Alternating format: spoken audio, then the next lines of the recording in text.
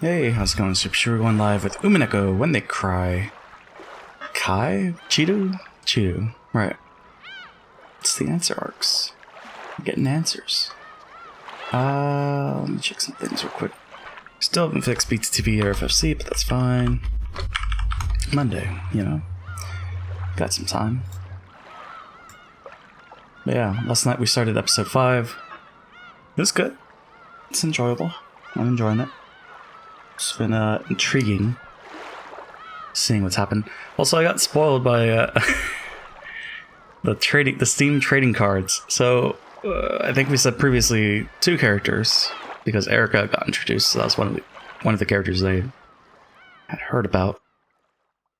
But one of the Steam trading cards has a character which I didn't know was going to come into play, but okay. And it also has a spoiler for one of the characters that we've seen previously. But I guess it makes sense because of the circumstances that we reached in the story so far, so I guess I'm just curious how it's going to play out. But yeah. Yeah, it's in the profile, or like the banner for the game as well. Interesting. But anyways, 232 impossible so far. Let's go and load. Let's see what's going on. I don't think the first Twilight has started yet, right? Mostly just Battler discovered the gold. I think that's it.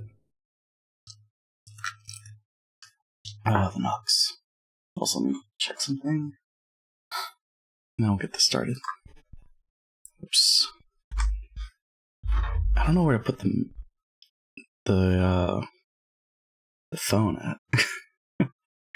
Simply by the existence of the epitaph in that place, this level of reasoning is possible for Furuto Erica. What do you think, everyone? Knock, knock, knock, knock. I think it's 11 p.m.? Somewhere there? Around there? Because it's still the first day. The sudden sound of someone banging fiercely on the door brought Natsuhi to her senses. She had probably nodded off in the study while planning how they would overcome the next day. But what could it be? At a time like this? More importantly, the knock itself was strange. If someone wanted to contact her, they could have just used the internal phone line. She told them that she'd be here.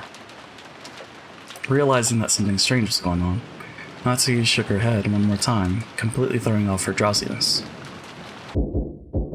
Father. Father! It's Ava.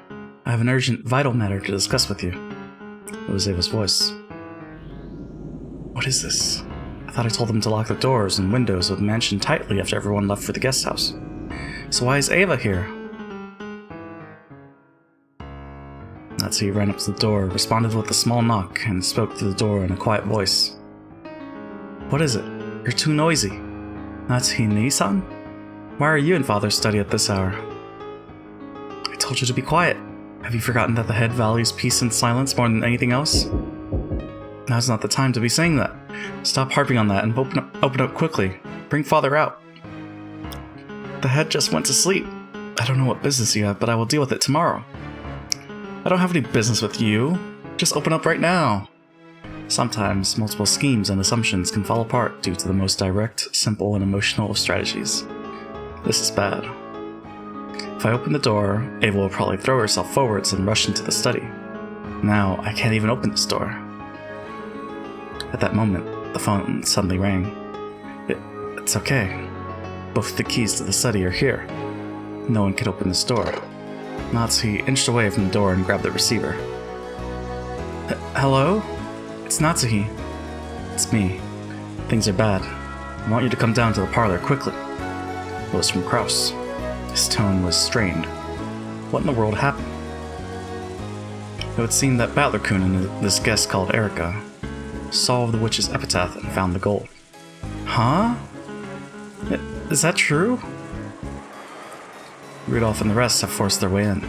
They're saying Battler-kun will show everyone the way to the hidden gold. Right now, Ava-san is just outside the study door yelling at me to open it. But if I do that now, she might push her way inside. I understand. I'll go there too. Don't worry about Ava. Just stay there and don't do anything. I'll give you a signal once I've gotten Ava away from the door, so leave as soon as you hear that. Ready? The schemes. Right after that, Kraus came up the staircase, accompanied by Genji. A heated debate started between him and Ava. Open up! No, calm down. In the middle of that, there was a small knock as a signal. Kraus had cleverly pushed Ava away from the door and distracted her. During that gap, Natsuhi slipped out of the study and quickly shut the door. Ava noticed this, and her face twisted in disappointment. But the heavy sound of the autolock had already rung out, and the door had been sealed. The gold of the epitaph has been found. It's only natural that we should inform Father about this. Or else what? Is there some reason you can't tell Father about this? Father gave strict orders that he not be awakened, no matter what, after he went to bed. Following those orders is the duty of the head's representative. Isn't that right, Genji-san? Yes. The Master's sleep must not be disturbed, no matter what happens. Even a rule like that depends on time and circumstances, doesn't it? I mean, the epitaph was solved. Father has a right to know straight away. Of course, the two of us will report and everything to the head tomorrow. That's our duty as the head's representatives. I don't care about that. Come on, just open this door. Let me see Father. Father, can you hear me? Papa, can you hear me? It's Ava. Please, open up. Ow, let go of me. That hurts. We're telling you to listen to us. Don't knock on the door so loudly. Ouch. Ow. Let go of me. Kraus-sama, Ava-sama, the Master is sleeping. Please refrain from disturbing him any further. When Genji spoke firmly, the two finally ceased their scuffle. It seemed that Genji, the one who had spoken for Kinzo since they were very young, still possessed an air of dignity and was strong enough to handle both Kraus and Ava. Ava put her argument aside for the time being. She could hold off worrying about that until after she saw the gold with her own eyes. After all, not even Ava had seen it for herself yet. Natsuki and the others had managed to somehow deal with the momentary crisis. However, the move of the demons that would sneer upon their efforts had already begun. Demons. Battler solved the riddle of the epitaph, you say? Yes.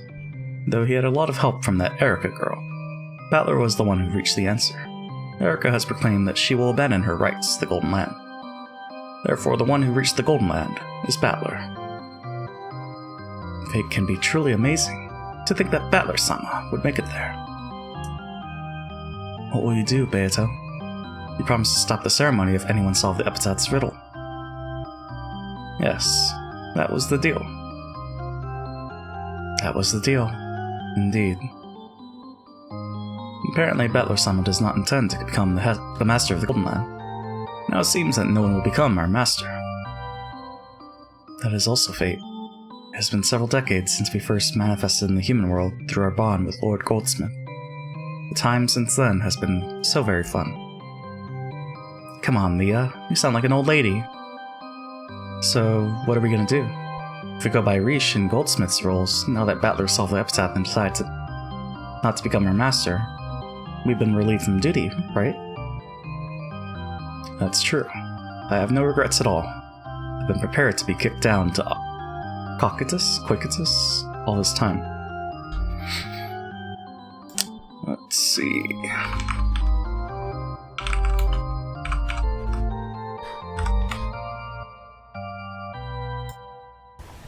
Cocytus. Cocytus? Cocytus?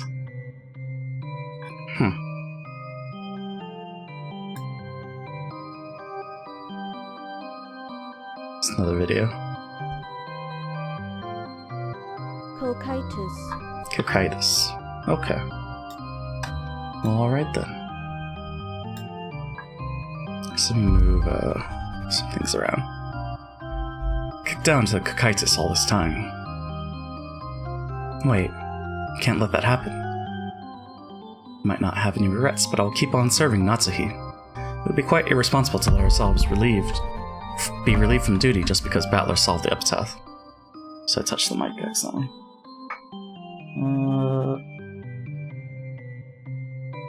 Let me get rid of this can. I need more desk space. Just not enough space. It would be quite irresponsible to let ourselves be relieved from duty just because Battler solved the epitaph. Witches are forbidden from breaking contracts, but they also must not fail to show gratitude. True. We should serve her until the family conference ends. In that case, you won't be relieved from duty for a while either, Lord Goldsmith. Perhaps you should wait until you've overcome this family conference safely. Said goodbye to Natsuki-san at the very least. And if possible, rewarded her for all her efforts. Indeed.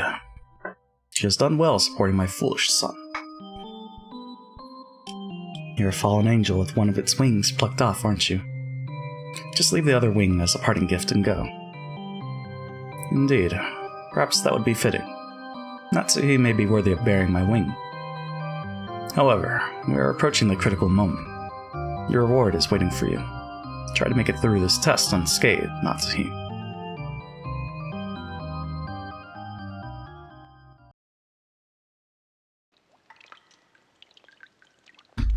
Also, that's this on screen. Whoops. So they show everyone the gold.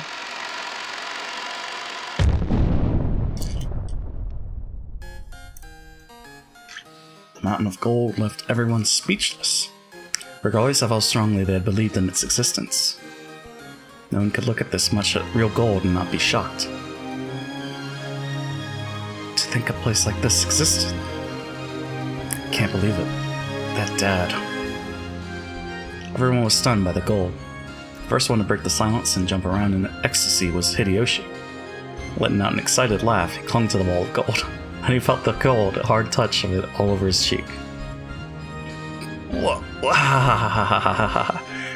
This is incredible. It's the real thing. That damn dad of ours, sticking this much gold in such a ridiculous place. Now that we have this much, we no longer have anything to fear. But this could overcome any kind of trial. Rosa! Nei-san. We'll be able to find happiness with this, right? Eva and Rosa moved towards each other at the same time and hugged as they broke down crying. Ecstasy and shock, wonder and sighs. After stepping forward in front of the pile of gold that had caused these mixed emotions, Arika spoke as though she were an announcer in some show. If this world is money, then this gold is the embodiment of happiness. Congratulations, everyone. I pray that this discovery makes all of your lives richer. I take my hat off to you. To think you'd solve the epitaph within a single day of coming to this island. If you couldn't solve it in a single day, then you wouldn't be able to solve it no matter how many days you had. After all, it doesn't take more time than an instant for your little gray cells to give you a flash of intuition. Also, I wouldn't have been able to solve this riddle myself. I ask that you praise Battler-san's achievement as well, everyone. I abandon any rights to this discovery. I'm already satisfied to have my reasoning proven correct. So, I'd like to give Battler-san full credit. I may be here, but please continue your discussion as though I wasn't. Battler-san called all the adults here, making sure that none of the cousins would notice. That can only mean one thing. He must have wanted to begin the true family conference with all of you. Erika, quit deciding things on your own. My apologies. In that case, I'll step down as a facilitator of these proceedings. So who will take my place? Shrugging, Erika looked around at everyone. After a short period of silence, Ava made the first move. None of us has forgotten the deal we made earlier today, right? Yeah. Divided between the four of us, with 2.5 billion for each. And then their successor gets another 10 billion. Wait a second. Who decided that the one who discovers the gold becomes the successor? Hold up. You won't be able to get away with that, Natsuki-san. We've all been arguing based on that premise this whole time, haven't we? You really think you can pretend that never happened now? That's right. Weren't you the one worrying about how, if one of the servants solved the riddle, they might consider themselves the successor? But nowhere is it explicitly written that that's the truth, right? You bastard! We were all aware of it, weren't we? That's right, Namiki. Are you going to change your position this late in the game? Though it was never stipulated, I believe it was common knowledge between us. I don't see how you can suggest we ignore it completely. You can't just interpret the head's epitaph however you like. Where is it written that the one who finds the gold becomes the successor? The epitaph was decided upon by the head. You have no right to decide these things for yourselves. Calm down, Natsuhi. How could I calm down? Yes, I do find it quite impressive that Battler-kun solved the epitaph. I certainly believe he should be rewarded for it. However, it's clearly a stretch to suggest that he deserves half of everything. You won't get away with the argument that a discoverer becomes the successor. That's low, Natsuhi-ne-san. This is completely different from what you were saying earlier today. I agree. Though it was never stipulated, the fact that whoever solves the epitaph becomes the successor has always been the greatest unwritten rule we've had. It's not fair if we start complaining about that at the last second, right? Yeah, it isn't fair. Anyway, this gold is Father's. You can't decide how it will be split up without Father's permission. No way! That's low, Natsuhi-san. We were talking about this on and on earlier, right? Are you saying that whole conversation today was a bunch of bull? It just ain't right. Why don't we just vote on it? Battler-kun, the one who found the gold, is the successor. My husband and I have no objections. What about you, Rudolph and Kirie-san? Rosa? No objections here. Nice going, Battler. I have no objections either. Battler-kun is the true successor, chosen by the epitaph. If you aren't satisfied, then why don't we just ask Father directly? That's right. Like you just said, Natsuhi-ne-san. Father is the one who wrote the riddle of the epitaph, and he's also the proper owner of this gold. In that case, shouldn't we talk to Father about this directly? How should Battler-kun, the person who discovered the gold, be treated? I believe Father is the only one capable of making such a decision. But... Didn't I tell you to calm down? Rosa and Kirie-san are right. Let's ask Father. Your turn is already over, Nissan. Natsuhi-ne-san. Yeah. Bring Father out to us. We won't get anywhere with just you two. Let's begin the real family conference. Does this look like something you can put off just because he's tired? If we're taking this thing lightly, we'll have a massive problem on our hands. Hey, are you listening? We won't get anywhere with just you. Bring Father out right now! Are family conferences always like this? Nope. How the hell do I know? Probably always like this on the inside. Looks like they won't be able to get this figured out right now without Kenzo-san. To think he's being called out to settle his children's fight, even though it's been announced that he has only a short while to live. I wonder how he feels right about now. Giggle. Reasoning that out will be a treat. The parents ignored Battler and Erica and kept yelling at each other on and on. Even though Battler had more or less imagined that this sort of thing happened behind the scenes, this was the first time he'd seen it. He'd suspected it since 6 years ago, and he had been able to get a pretty good idea of what this was like by the darkening expressions on his parents' faces when this time of year drew near. However, this argument his relatives were having before his very eyes was much more ugly than he'd imagined. That's why he was very glad that he'd called the adults out here without letting the cousins catch wind of anything.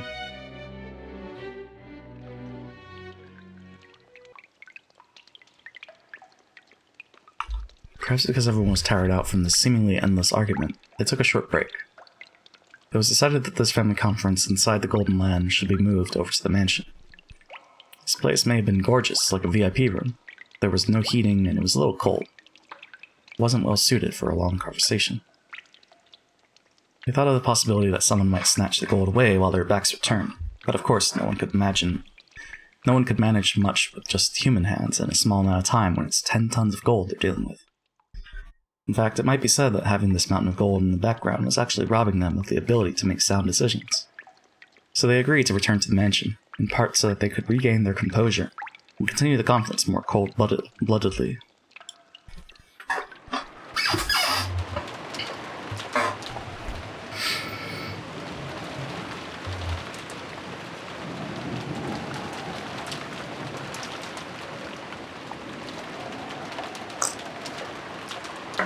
Then, if you'd excuse me for the night, I imagine I'd just get in the way if I remained any longer. Sure, sorry. Did we bother you too much? Let us show our gratitude again tomorrow. Sorry for letting you see such an embarrassing side of us. Said that you refused, but allow us to prepare a fitting portion out of gratitude. For you as one of the first to discover the gold. Right, Nissan? Yes, we know that what you're capable of. I think you can grasp our current circumstances. 20 billion yen in gold isn't something they want out in the open. They didn't want an outsider like Erica telling people about it. Of course, Erica had already reasoned out that much. She wore an unpleasant smile on her face, as though she understood all too well. You don't need to worry about me. Of course, I have no desire to tell anyone else about this. And if I did, no one would believe me without proof. I got to see something interesting tonight. It was quite a spectacle, so I'm more than satisfied. Heh, I see. I guess it's not every day you see 10 tons of gold. Seeing the gold was the spectacle? Of course not. Judging by Erica's dark nature, it's obvious what she's so happy about. I thought about telling her to just go away, but even I wanted to get out of this place. I tried to head back to the guest house along with Erica. However, Kirie-san grabbed my shoulder. You can't go, Battler-kun. Please, come with us. Yes. You're now a real successor. You've got to have an audience with Father and have him acknowledge you right away. That's something only the family head may decide. Don't make things up on your own. Battler, I realize it'll be a pain, but stick around with us for a bit longer. Don't say anything. Just stay quiet and keep your head down. Got it? Just do whatever you want. Would have been easy to say that I had no interest in being the successor, but I was sure that it would only add more oil to the fire. Even if I hadn't been ordered to keep quiet, staying shut up like a clam was clearly a good idea. In that case, would it really be so bad if they just let me go back to the guest house? Dad put his arm firmly around my shoulder, and I told him it was uncomfortable to let go. However, he didn't pay attention to a word I said. So Genji, Kumasawa, the cousins, and Hideyoshi die. Why? I've solved the epitaph, just like you wanted. When you were the game master, you'd always get those letters. Try and solve the epitaph. If you don't, I'll kill you all. Why did she want to make us solve the riddle of the epitaph? Because that's not the true riddle. By solving it, we found a amount of gold. Yippee for us. What about Beato? Does she gain anything by having us find the gold? Or does she lose something? As far as chessboard thinking tells us, people don't ever make moves that cause them to lose something. That means you must have something to gain by having us solve the epitaph. No. This child has nothing to gain from having someone solve the epitaph. Are you sure that's okay? Using red like that without her permission? This child most likely wishes for it. Virgilia, who had suddenly appeared there, quickly gave an answer to my question with red truth. In the past, I sometimes guessed that Beato tried to make us solve the epitaph, because she wanted to make us find the gold's hiding place for her, so she could snatch it away. Is that wrong too? Yes. In the first place, the gold of the Golden Land belongs to this child. She had absolutely no need to make someone find it for her, or snatch it away herself. Of course, Beato is Beatrice the Golden. Isn't she the master of the Golden Land, and the Ushirimiya family alchemist? That totally makes sense. However, that makes me even more confused. Even if someone exposed the answer to the epitaph's riddle, Beato has nothing to gain. No, to the contrary, her own gold might be stolen away. In that case, I'm understanding this lesson less. I understand the epitaph murders. It might be revenge against the Ushimiya family, or else a ceremony to revive her powers as a witch. After all, she's probably doing it because of some reason or goal of her own. Also an achievement.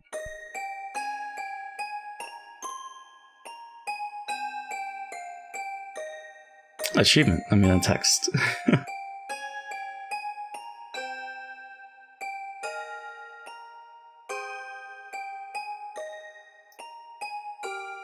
Hold up.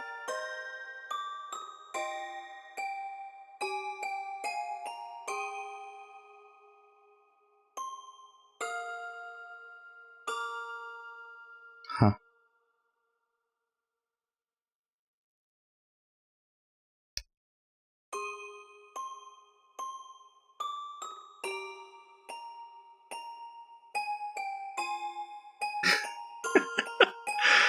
Oh man. It's stuff about Apex Legends.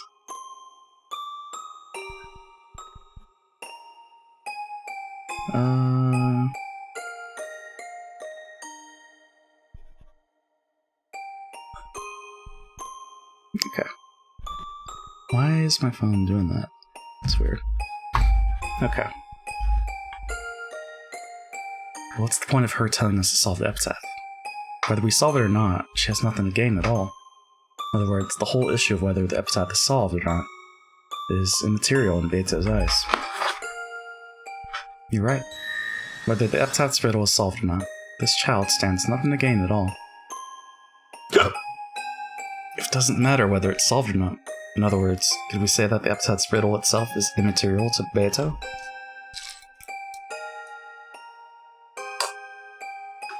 You're right. The epitaph's riddle doesn't have any meaning for this child. So even if you take it to an extreme and call the epitaph's riddle immaterial, it may not be possible to argue against your claim. Beto, are you making us solve the epitaph's riddle? If we liken the witch you are to a pair of scales, the epitaph murders lie on one plate, and the riddle of the epitaph lies on the other plate. After all, she's saying she'll stop the epitaph murders if the epitaph is solved.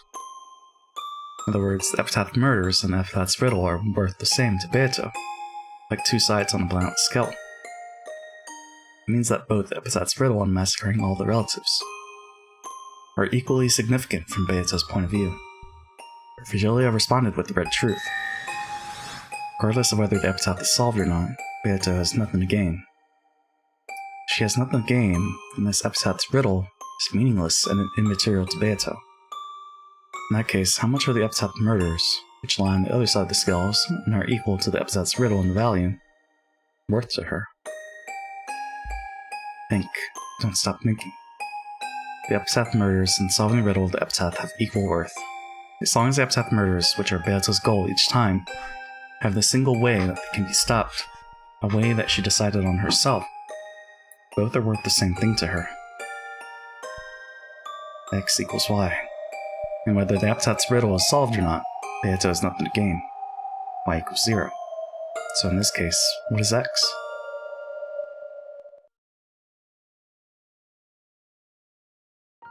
Wait a sec. That means the epitaph murders are also meaningless and immaterial. Every time she performs these bizarre serial murders, she's willing to spend an incredible amount of effort to politely send advance notice, and then kills us one by one in accordance with the epitaph, never getting exposed.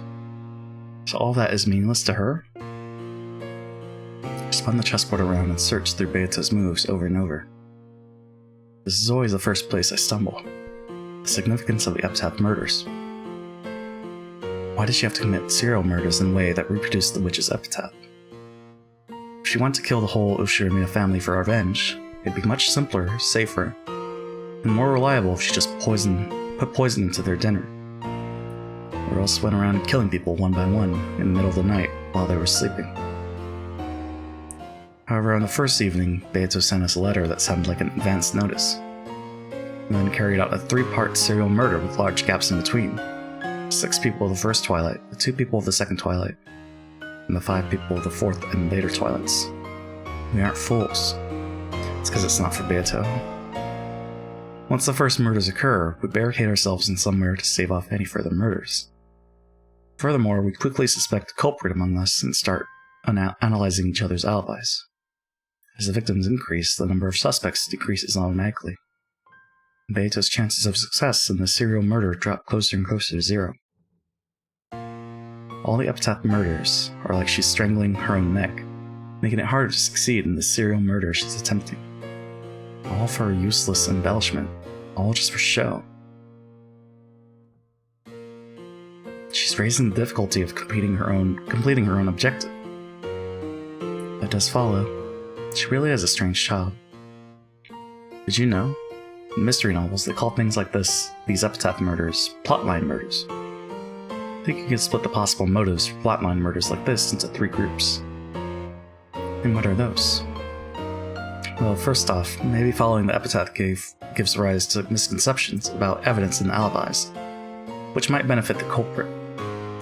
Pretending to be dead and mixing yourself in with victims would fit this pattern, as would committing murders that don't actually follow the epitaph. Giving yourself an alibi by getting people to incorrectly guess the order of events. I see. So perhaps she only made it look as though she was killing them in a ceremonial fashion, following the epitaph, when she was actually guiding their thinking in a manner that benefited her. I do find that intriguing. However, in her games, the dead are truly down for the count thanks to the red. While she might have confused people in the world of the game board, she can't confuse us up here like that. In other words, the most obvious possible goal for her isn't the real one. In that case, what are the other 2 possible reasons for carrying out plotline murders? Another one is coincidence. Crime just happens to resemble the epitaph, without anyone in particular trying to make it do so. When the witnesses mistakenly think it's a plotline murder, humans try to find cause and effect in everything they see. If we think we know what something is, then that's how it looks to us. I see. That's intriguing too. But would that really work? In this child's games, advance notice of the crime is always given before the murders of the first twilight. Also, I believe you repeatedly found letters and circumstantial evidence that clearly show that the culprit is carrying out epitaph murders. Yeah, that's right. It isn't coincidence. From the very beginning, Beato has been advancing with the goal of making this look like a series of epitaph murders. We weren't mistaken about that. These are clear plotline murders. So this motive, or lack of motive, doesn't work either. In that case, there's only one motive left, right? The last one. It's because they want to show someone something. More specifically, fear. By following the epitaph, she gives the others clear notice in advance that the murders will continue. The survivors are in constant fear of the murders, which they're certain will continue. In other words, this child performed these epitaph murders to make someone feel the fear of death. Or at least, that explained things pretty well. The grotesque mutilation of corpses and the dark decorations were all a show to terrify us. To terrify whom? Huh? Well, like I said, us. After hearing that one line Virgilia spoke so casually, my thoughts clouded over once again. Is it really sufficient to use the vague word us? There are many humans in the Ushirimiya family. There's the head and the one who holds the rank of his successor, grandfather and Uncle Kraus. There's the relatives who have some pull in the business world. On the other side, you have the young cousins who usually visit at most once a year. And the unfortunate servants who just happen to be on duty that day. Even if the culprit hates all of us, there should be clear differences in how much they hate some of us compared to others. So it should be possible to pick out people among us that the culprit especially want to terrorize or have revenge against. If you liken this to a kid eating dessert, isn't the strawberry on top of a shortcake the part you should eat last? No one tells you that you shouldn't eat it first, but our mentality encourages us to save it for later. In that case, the culprit will want to leave the person they hated most until the end. Yeah, like that line by my favorite character in this novel I like. Something about how the worst way to kill someone is to murder those close to them first. Make them as miserable as possible, and only kill the person then. So they really hate Battler. Oh my, that must have been quite a terrifying novel. How frightening. In that case, you could argue that the people who stay alive until the end are the ones Beato hates the most. However, every single time the older people get killed changes around completely. If we try counting up the people who live until the last twilight every single time, even though they do die in the end,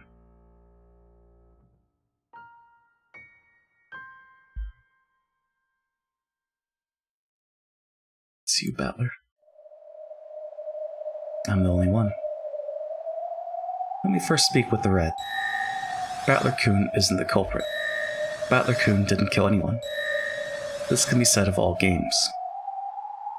Then that just makes it even more likely that it's me. It means the sole reason she had for bringing about the epitaph murders was to show them to me. Every time, Beato brags that she'll choose whom to kill next with a roulette. However, I'm the only one she never kills. Though she does kill me in the end, she leaves me be until the very last moment. In all these supposedly random games, there's only this one unchanging constant.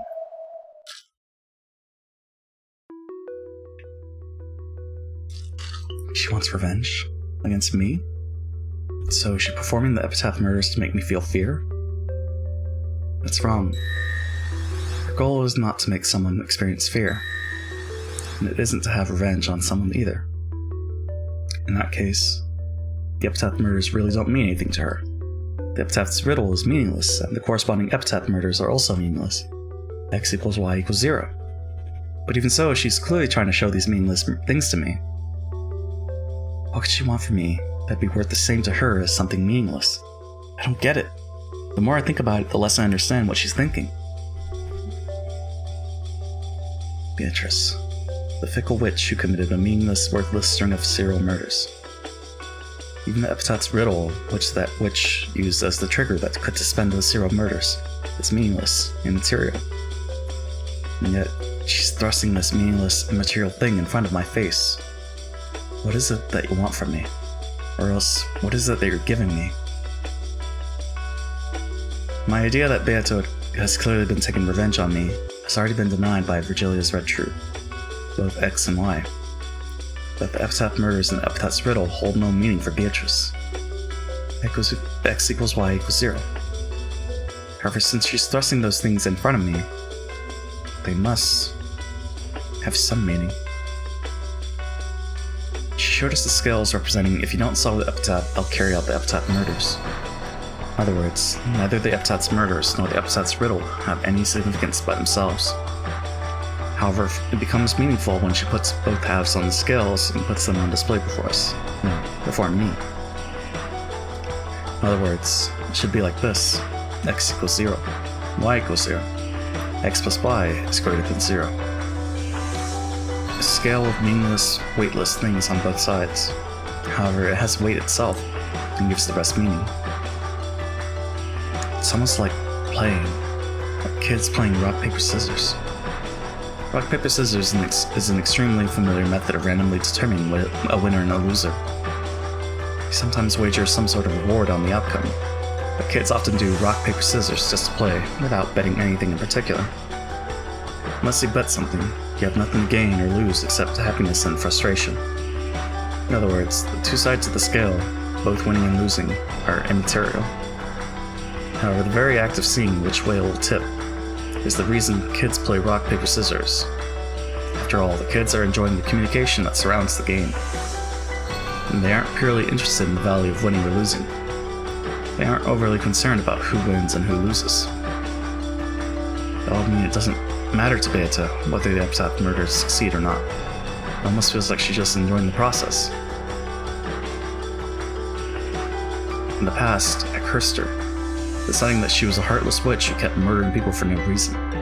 But right now, I can't imagine that's true. Thank you. In that case, I'll give you one more line of red. Beato never committed murder for the sake of pleasure. She didn't do it for pleasure, and she didn't do it to make anyone feel fear. Since she has nothing to gain, she doesn't care whether the epitaph murders succeed or fail. It's almost like a random game kids would play. That's not right. It does have meaning. It has meaning for her. And what is this meaning? I don't get it. Even though both sides of the scale are immaterial, the scale itself has some weight to it in her eyes. Of course, it isn't meaningless. Some meaning definitely exists. In the previous game, she urged me to remember my sin of 6 years ago.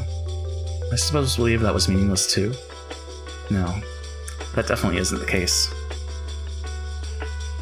I clearly remember the serious gaze Beato had back then. Unfortunately, I didn't have a clue what she meant. When she saw that, she was horribly dejected. That's right. I At that time, I'm sure she even went so far as to say that the crime wouldn't have occurred if I hadn't come. It does have meaning. It means something to her. And it's connected to something she wants from me. I laughed softly and poked Beatos lightly on the head, and patted her head. Next time you want to send a love letter, I suggest you write, "I love you." Make it too roundabout and confusing, no one's going to be able to figure it out. Giggle. I still don't have a clue what she's thinking. Even so, I won't stop thinking. I only just started spinning the chessboard around. Definitely won't give up on this journey in search of your thoughts.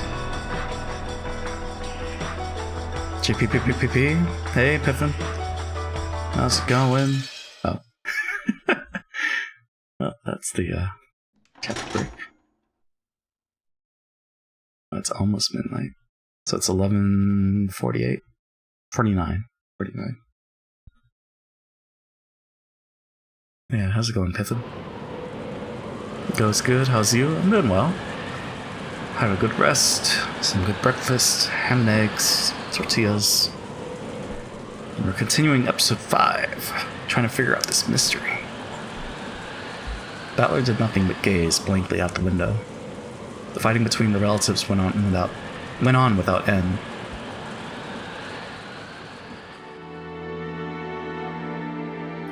At first, the relatives had crowded around the study. However, no matter how much they knocked, the master of the study did not answer, even once. Eva and several others said they should open the door with a second key, the one Genji held.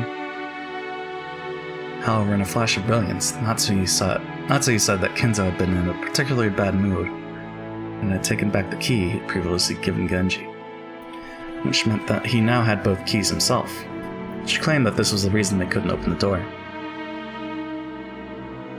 After she promised to let them meet Kinzo tomorrow morning, no matter what, they finally returned to the dining hall. But of course, the argument continued even there. Ava's group needed a lot of cash very soon, and they were trying to threaten Kraus somehow and make him pay up. Apparently, Battler solving the epitaph threatened Kraus's position as the successor, which gave the others a powerful tailwind.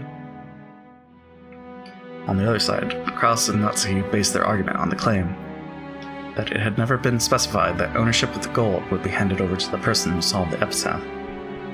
It hadn't been hidden gold, but simply Kinzo's stockpile. And it was still Kinzo's property, which meant it would naturally be distributed after Kinzo's death with the rest of the inheritance.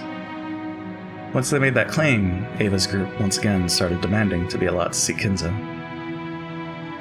It had probably been obvious to them from the beginning. This sibling fight could only be settled by Kinzo. This was obviously a confrontation between Ava's group, which wanted cash fast, and Kraus, who was hiding his lack of funds but still didn't need money right away. As he listened vaguely to this exchange, Battler marveled at how, despite their usual affluent of heirs, they were surprisingly deep in debt. Oh?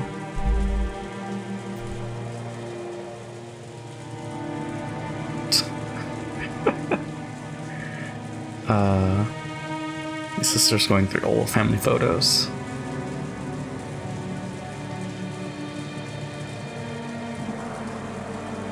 Okay.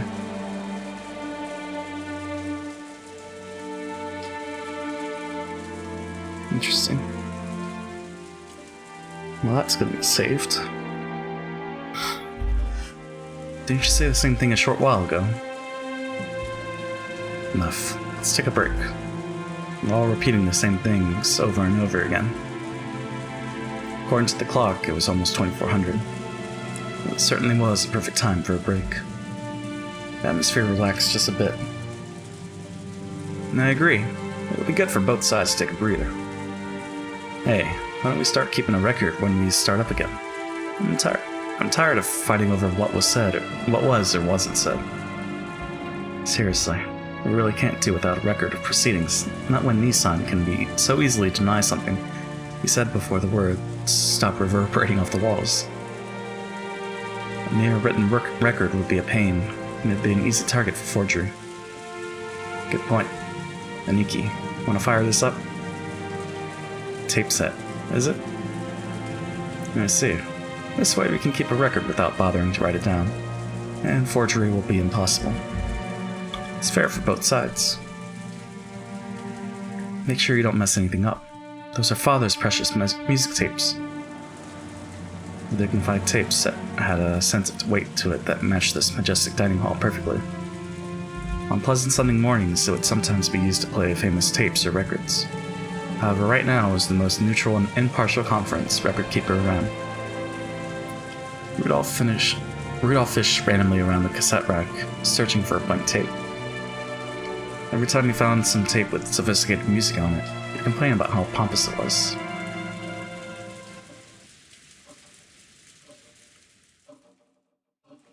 Pardon me. You called? We're taking a break. Sorry, but could you make us something to drink? Maybe some biscuits would be nice too. Certainly. I will see to it right away. Also sorry, but do you have any cold medicine?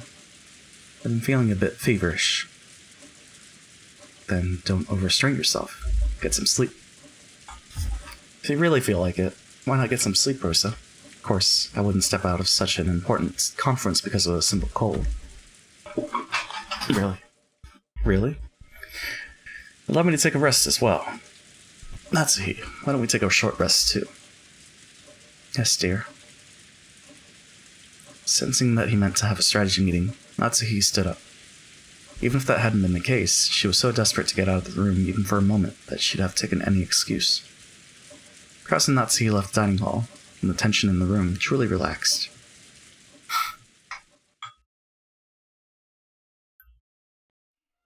Sigh. You've been doing great, Butler-kun. I imagine you feel just horrible. Think of this as part of growing up and just accept it. Just how long am I going to have to sit around and here doing nothing? Who knows? After all, you're like your own portable shrine. Sleepy? About as much in as your average school class. I'm pretty sure Father isn't going to show up tonight anyway. When Cross-Nissan and the rest come back, I'll propose that we might as well let you go. I'll be counting on you. Knock, knock. A light knock and the faint sound of china clinking together could be heard. Excuse us. We brought tea. Shannon and Cannon had come by with a serving cart. The pleasant smell of black tea had the effect of relieving a bit of the tension. Hey, did you hear? Hear about what? You haven't heard anything. Stop it, Rudolph. There's no reason to tell them. We are furniture, so we have no interest in matters concerning the family conference. I see. That's a wise answer. You have the midnight shift. That must be rough. That is our job. We would be happy to receive your orders. Makes sense to me. At least that'd be better than sitting around awake doing nothing. When I was still down in the bottom rungs, I once worked as a warehouse keeper. Even if you're just staying awake, it's still pretty tough. But after the war, you had robbers all over the place. Plus, you couldn't rely on the police back then, so it was a pretty dangerous time. Hideyoshi was particularly proud of how he started with nothing and built up assets by illegally diverting goods from the American army. Once the subject came up, Hideyoshi tended to get pretty talkative. The relatives who knew this were greatly relieved to see that a perfect sacrifice had come up. If you got found out, you were in for it big time.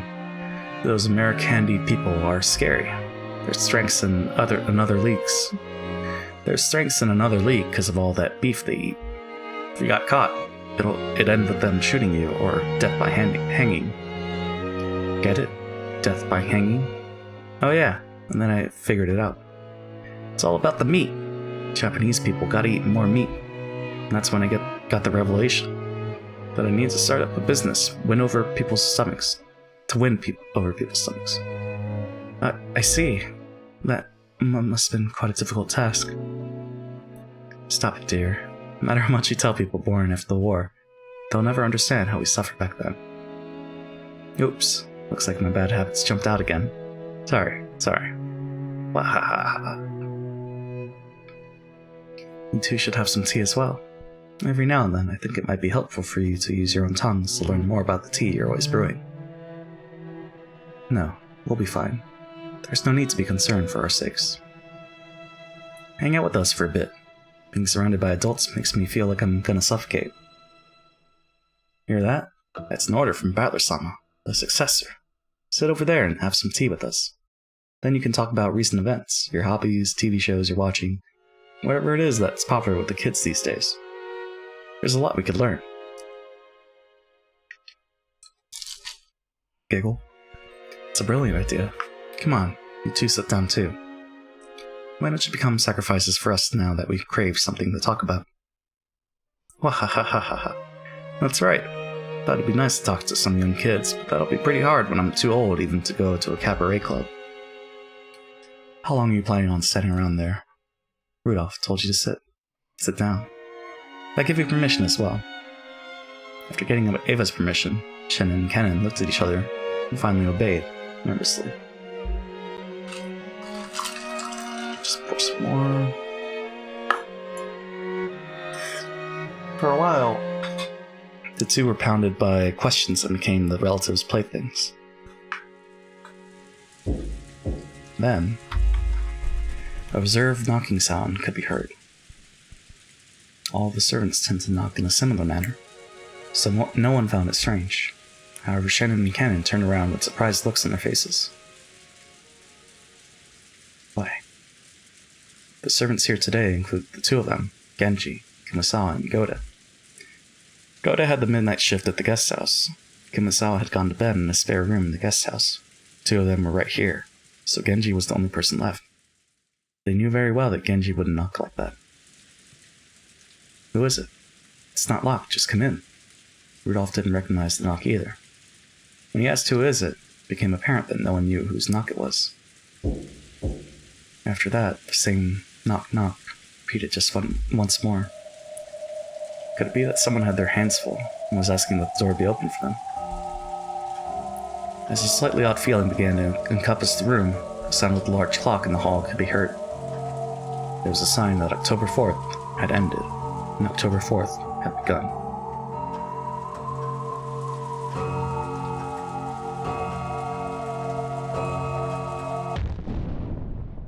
Let's step back in time a bit. At this time, Kraus and Natsuki were a ways off, in a deserted corridor on the second floor. So we no longer have any other options. Yes, the same move probably won't last us all day tomorrow. If we hesitate any longer, there's a chance Eva-san and the others will call the police, claiming that we have father locked up somewhere. This is as far as we can go. Battler-kun finding the gold was completely unexpected. If that hadn't happened, I thought of a plan which might have managed to get us through this somehow. This always happens when I bet on something. Something unexpected always happens, and something that should have been an absolute certainty goes wrong. Let's arrange for Father's room to be empty starting tomorrow morning. Let's plan it out with Genji and have him say he saw Father heading out into the forest early in the morning. I doubt Ava and the others will simply accept such a disappearance.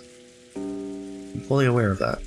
However, we have no other options. If we do such a thing, Ava and the others will doubtless make a fuss that our actions were suspicious. They aren't worried about appearances as long as they can squeeze some money out of us. I end up in some odd magazine and cause serious damage to the confidence placed in me. Damage is something we can live with, right? If by any chance Father's secret is discovered, we'll face a lot worse than mere damage. There's nothing wrong with persisting until the last possible second tomorrow. If we're able to make it through safely, we won't have to lose anything. There's no need to get impatient and use that trump card. I want to wait until after they start clamoring about how we've locked Father up, and then say he's gone missing. That way would invite much more suspicion. Why are they... I guess their debt is more than 2.5 billion. Let's just put Father to rest now. To go any further would be impossible. Calm yourself. Being exposed to Ayla and the others' venom too much has made you lose your composure, that's all. Only 2 keys exist that can let anyone into that study. And you have both of them right here. That means no one can go inside. That door is of a very special make. No matter what kind of tools they bring out of the storage room, it won't even budge. It isn't a physical problem like that. Please, don't be hasty and calm down. In any event, you pretend to have gotten a fever and stay in bed. In the meantime, I will overcome all of this for you. I can't leave everything to you. I'll fight until the end too. Minatsuhi could no longer hold back the tears brought on by her fierce emotions. House held her gently. Just how long had it been since the last time she felt this warmth of her husband's compassion? Your headache must be awful, yes? It's always that way when you wrinkle your forehead like that. Dear. She had come to think that her husband could never guess the way she felt. But at times like this... Let's wait for the very last moment before using our disappearance trump card. It's like a last resort treasured sword. It's best when it remains in its sheath. The important thing is that you're ready to pull it out at any time, right? I understand that.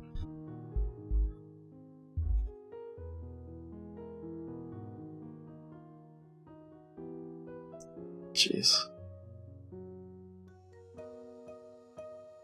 Okay.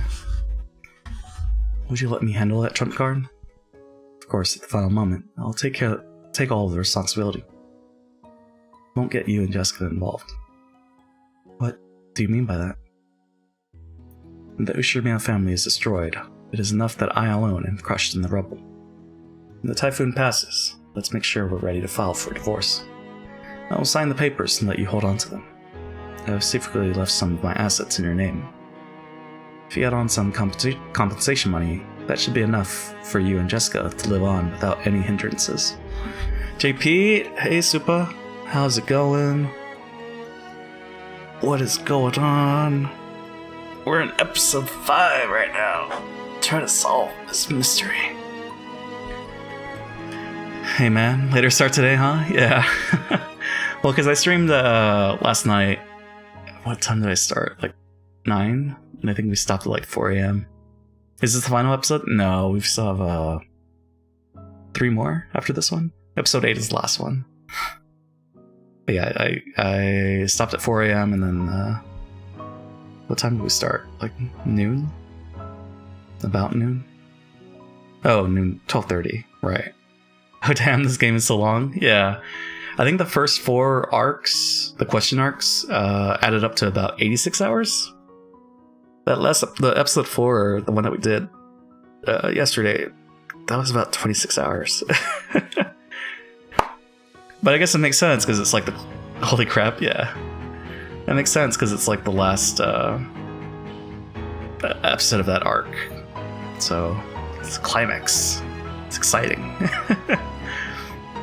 But yeah, now we're getting some answers. Getting some truths. Getting closer to solving this mystery. Yeah, hope all is well, Supa. I think I saw you posted a photo of Hopper yesterday. Hanging out. That should be enough for you and Jessica to live on without any hindrances. No. Ushirimiya Natsuhi is the name that should be engraved on my tombstone. Please, let me be with you until the last moment. Even if it turns out you're the last head of the Ushirimiya family. No. Please, let Natsuhi be the name of the wife of the final head. Your wife. All was pretty good, just working, ready to be off. Yeah, I posted a pic of him on Smith's post. Gotcha. I remember looking at Twitter and seeing that. Good old Hopper. Yeah, I hope you have a good day at work. Goes by smoothly. That was there. Okay. He's such a good dude. One of the best boys. Kras's existence was founded solely upon the trust and power of his assets as a financial fixer. If either of those weakened, nothing would remain. If they used the trump card of Kenzo's disappearance, they would lose one of these 2 essential supports. Yeah, I only have an hour and a half, so almost there. Oh, okay. almost a little bit quickly. I think I saw that you made a post about the Hunt Showdown, and that you had fun with that. I want to check it out. I haven't looked into Valheim more. There's this one game, I think it's called Everhood, that kind of caught my eye. Kind of reminded me of Undertale, but it's a rhythm game. And the idea is you don't hit the notes. You have to avoid the notes. Did you see Loop Hero? I did. I don't know if that's for me. Yeah, so much fun. Nice. I don't know if Loop Hero is for me, but it's like an RTS strategy management type. And deck building, I think. I don't know. I'll have to see. Maybe give it a shot one of these days. Because I know Vlams has been playing that. I don't know who else. Yeah, me either. Honestly, don't even understand what the hell is going on in that game. Yeah, I don't know. It looks complicated. I'm sure it's fun. If they used the trump card of Kinzo's disappearance, they would lose one of these two essential supports. It was like offering your right arm in exchange for your neck being cut. It was probably better than losing your head, but you still might die from the blood loss. And even on the off chance that you did survive, you'd have to bear a heavy wound that wouldn't heal for the rest of your life. Kraus was prepared even for death. Understanding this, Natsuhi buried her face in Kraus's chest and cried. No. Do we like Natsuhi? I think so. Along with Kirie. Although Kirie is kind of like... blunt. My apologies for interrupting. The sudden appearance of Genji's voice made Natsuhi jump back and hurriedly wipe the tears from her eyes. Kraus stood in front of Natsuhi, shielding her. Ah, Genji-san. Please don't sneak up on us. Do you have some business? Yes. My apologies, but I have something to report to Madam. To me? Dear? I don't mind. Kraus left Natsuhi's side, went to a window and a short ways off, and gazed at the windy and rainy rose garden. Natsuhi went with Genji to a place a short distance away. What is it? Well, truth is, another phone call has come for you, madam. That shouldn't be possible. At that moment, a sudden eerie sound surprised her. It was the large clock in the hall announcing 2400. You don't mean that man again? Yes. What is to be done? You happen to do work and just listen in the background. Sounds good, Supa. Thank you for lurking. Appreciate it. Yeah, hope the work day goes by quickly. Hour and a half. Did he say what business he had with me? I can give you no answer on that matter. He kept insisting that he wants to speak to you directly. I mean, he has to be on the island, because the external lines are down, right? So... But who is it? Because it can't be Battler, because Battler is in the dining hall. So... George? Well, no, George is like 23 years old. It's weird. Cannon? Maybe Cannon. Again, a phone call from a man who claimed to be taking revenge for something that happened 19 years ago. 19 years ago. That was just 1 year before Jessica and Battler were born. In Natsuhi's eyes, the gap between 19 years ago and 18 years ago was immense. For a long time, she had been unable to fulfill her role of creating a successor for the Ushirimiya family, and had been treated very coldly. But then, she finally gave birth to Jessica, and became able to call herself the Ushirimiya's successor's wife with her head held high. So in her eyes, Ushirimiya and Natsuhi began 18 years ago. That's why everything before that, including the events of 19 years ago, contained nothing but hateful memories. And something from the last year of that hateful period is whispering eventual words from the other end of the phone. I can still hear the roar of the sea. What is to be done? Transfer it to my room. Don't let my husband know. As you wish. From the very beginning, Genji had guessed that she wouldn't want Kraus hearing about this phone call. That's why he had told Natsuhi covertly. Natsuhi ordered that he transfer the call, told Kraus that she would turn in for the night, and left at a quick pace.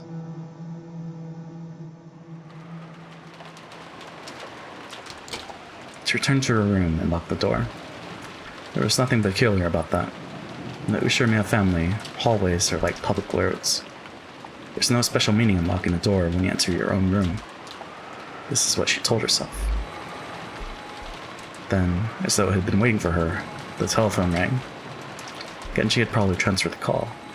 She took a deep breath, readied herself, and picked up the receiver. Hello? Again, it started with silence. She realized that the person at the other end was trying to irritate her, make her feel uncomfortable, and she got angry. Why are you silent? I'm hanging up. Ha ha ha ha ha. Do not hang up, mother. I want to hear your voice a little longer. Again, that unpleasant voice. Are you trying to mock me? Tell me what you want. I want to play with you, mother. What? What are you talking about? I have no desire to play with you. You were tired from the family conference, right? Is that chronic headache of yours getting to be a pain? That's none of your business. Just the fact that he knew her headache was troubling her made a shiver run up her spine. You get headaches because your head is all stiff. If you go straight to bed like that, you can't expect to have good dreams. Haven't I told you that's none of your business? I'm hanging up. Natsuhi forcibly yelled that she was hanging up, but in actuality, she couldn't. After all, being at the receiving end of a phone call was much better than the alternative. If she hung up violently, this person might then call someone else. Let us play a game to help you relax. I will not take up much of your time. I have no intention of playing with you. Your name is Natsuki, mother. It has the kanji for a season in it. Pretty nice name. However, just because your name is Natsuki, that does not necessarily mean you like summer. Which season do you really like, mother? Think I'll tell you? If you do not, I will hang up. Is that alright? It was clearly a threat. It meant that if she forced him to hang up the phone, anything might happen. Humiliated that she was forced to give in to a threat made by a man whose name she didn't even know, she gave him the answer he wanted. It's autumn. Why? Because it's an easy season to pass the time in. There's no other reason in particular. Are you satisfied now? Yeah, I'm satisfied. So, looks like your favorite season really is the same as mine. Well, I got him too. Liar! You just made that up. Surely this man would have done the same thing no matter which season I said I liked. What is he after? What's so fun about making me uncomfortable like this? It's not nice to call someone a liar. I'm not making it up. I already knew you liked autumn, mother. There's even proof. Proof? Yeah. Is there a clock in your room, mother? A clock? Yes, there is, but what's your point? In Natsu's room, there was a beautiful antique clock with an intricate design. Kraus had bought it for her as a birthday present long ago. It's 07 right now. I'm tired, so please, get this farce over with quickly. Try lifting the clock up. Why? You really do not know when to shut up. Stop resisting every single time I say something. Just shut up and do what I say. The tone of the man's voice suddenly went low, turning into a threat. Made his displeasure clear. At first, this man seemed to have a calm way of speaking, but on the inside, that wasn't the case at all. If she enraged this man even a little more, he would surely show his true nature right away. Are you really that eager to make me hang up? Things are best when I talk on the phone with you. I could tell your husband and daughter about what happened 19 years ago anytime I want to. I don't know what you're talking about. Please, don't get my husband and daughter involved. I'm listening to everything you say. Just do what you were told. Once again, the man threatened her in a low voice, as though warning her not to interrupt again.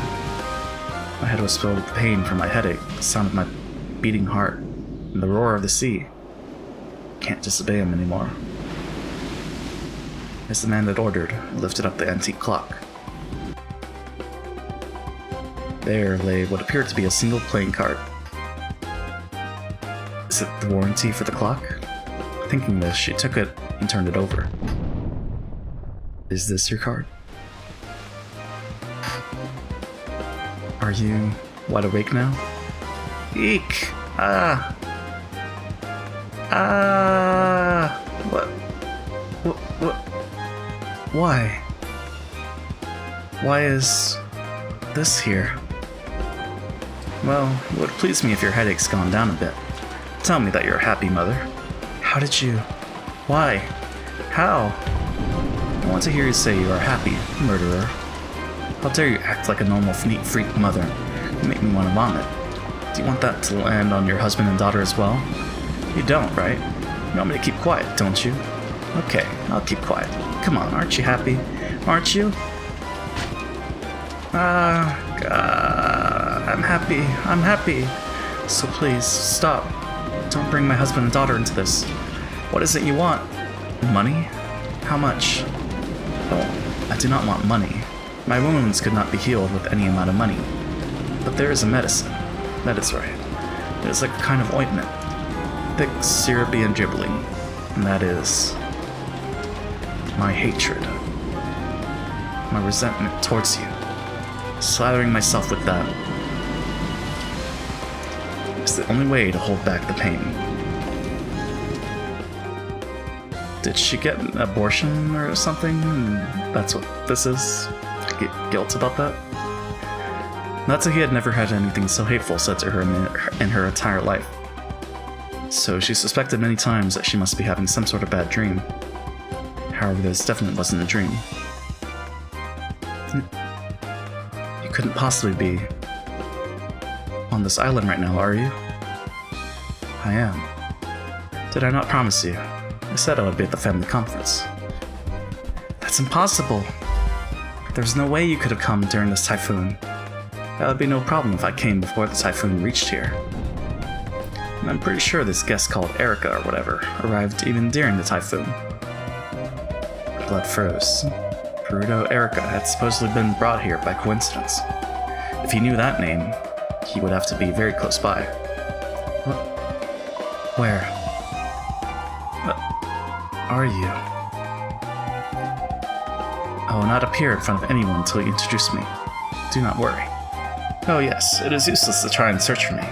Your mansion is huge, and you have no shortage of phones I could be calling from. Besides, I'm sure you did not want to meet me, right? Or else, do you want to expose me and introduce me to everyone? Introduce me to Jessica too. Tell her I'm your older brother by 1 year. Stop it. Stay away from Jessica. I guess I have scared you a bit too much. That is all from me, for tonight. But do not forget, you cannot disobey me. Understand, Mother? Yes. I'm gonna hang up for the night, but I have an order that must be followed until tomorrow morning. What is it? You may no longer leave that room tonight, and you may not make a phone call to anywhere. If a phone call comes for you, you are not allowed to take it. You will turn the lights off right now, get in bed and sleep. Then you will wake up at your ordinary time. Sure is nice to live a healthy life. I really am such a good son, working so hard for the sake of my mother's body. I understand. I'll go to sleep right now. I won't leave my room and I won't pick up the phone. Just don't involve my husband and daughter. As long as you follow my orders, I'll keep your secret, Mother. Do not disobey me. I'm already very close by to you. I can easily tell whether you have turned your lights off or whether you're on the phone. If I wish to, I could even kiss your sleeping face. I'll keep it. I'll keep my promise. So stop it. Just stop it. Stop it! As she screamed, Natsuki took the card she had found under the clock and crushed it up into a little ball. It had a pattern on it like a tarot card, and also the kanji for autumn. Yeah, what's going on here? It's a storyline.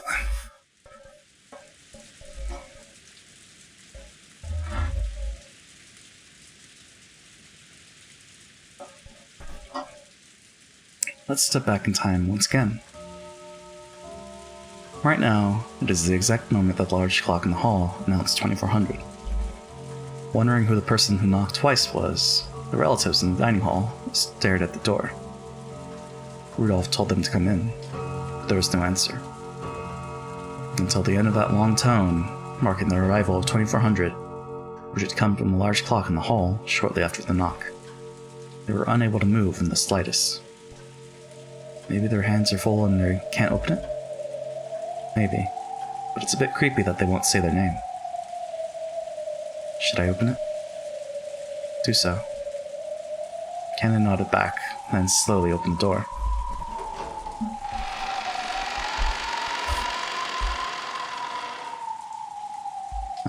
What's that? It's one of Father's envelopes. Right behind the open door, on the floor of the hallway, lay the envelope. There's no one in the hallway. Perhaps they placed this here and left. The adults flew out into the corridors as well, but they could find no trace of anyone who might have knocked at the door, on the door. Just about an hour ago, Shannon and Cannon had come in to serve tea. At that time, everyone had seen that nothing lay in that spot. Someone came, knocked, left an envelope with the mark of the one-winged eagle on it, and left. Could it have been the master? It's not unthinkable. Father's pretty much the only person in this mansion who would refuse to answer when asked who he was. That's not possible. If that were the case, why wouldn't Father come in here openly? That's right. Father'd probably just barge in here without knocking. The doors and windows of this mansion are locked now, right? In that case, the only people who could have conceivably left the letter there are Kraus-san, Natsuki-san, Genji-san. By this point, the mansion had been completely locked up. Therefore, the cousins in the guest house, Nanjo, Goda, Kumasawa, and Erika, could not have come here. Furthermore, since Kraus, Natsuki, and Genji were the only three who weren't in this room, one of those three had to have been the one who set that letter down in the corridor. So, it was very likely that Kraus and the others had placed the letter there to make it seem like a message from Kinzo. I see. You don't have something written on it that's supposedly in Father's name, saying that he won't accept Battler as the successor or something of the sort. Ridiculous. I can't believe you'd try to pull such a childish trick, Nissan.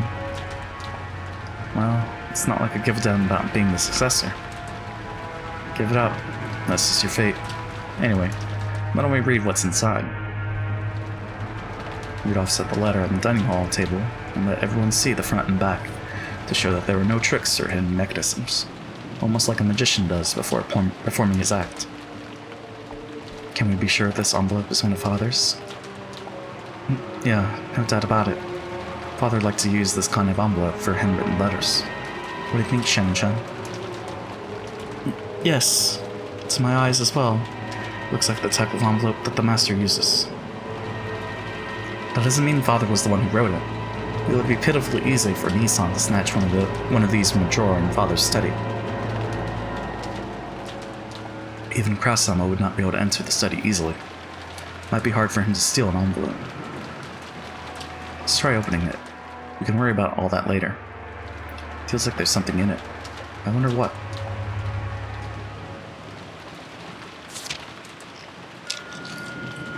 Rudolph opened the envelope a bit roughly.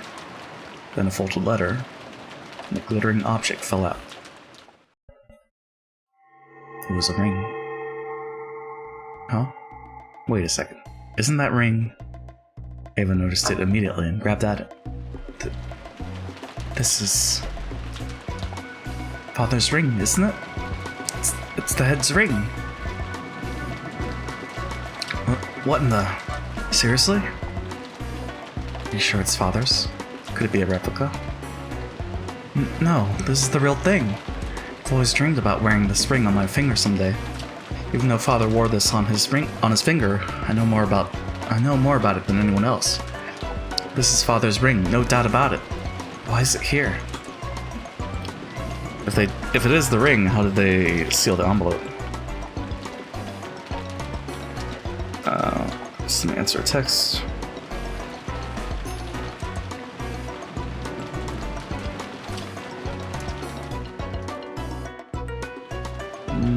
Okay.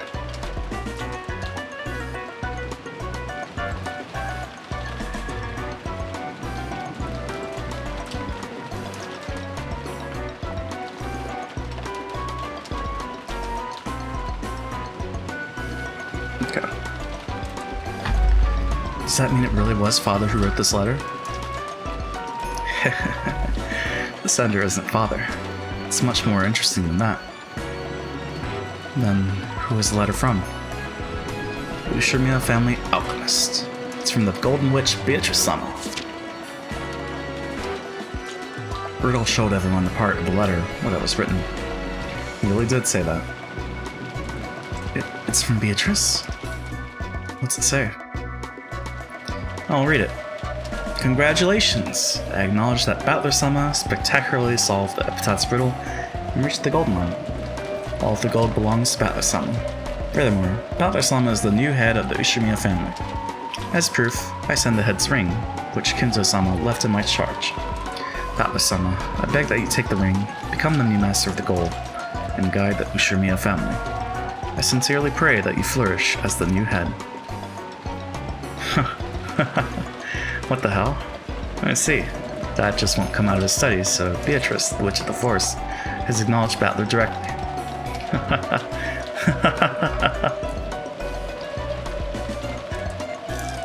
Battler-kun, you take that ring. This is a special ring to be worn by the family head. I don't know who this Beatrice is, but she's watched the whole thing and sent you this ring after acknowledging you as the true successor. Is that okay? It's such an important ring. Yeah, it's fine. You should wear it proudly on your finger. Got it? Even if Niki and Natsu-ne-san tell you to take it off, you better not do it. All of the relatives, with creepy smiles on their faces, urged Battler to put the ring on his finger. It looked like things would get pretty nasty if he refused, so Battler reluctantly decided to put it on the middle finger of his left hand. The ring was heavy and stiff. At that moment, Kraus returned. Genji came back as well, shortly behind him. My apologies. It seems my wife is not at her best, so she's gone to bed early. Did something happen? You all seem incredibly flustered. Battler-sama, isn't that... Immediately, Genji keenly spotted that which Battler had just put on his finger. Your eyesight's pretty good, Genji-san. Looks like you know whose ring this is. What? What are you talking about? Judging by Kraus's dubious expression, it seemed unlikely that he was the one who placed the letter there. Furthermore, that expression quickly changed into one of shock. That's right. It's the Ushirmiya family head's ring. The family conference took up this new topic, and the storm came once again. So how does Hideyoshi die? And Genji, because they're still alive and it's past midnight.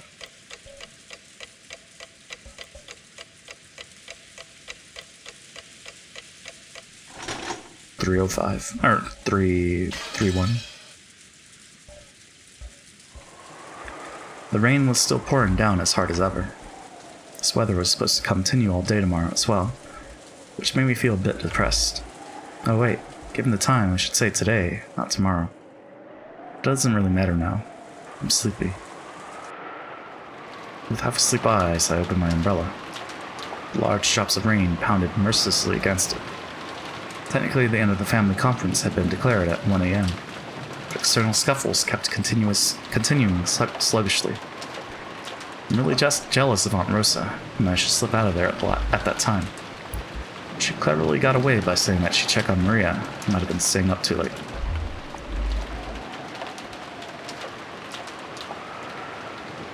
Huh. Maybe it's Rosa.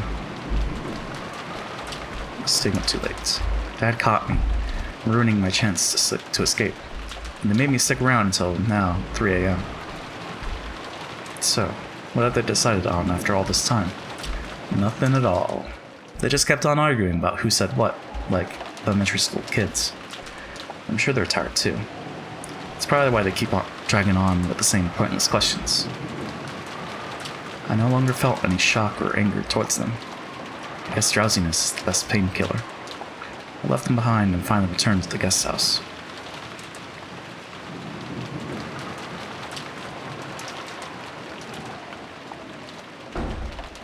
When I got back to the guest house, the first floor lounge was lit. I could even hear people chatting inside. Apparently some people were still awake even this late. Despite the late hour, Goda-san and Dr. Nanjo were still up and chatting. Plates and cups were lined up on the counter. It looked almost like a bar with Goda-san as the bartender. When they noticed that I returned, they seemed to finally realize how late it was. When Goda-san made to top off Dr. Nanjo's glass, the latter declined with an exaggerated gesture. That's enough. It's already too late to be up. Look how late it's gotten. You were such a good person to chat with, I hardly noticed. If so, it's all thanks to your liquor. We'll have to do this again sometime. Yes, gladly. Butler-sama, welcome back. Is the discussion with Kraut-sama and the others still continuing? From the way things were going, it looks like they might plod on until dawn. None of my business. I spoke carelessly with a big yawn. They have quite a lot of stamina. I'm surprised. Oh, so you're here too.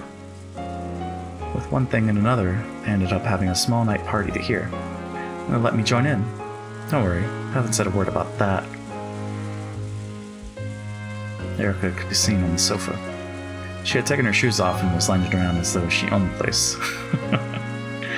Erica-sama is very knowledgeable on a variety of subjects. I enjoyed listening to her immensely.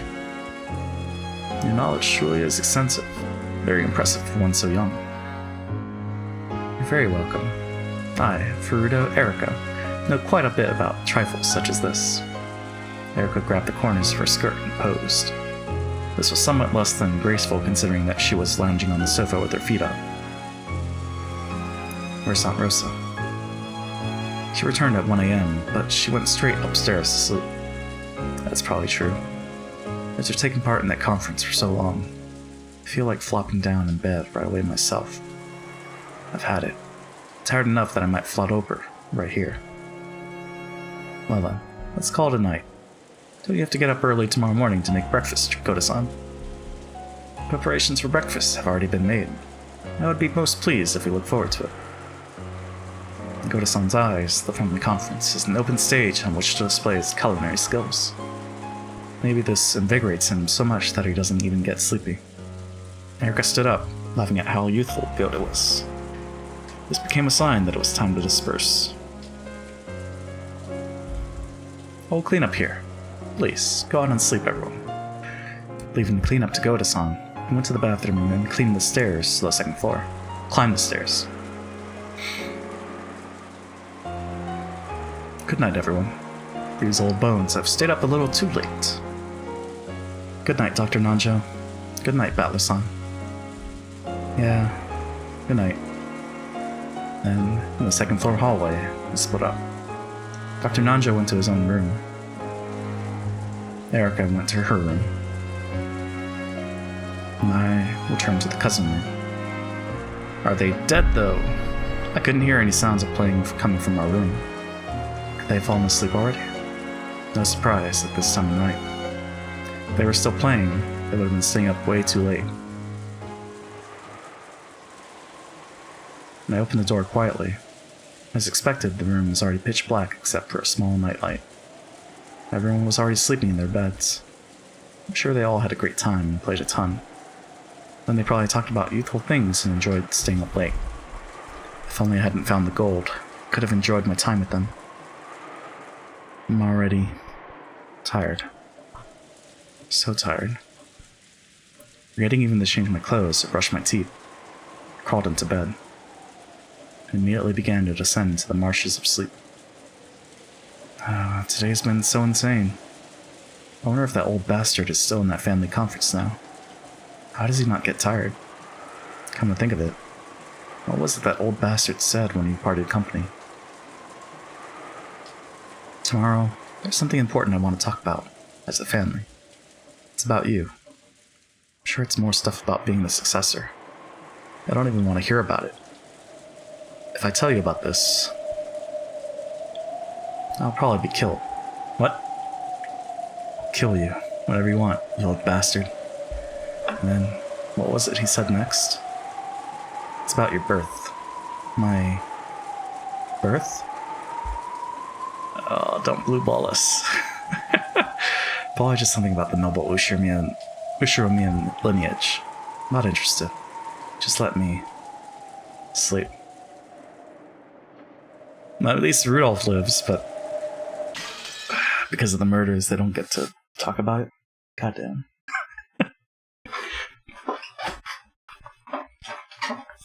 Well, so who's at the guest house? Goda, Dr. Nanjo, Erica, Kumasawa? So Kumasawa killed the cousins? The sound of crashing waves. The sound of the tide surging. The noise of the sea breeze. Whenever my headache torments me, these are the sounds that fill my head. Unable to bear a successor, I was in a very difficult position with regards to the Ushiramiya family. Whenever I heard of a drug or incense that could make you achieve pregnancy, I tried it. But nothing had any effect. Until I was blessed with Jessica, 18 years ago. I was ashamed to even call myself a wife. Children are created by the efforts of two people and the whims of heaven. It's not fair to place all the blame on yourself. I still don't know what caused my inability to become pregnant. I even went to see noted physicians. I underwent humiliating examinations. But I was always just told that they didn't understand the reason. Even though quite some time had passed since your marriage, you still couldn't bear a child. I see. It's only natural that Ava, who secretly aspired to become the successor, would start getting ideas. Ava tried to convince father that I was a failure as the successor's wife. It was a time when Kenzo was also very disappointed by my husband's repeated business failures. On the other hand, Ava's husband, Hideyoshi's business, was growing well, completely the opposite of my husband's. He was the only person who could bring father good news. So perhaps father couldn't be blamed if he decided to lend an ear to Ava's words, or even accept them completely. It was all my fault, because I couldn't bear a child. You are sinless. Aren't babies of this country carried here by storks? If anyone's to be judged, blame the stork. Thank you.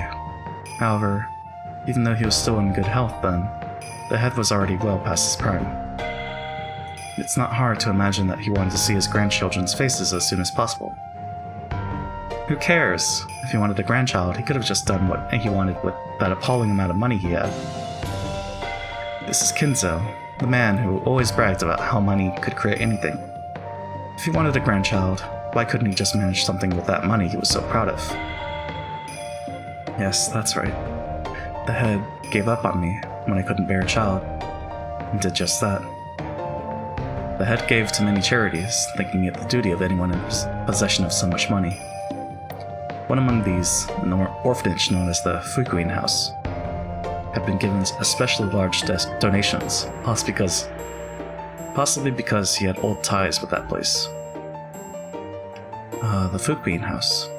Furniture came from that place quite often. To provide on-the-job training and preparation for life as a working adult, the head employed Fukuin House children with exceptional grades as servants. All of the servants in the mansion with On in their names, such as Shannon, Canon, Lunan, Manon, and Leon, came from there.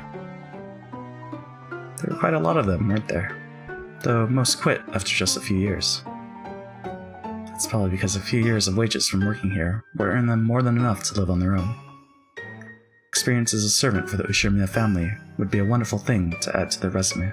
I'm sure it was the head's ambition that they would gain this for themselves, and then spread their wings in society. I see. It's an adopted child.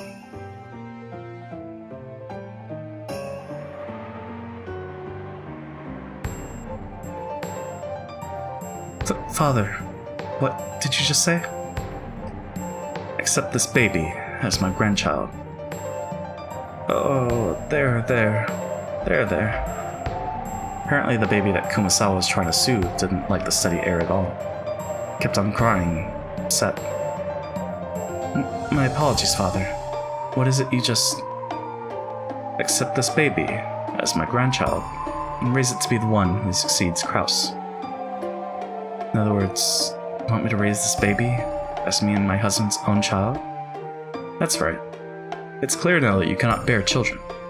There must be some sort of defect in your body. Oh, there. Ooh, there. As though she couldn't hear our discussion in the slightest, Kumasawa kept on trying to cuddle the baby. This made it cry even louder. What nonsense. If all responsibility of giving birth to children rested with the woman, there'd be no need for men in this world. I've never forgotten the bitter pain I felt that day. It's not as though I didn't want a child. However, no matter how much I prayed, I couldn't get pregnant.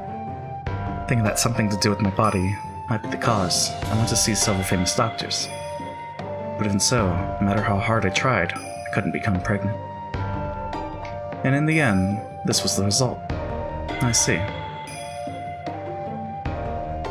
The baby had been picked up by the Fukuin house just recently. Of course, he couldn't help but feel compassion for his child. He was so young and who had already lost its parents' affection. However, it brought me nothing but pain and sadness. Oh. It would have been another story if I had suffered to bear this child. But why should I be forced to hold this baby? Who not only shared none of my blood, but who was not related to my husband in the slightest either. I don't hate father. If anything, I hated my own body. I detested it. I truly detested my own body for being unable to bear a child. So I prayed. I prayed to both angels and demons, and my wishes were granted by both. For what did you pray to angels? I prayed for a miracle in my body. If there was something wrong with my body, I could accept that. In that case, I want to overcome that defect and somehow be granted the miracle of being given my husband's child. That wish was granted. The next year you gave birth to Jessica. And for what did you pray to demons? Couldn't stand it. I couldn't stand it. I hated my body. So I hated this baby. Because it made my failure so apparent. What did you wish for? For the first time, I prayed and made wishes to demons. Wished that this baby would just disappear. Of course, that wish was also granted by demons. On that day, I left the baby with an older servant and went to think about the future in the rose garden. No, that's a lie. I didn't want to think about anything. That baby's cries were annoying. So I ordered the servant to take the baby to a place where I couldn't hear. By a place where I couldn't hear meant somewhere far away. Yes, I wished for it. I wished for the servant to take the baby far away and never return. Huh. I see. So a passing demon heard your wish, Natsuhi-sama. And then, what happened next? After that, there was a bizarre accident that could only have been granted me by a demon. The woodland path from the rose garden to the harbor is probably well suited for a comfortable walk. It must surely feel good to occasionally leave the path and walk through a grove of trees, depending on your mood. However, wouldn't that path be fairly hard to travel on when taking a walk with a baby in your arms? There was a cliff on the other side. It was about 10 meters tall, I think. It was rocky below. There was also a fence there. Does it seem at all likely that the servant went to the trouble of walking there holding a baby, then leaned against the fence? The only conceivable explanation is that she was lured there by the beckoning of a demon. She was lured there, wasn't she? By a demon who heard your wish. And then the servant and the baby. They died. They fell from the cliff, down to the rocks below. No, they died because they wished it. That means it isn't your fault. There's no need to think about it any further. But it happened because I wished it. No, that's wrong. Even if you wish for something, whether it comes true or not is decided by the whims of gods, demons, and witches. You are sinless. Humans are sinless.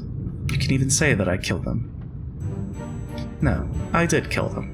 I saw your mourning and felt pity, so I lured the servant with the baby to the cliff and guided them down it. Wasn't it just an unfortunate accident? If you can't accept it as an accident, blame it on us. That's why demons exist. That's right. We're here for your sake. It's not like you killed them. We killed them. So you are sinless. So please, don't blame yourself, Natsuhi. Is that true? Am I truly sinless? Yeah, you are. Twahahahaha. Young one who claims revenge for the events of 19 years ago. If you're going to curse someone, curse me. However, witches have a patent on curses. Let me take on this fight you're trying to pick with Natsuhi. I'm the Ushimiya family alchemist, Beatrice the Golden. If anyone picks a fight with the master I serve, I'll fight in my master's stead. Revenge for 19 years ago, you say? I shall show you. I'll show you that such is hardly a blink of an eye for a witch who's lived 1,000 years. Gahahahahaha. So, you hate Natsuhi for wishing your death 19 years ago? Let me make you remember just who it was that lured you off that cliff.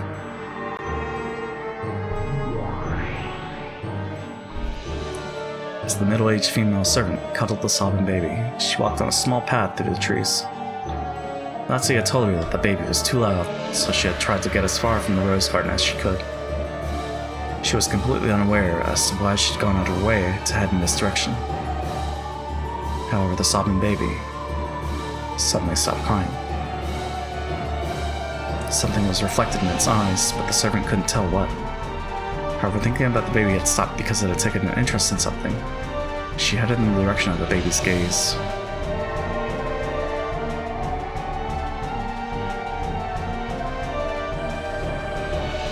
The baby had seen a cloud of gold butterflies disappearing off into the trees, and on the other side of the trees, the servant could see a woman who...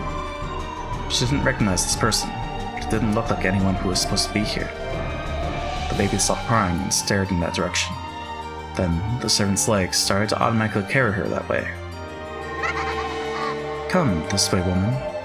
Bring that cursed baby with you. Ah. The woman couldn't disobey. She was completely overwhelmed by Beato's golden eyes. She walked lightly, as though through a dream world.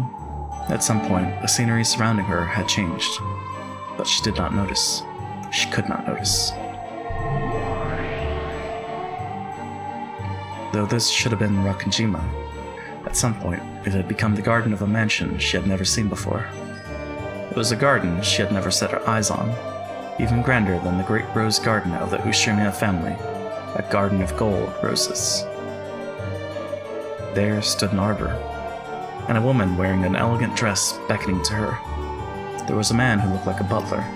The tea he poured with a beautiful gesture had a very nice and enticing smell. It was as though they were telling her to join their tea party. She couldn't disobey. She had to go to the master of this golden rose garden and give this child as an offering. Forgive me, woman. Curse your bad luck for being entranced by a witch, and surrounded by these gold roses, which you would never be able to enjoy in this world. Sleep.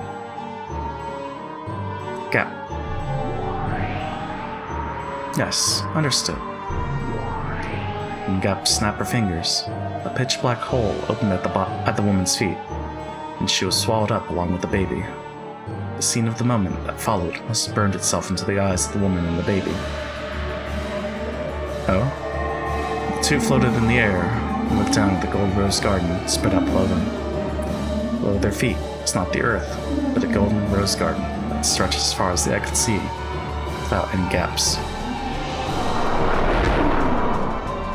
One could have the scene imprinted in their minds as their last memory. That would be such a merciful way to die. Then, the woman and the baby were swallowed up by the golden sea. The thunk was remarkably plain and remarkably quiet for a sound that stole away 2 lives. However, it made for a perfectly suitable show at a tea party of witches. With the woman and the baby at the center, the rose garden was slowly swallowed up by darkness. The sound of the wind grew stronger bit by bit. Is that TV static? What is that noise?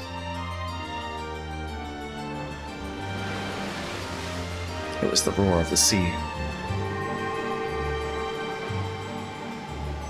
The two who had fallen into the thicket of golden roses from that great height and died were gradually wrapped up in the roar of the sea, wrapped up in the scenery of the beach below the cliff.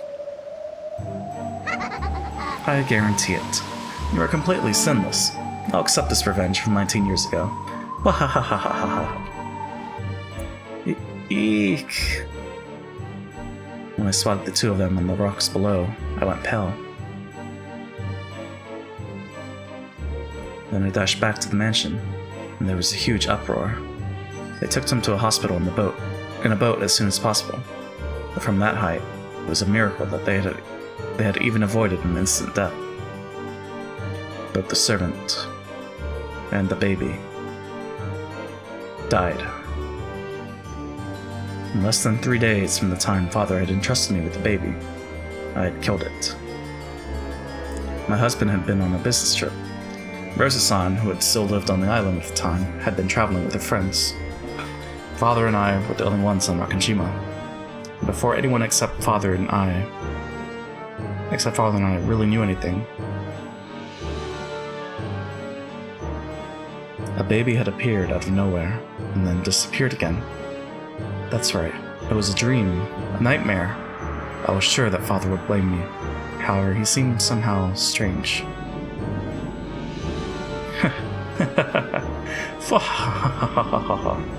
I saw this coming. I knew this would happen.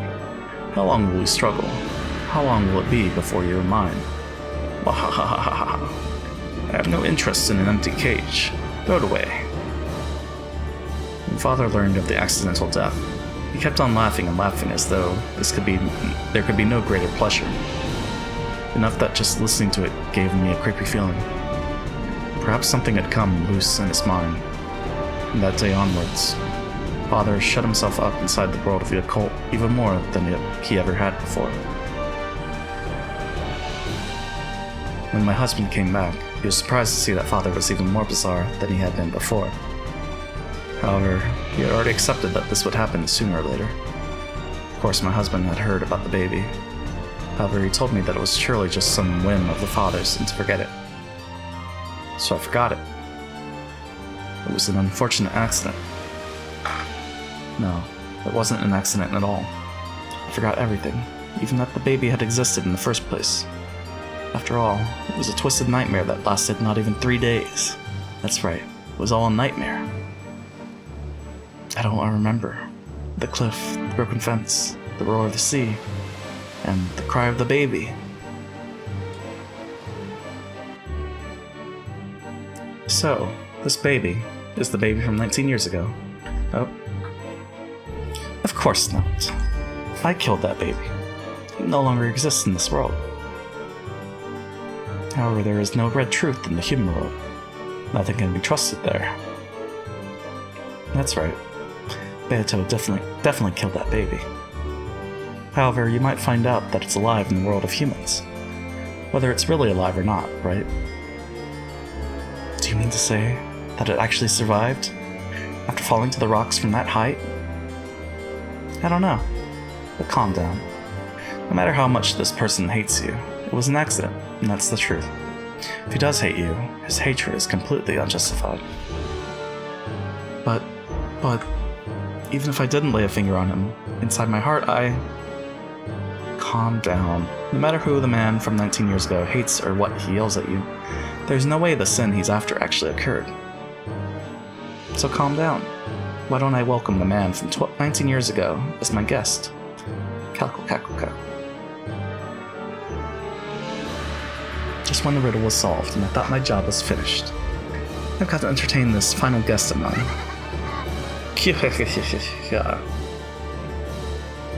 This begins to grow more interesting. Not only are you protecting Lord Goldsmith's secret, but you also have the 19th guest, as well as a man from 19 years ago. True, since we claim that Kinzo is alive, Erika is the 19th person. And besides that 19th person, you also have a man from 19 years ago. How interesting. I'm getting all fired up. We have no lack of opponents. And I was just lamenting the fact that I had but one guest at my tea party. Come, you fools. Kuhahahahaha. Perudo Erika is Lady Brocastell's piece. In that case, whose piece is the man from 19 years ago? Lima Delta's, right? The voice faintly seeping from the other end of the line was Natsuhi's. I understand. I'll go to sleep right now. Won't leave my room, and I won't pick up the phone.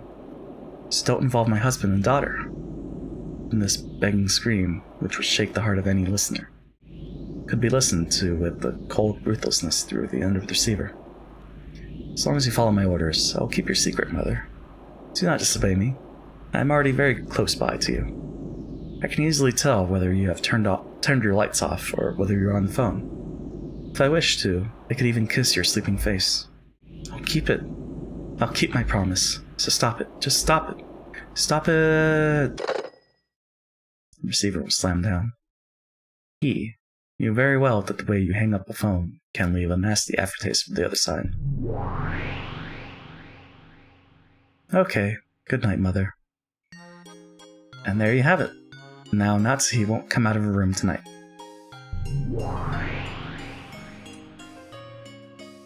That's pretty handy. You can change your voice. Giggle. Anyone can change their voice. A sweet voice when coaxing Papa. A sick-sounding voice when taking the day off school. I want to listen.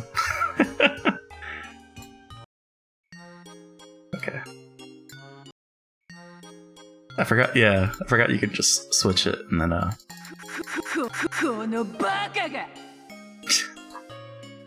That's pretty handy.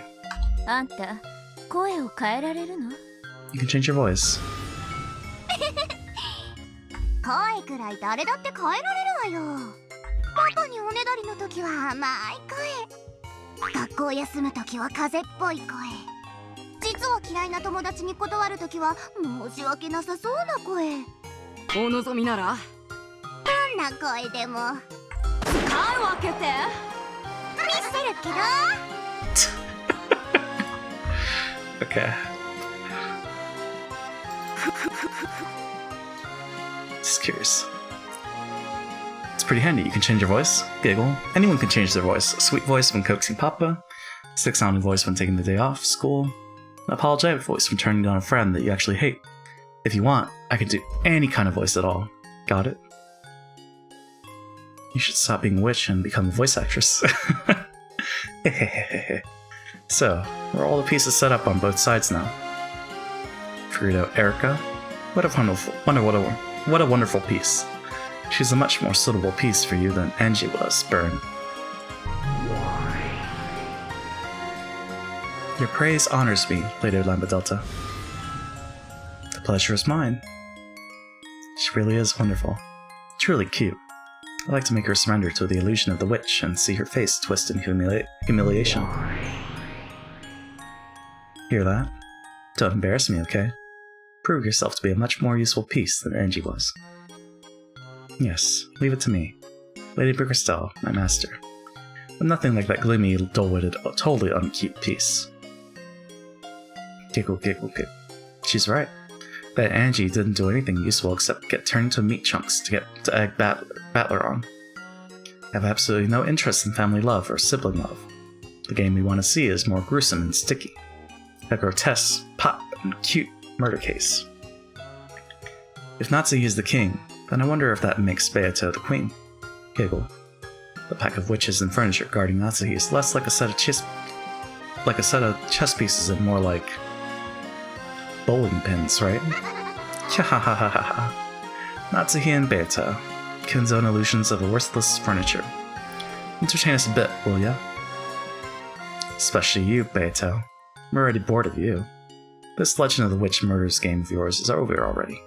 Your time is over and done with. This game board already belongs to Burn and me. It'll suit you to be reduced to one of our pieces and toyed with for all eternity. Giggle, giggle, giggle, giggle, giggle. Both Natsuhi and Beato are like the guts of a filthy truth wrapped up in a bit of thin skin. Tearing that to bits and dragging the insides out is one of our few pleasures. Yep, you can have tons of fun with it.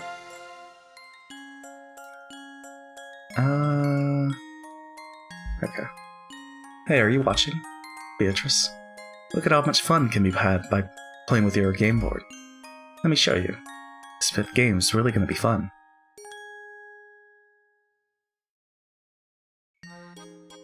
It's a bit sad if we're the only ones having a pleasant chat. Why don't you let Beato talk too? Hear that? I'll give you special permission to talk. What do you hope to gain from this latest game?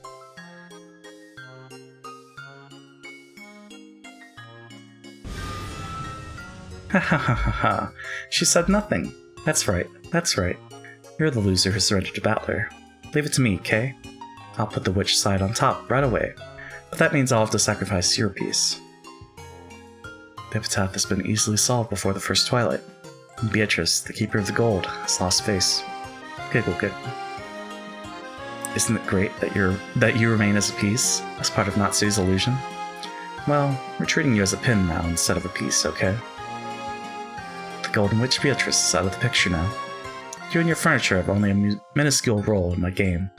A loser's role. Resign yourself to getting blasted away and becoming burns in my toy. If you don't like that, why not just tell us to stop? If you do, we'll stop.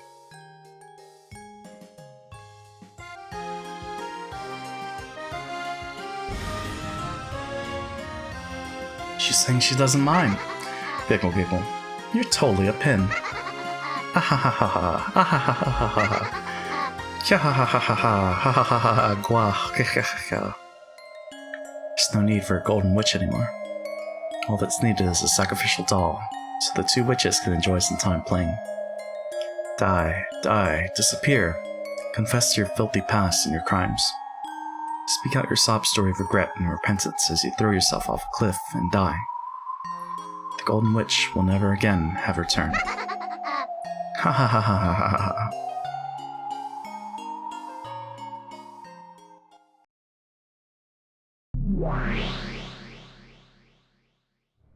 Beato. This will probably turn out to be a nasty game. On the surface, it looks very similar to the usual tales. However, there's no respect given to the true main character of the story. This tale was supposed to be one that the Golden Witch Beatrice invited Umineko Battler to see. However, the host has been lost, and there are no longer any guests. The one who did the inviting and the one who was invited are no longer around in this horrible tale. Welcome to the 5th game, End of the Golden Witch. Welcome to the banquet without the guest of honor, hijacked by the evil witches. Ready, Battler? The second day is finally about to start. Hehehe, just like Beato, I hate slow story progression. Just do what you want. No matter how much you mess things up, I'll definitely reach the truth of this game. Giggle. It has to be that way. You've got to fight for your little sister's sake as well.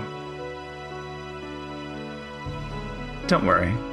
Lady Lambda is a far more terrifying opponent than that fool Beatrice. But I'll be giving you plenty of support, so there won't be any problems. Together with me, why don't you finally expose the illusion of the witch this time? I don't give a damn about you. I won't acknowledge anything that didn't exist in Beato's games, so I don't need you. Is now really the time to act tough? Oh well, let's both give it our all, okay? Together, let's tear this illusion of the witch apart. Giggle. Erica offered me her hand to shake. Instead of just passively ignoring this, I gave her a proactive and clear answer by knocking her hand aside. Giggle. Looks like he hates shaking hands, just like Angie. Don't worry, I'm a far more useful piece than Angie. I'm nothing at all like shredded meat that couldn't do anything but restore your fighting spirit. Giggle. Isn't it great that you've been blessed with such a helpful-looking ally?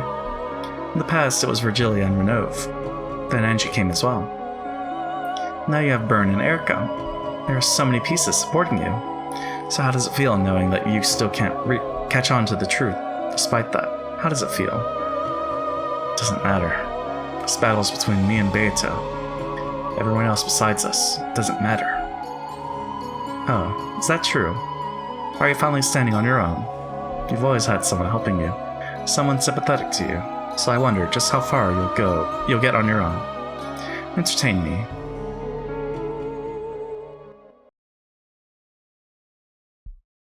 I'll grab it and take it back. This is our game. You two aren't wanted here. Giggle. Yes, that's true. This is your game, so try taking it back.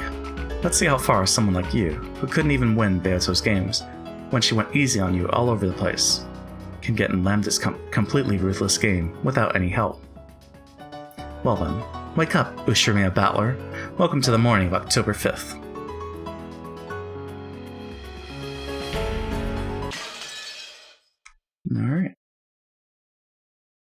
10. 7 a.m. 7 a.m. Cool. Let's do the 5-minute BRB. Once we get back to text. Missing day, October 5th, 1986. Okay, yeah, let's do the 5-minute BRB. Un momento.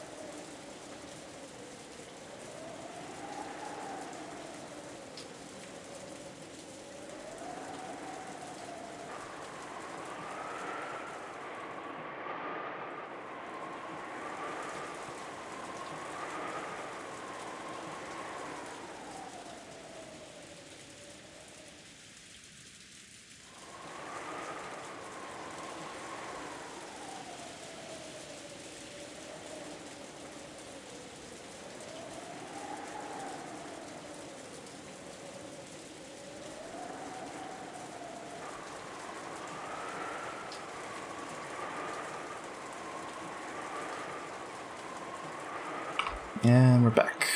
Okay. Is it someone's alarm clock? But also. Okay. Beep beep. An electronic tone repeatedly rang out through the room. Battler, who'd gone to bed late and not managed to get enough sleep, covered his head in his blanket and waited for someone to turn off the alarm. But no matter how much time passed, the electronic tone didn't stop. I see. The point of an alarm clock isn't just to be loud enough to wake you, but to be annoying enough to keep you from wanting to fall back asleep. Hey, the alarm's going off. Make it stop, please.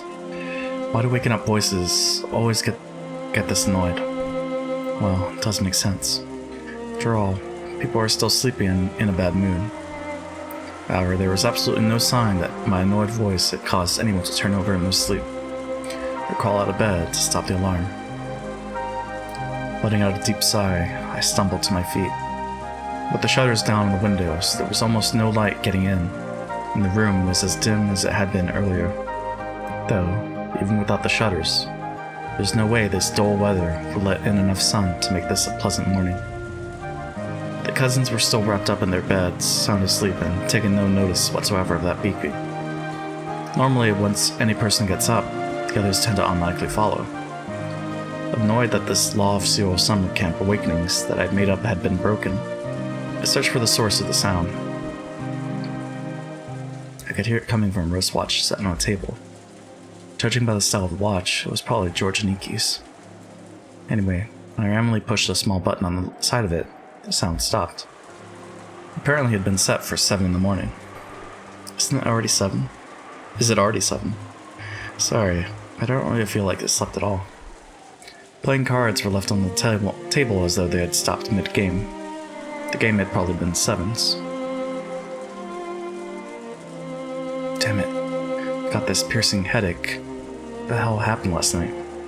That amount of gold and the subsequent argument between the relatives all feel like a bad dream. So stupid. Breakfast normally came at 8. Now wasn't a bad time to start getting up and getting dressed. Even those adults probably won't argue in front of the cousins. In that case, I'll stay with my cousins all day long. I'm sure they'll be able to separate me from all this annoying talk about the gold and being the successor and all.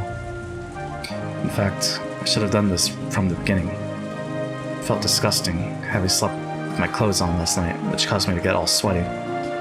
Guess I'll take a shower. I'm sure the others want to as well. At this age, it's embarrassing to wake them by shaking their shoulders. If I turn the TV on, everyone will probably wake up. Well, let's at least turn the lights on for now. This dim light, the quiet sound of the never-ending wind and rain, or it doesn't feel like morning has come yet. I flipped the light switch, and then that dimly lit morning ended.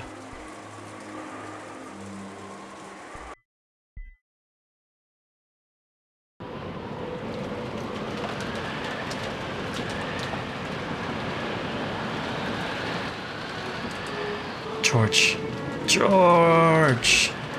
This is just too horrible. How could anyone get away with something like this? As I clung to Aniki's corpse, which would never wake up again, Aunt Eva and Uncle Hideyoshi cried. That's enough. Do you think George-kun would like the two of you to see him this way? Of course not. Aneki, I know how you feel, but let's have Dr. Nanjo handle this. You don't understand. George was killed. George. Dr.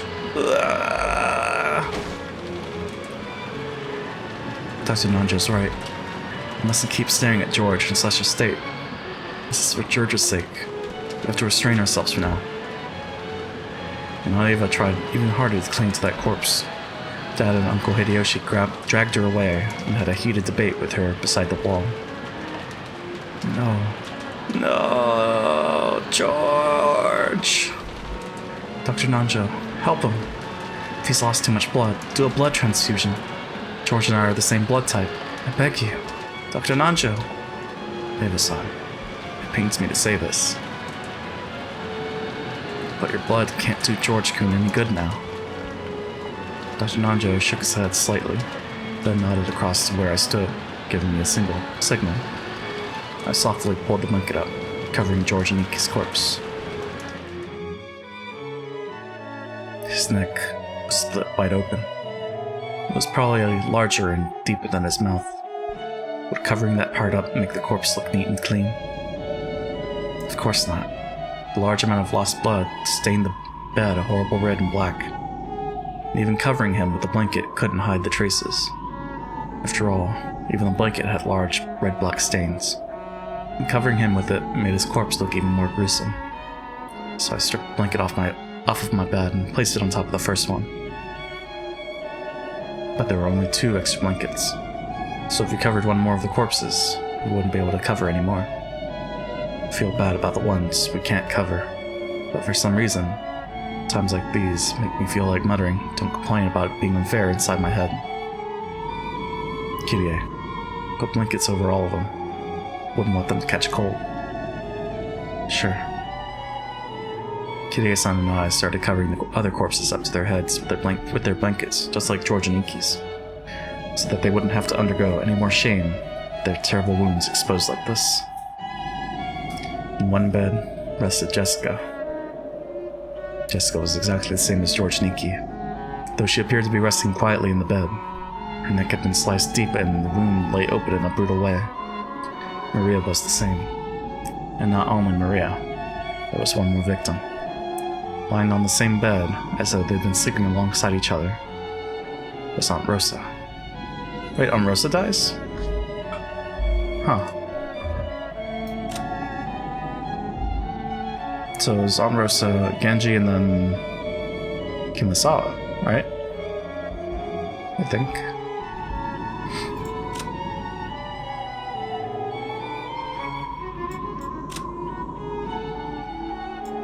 Yeah, we already checked these.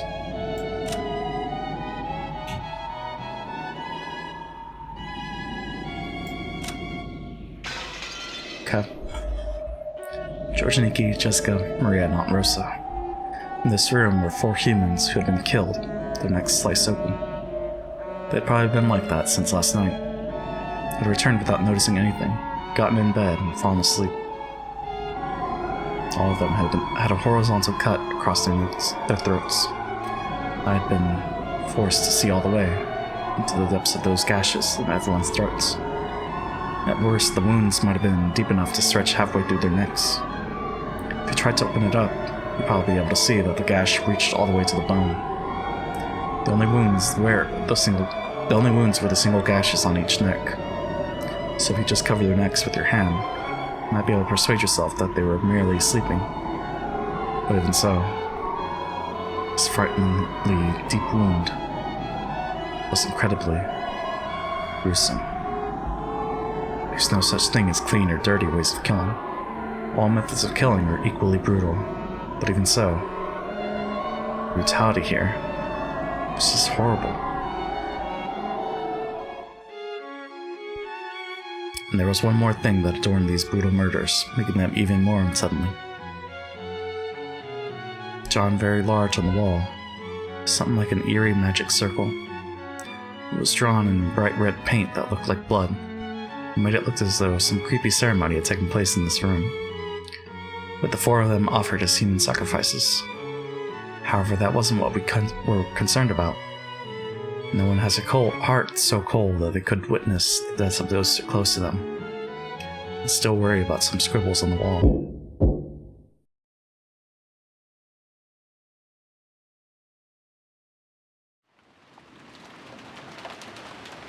Good morning, everyone. Oh, what a wonderful magic circle. The girl who bragged that she drew more pleasure from the process of exposing the truth than the truth itself, and who went so far as to call herself an intellectual rapist, appeared in the hall. When she saw the extraordinarily creepy magic circle in this gruesome room, I heard what was unmistakably a sigh of admiration escape her lips. You don't come in here. I just heard about it in the corridor. It's 4 people who have passed away, correct? Allow me to express my sincere regrets. America's face. No, that's not it. It was in her eyes. In Erica's eyes, I could see an indiscreet smile. That was hard to describe. She found this interesting. She found the outbreak of a crime. Interesting. It was like the smile of a kid off to the side of the stage just before her turn to appear in a school play. Sorry, Erica-chan. We're busy at the moment. Could you wait in your room? Well, you can't have that. It's the detective's right to investigate the scene. We're saying that we have no business with you. Now's the time for outsiders like you to stand back.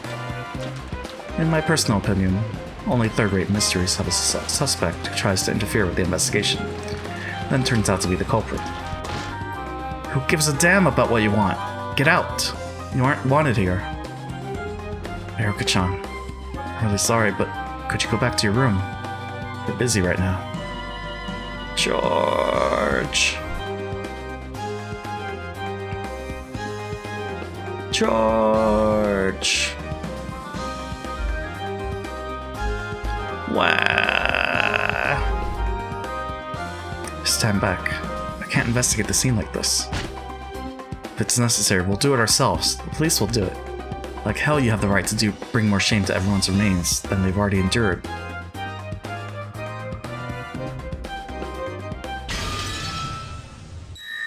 Detective's authority.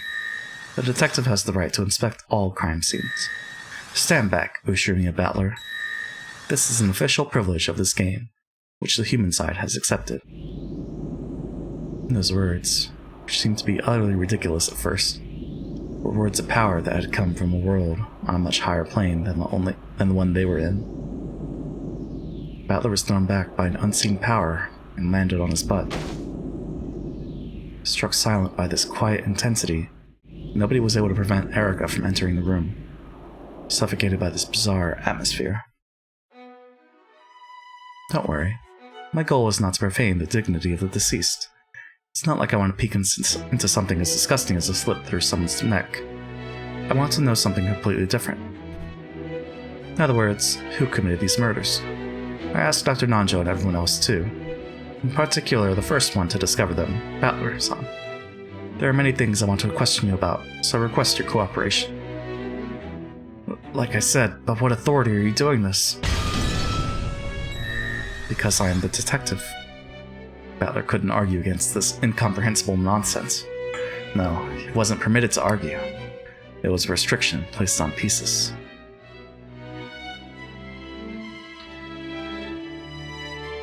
Erica summoned Dr. Nanjo and heard the details of his preliminary examination of the corpses. Normally, he wouldn't have spoken of that to an outsider so casually. However, for some reason, the atmosphere about the place had become one in which hiding things from Erica was forbidden. Okay, let's enjoy this first twilight of Lambdas. 4 corpses?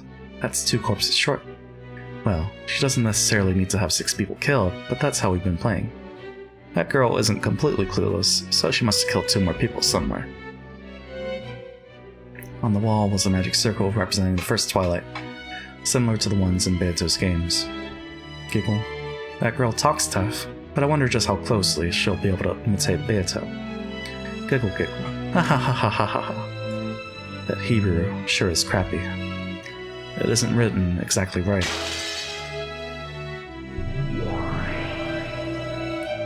What the heck? What's going on? Why is there a magic circle? Oh, what? I'll bet they wanted to copy Beatrice-sama. Haha, what a crappy magic circle. This isn't just a copycat. Some human went out of their way to draw that, so they could make it look like Beatrice-sama did this. Anyway, let's report to Beatrice-sama about this. Even though we're already up to our eyeballs just protecting Goldsmith's secret, what a pain. Oh, but these murders have no beauty to them at all. It isn't really a closed room, and there's nothing impossible about it. Such pitiful murders aren't worthy of Beatrice-sama at all. Furuta Erica, an unexpected crime and an unexpected woman, and the unexpected man from 19 years ago. And if you add in the fact that Battler's already solved the epitaph, this game is completely different from normal. What the heck's going on? Let's go. Yes, One-sama.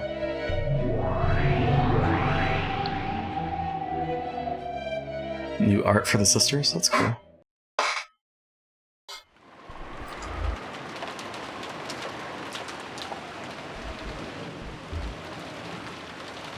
In the kitchen, Goda was preparing a wonderful breakfast at a brisk pace.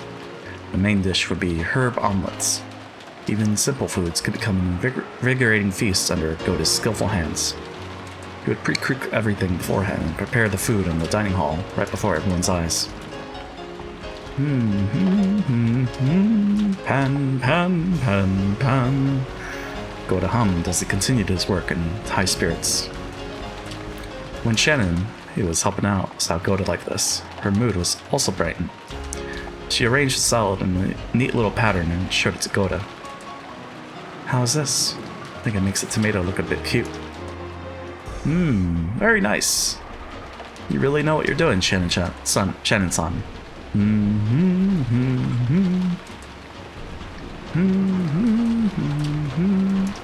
The two happy people gave each other a high five. Shannon didn't like Goda when he was sneaky, but she had no problems at all with him when he was cooking happily. She sometimes even thought it'd be nice if his contract hadn't included any jobs besides cooking. If that hadn't been the case, he wouldn't have had to get in a bad mood during unnecessary jobs. Loving this right now. Them cooking. The dining hall is ready. You can carry it whenever you want. We're almost good to go, so please get the serving cart ready. Without thinking, even Kumasawa caught Goda's high spirits. The kitchen had a very nice smell and atmosphere about it. Truly refreshing for so early in the morning. You hear voice acting? The background is everything. I see. Then, Kennen came back, grumpy even this early in the morning, just like he always was. Kennen and Genji were in charge of getting many things ready for the morning, such as opening the curtains. However, Kennen was alone today, so it had taken much longer than usual. I'm done. Where's Genji-sama? He still isn't here. That's odd. Can't imagine he'd sleep in. Ho ho ho ho. I guess even Genji-san sleeps in sometimes. That's rather careless of him, considering that this is the middle of the family conference. Kennen-san, did you wake him for us? Yes. I wonder what Genji-san's face looks like when he's half asleep. Ho ho ho ho. Let me go with you. Even though Goda had asked her to get the serving cart ready, Kumasawa plodded off after Kennen, slyly skipping work. Wait. Kumasawa's not dead. So it's Genji and who else? Hold up.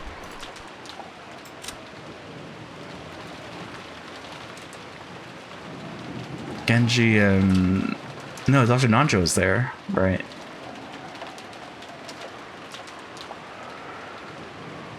Wait, who's the other... Natsu's alive, Hideyoshi's alive, Kirei... I'm pretty sure Kirei was alive as well. This is weird. Even though Goda had asked her to get the serving cart ready, Kumasawa plodded off after Kennen, slyly skipping work. As Kennen muttered about how Goda was the one who slept in all the time, he headed for the servant waiting room.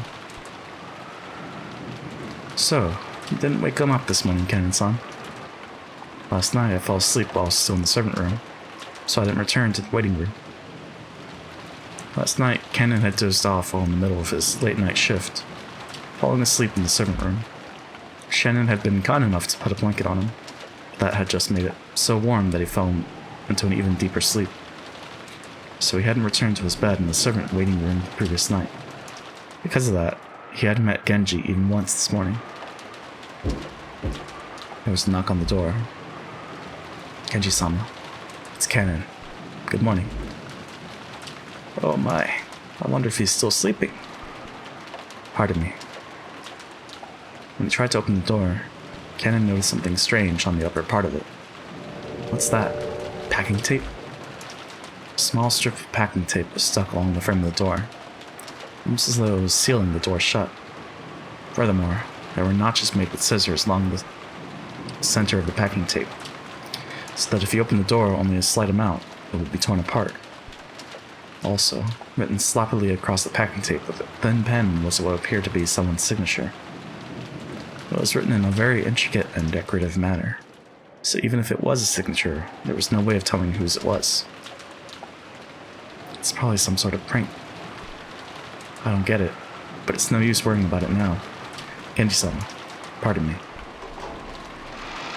Packing tape tore apart when he opened the door. It wasn't as though anything happened when it split, so the two quickly forgot about that strange tape. The room was dimly lit. The lower bed of the two-level bunk bed still had a lump under the blanket. Apparently Genji was still sleeping. Good morning, Genji-sama. This isn't like you. Ho ho ho. It's morning. Genji-sama? Eek! What is this? What is this? There was a large red-black stain on the blanket. Even the servants' blankets were always kept clean. A stain like that definitely shouldn't have been there. Kennen hesitantly peeled back Genji's blanket, saw what was left of him, and was shocked into silence.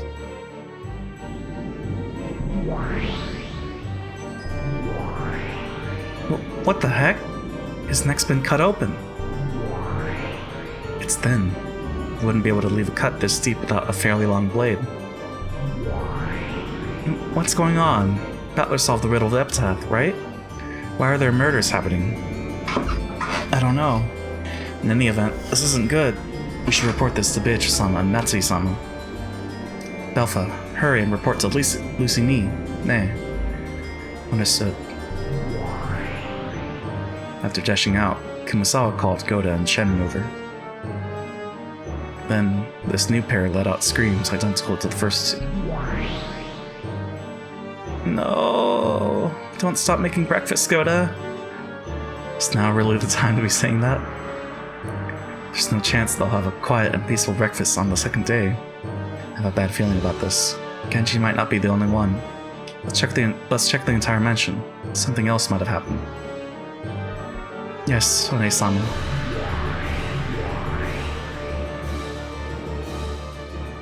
Yeah, Kide was there, right? So, who's the other one?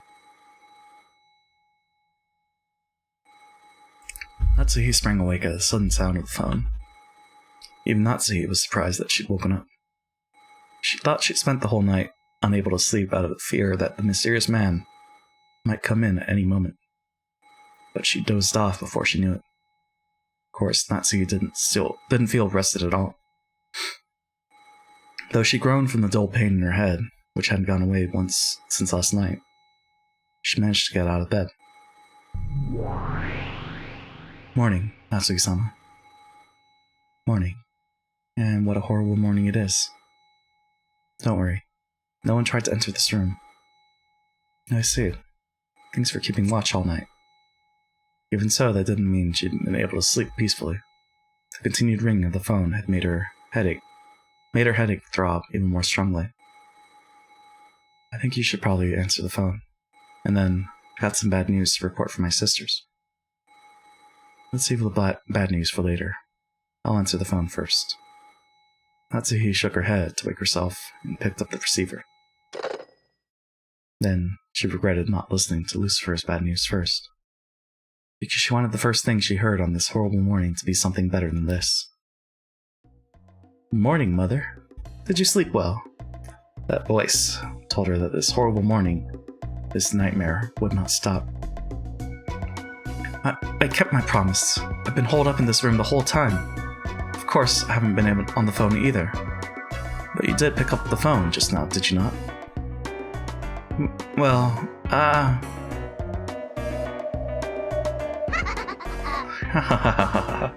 just kidding.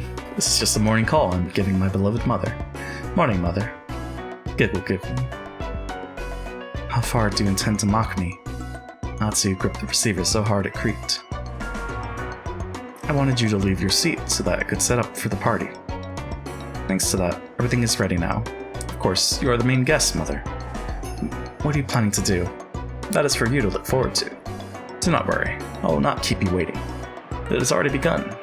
Oh, right. Wait a sec. There's someone I want you to hear. Huh?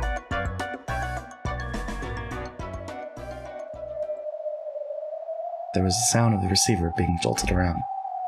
The phone was apparently being passed to someone else, but there was a clunking, clattering noise, as though it was taking a lot of effort to hand the receiver over. Who in the world could he be giving the phone to? No matter who this man gives the phone to, that can't be good news for me. Blah. Untie me, coward. Huh? Dear? Is that you?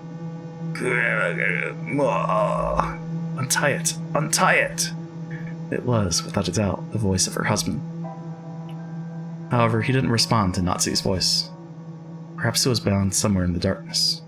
Kraus, not realizing that Natsu was on the other end of the phone, repeatedly demanded that he be untied. Your husband is here.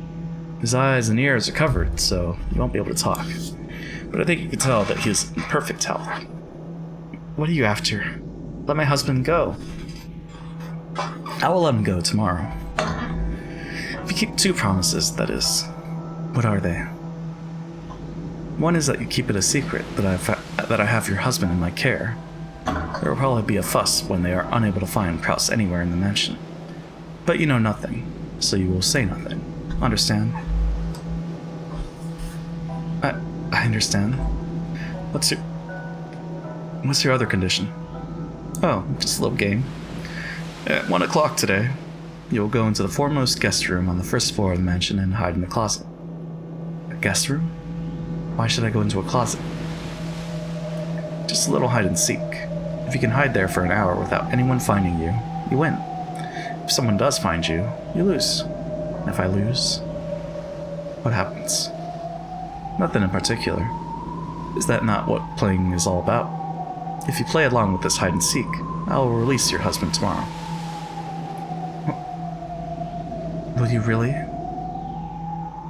keep that promise, I wonder? Of course. Make sure you do too, Mother. If you break our promise, I will know right away. At that time, there was suddenly a loud knock on the door to Natsu's room. Her heart leapt automatically. Madame, are you there? Good morning. It's Goda and Kennen. Madame, please wake up. The voice is coming from across the door were Kannen's and Goda's. The knock had been loud and the voice was a little shrill. It seemed that something strange had happened, and that they were agitated. What is it? Did something happen? It's nothing. It looks like the servants have arrived. I'm hanging up. Sure. I've said everything I wanted to. So, do not break our promise. I understand. And you don't break our promise either. You have it wrong. That is for you to decide, Mother. Do not make me break my promise, Mother. Ack. I'll be watching you all day today, Mother. Giggle, giggle. Ha ha ha ha ha. Oh ho ho ho ho ho. Clink. And Delta slammed the receiver down on the antique phone. Then the phone exploded into bits and became a golden splash, and a cloud of gold butterflies, and then disappeared. Giggle. Dance for me, Natsuhi. Dance in fear of your sin 19 years ago. My turn's going pretty well. Okay, your turn now, Bird.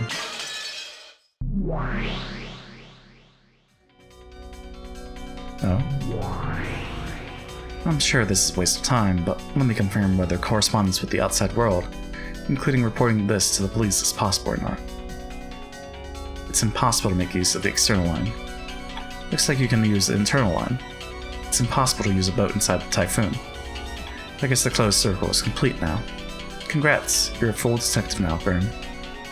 When the police intervene, they sometimes steal some of the detective's authority. However, with the construction of the closed circle, the existence of police had been denied for all eternity. From now on, the authority of the detective piece will be totally guaranteed. Yeah, thanks a bunch. And I guess it's time to get this game started. Erika, you're the main character.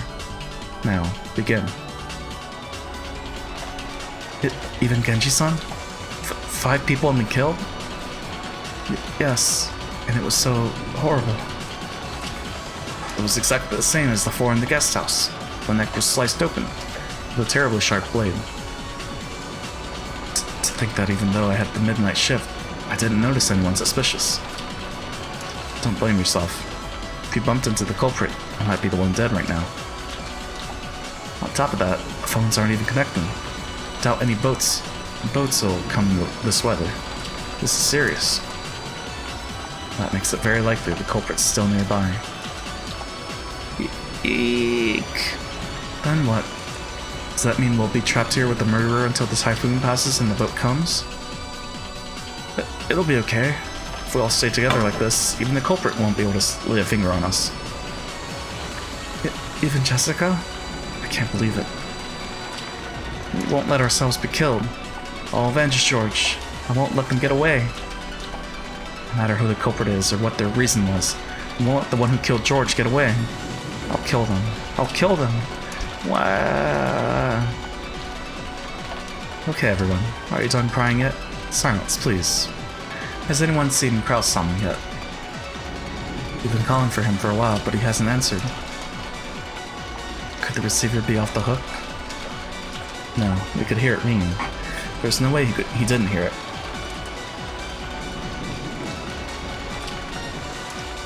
What does it mean? You don't think Uncle Kraus too? Figures. I hate to say it at a time like this, but there were 4 in the guest house, plus Genji to make 5. I figured there would be 1 more. Why? How could you know that? Are you the culprit? Did you kill George? Stop it, Eva-san. Now is not the time. Eva got agitated and grabbed at Kirie. Nanjo stepped in between them and it grew into a bit of a scuffle. Watching this, Erika smiled condescendingly and shrugged. Of course, it's natural to guess there were 6 victims after seeing the crime scene in the guest house. There were only 4 corpses, so it'd make you wonder who the other 2 were. How could you know such a thing? Kill them? You killed George! Quit it, Eva. Erika-chan, Kirie-san. How can you know that? Can't you think before you talk? It's a simple connection to make. Scribble drawn at the scene of the crime in the guest house was a magic circle. I just tried to think of things connected to both magic and murders. So it's the epitaph, huh? I see. It's the first twilight. Huh? Huh? What's going on? Well, I don't have a clue either. Is that how it is? That damn witch. So is this really Beatrice-sama's doing? Why do you all keep talking as if you know something? I don't have a clue. Someone explain. I told you, Eva, calm down a bit. That's how it is. Ever since I saw the magic circle at that crime scene, I imagined this might be a plotline murder following the epitaph's first twilight, which would mean there were 6 victims. Simply by the existence of the magic circle in that place, this level of reasoning is possible for Furuta Erika. What do you think, everyone? So, Uncle Kraus was also killed? You can't be sure of that. Kraus-san isn't the only person who hasn't come here, right? There's one more. For just an instant, Natsu's brow furrowed. So, she hadn't been able to avoid the topic of the study after all. You don't mean Dad? Hey, someone must have contacted the study, right? Of course we called. We even knocked on the door. But, there was no answer. Father is immersing himself in his research. He sometimes leaves the receiver off the hook because he doesn't want to be called. He even ignores any knocking. But the phone was ringing. Anyway, let's first check to see that my husband's safe. Let's go to his room. Natsu stood up in a flurry and dashed out into the corner. Rudolph and the others immediately chased after her, telling her to wait. Come on, let's all go together. In both third-rate mysteries and third-rate horrors, people who act alone tend to die first.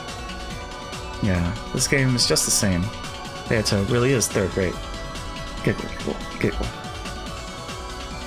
Oh, but in third-rate disaster movies and third-rate action movies, people who act alone do survive, right? Weird. Giggle, giggle.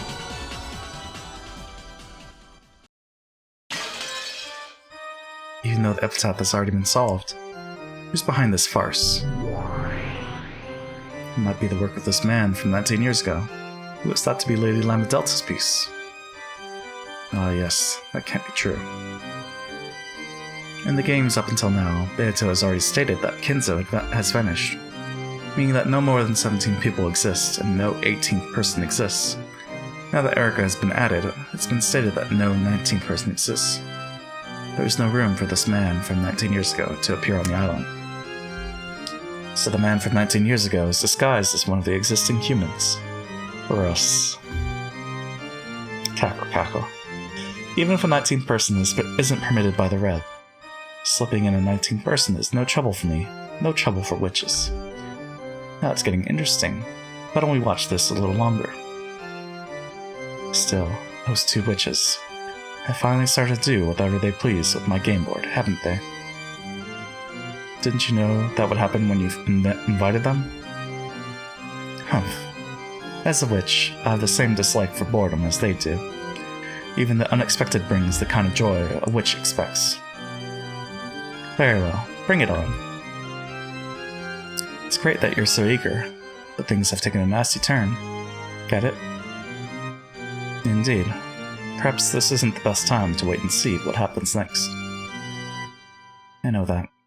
At this rate, Kinzo's existence will become an issue once again. The barrier around the study won't last long. That isn't all. Things are going to get even worse. See? Move 1, move 2, move 3. And then you're cornered. Natsuhi. Gap whispered something into Beato's ear. Beato's mouth slowly widened into a grin. Erica bringing everyone together is actually convenient for us. All darkness outside the range of observers belongs to us demons. This may be the only time to make that move. Natsuhi's the king. She can't move far, but we cannot allow her to be taken. Let's take the initiative. If we slip up here, Natsuhi will be cornered. Cap, can I count on you? Of course. I'll blow a hole through closed room tricks, alibis, and mysteries alike. Leave it to me. I'll handle it. Cap was swallowed up, along with the chair she sat in, into a pitch-black hole that opened on the floor and then disappeared. After that, a hole opened on the ceiling and spat just the chair back out, returning the place to the way it had been. This is becoming troublesome. I see. Against Lady Lamadelta, even I am nothing more than a mere piece. So in the early game, I must worry more about the expansion than losing or taking pieces. Cackle, cackle. I'm just no match for that person. Won't let her do that. Natsuhi is the final master I will serve. Know that this is a piece you'll never be allowed to take, so long as she has a contract with me, Beatrice.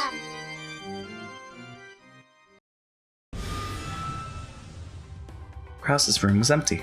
The bed was too, but massive bloodstains similar to the other crime scenes remain. But there was no corpse. Nope. Then he isn't dead. Maybe not.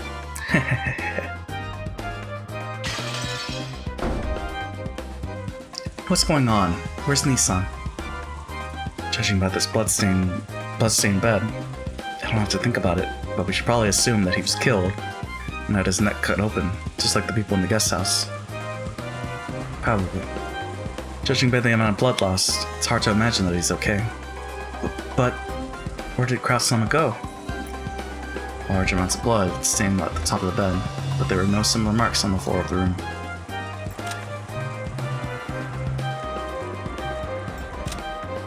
Went missing from his personal room in the second floor of the mansion. There were large traces of blood left behind, making the situation similar to those of the other victims. He is the only victim of the first Twilight whose corpse was never witnessed. Makes me want to go back to the beginning of the game to see who the other corpse was. Because I'm pretty sure it was Kumasawa, but I guess I was wrong. There were no similar marks on the floor of the room. Whether Krause had been seriously wounded and wandered off somewhere, or killed and carried it somewhere, they had no clue where this somewhere might be.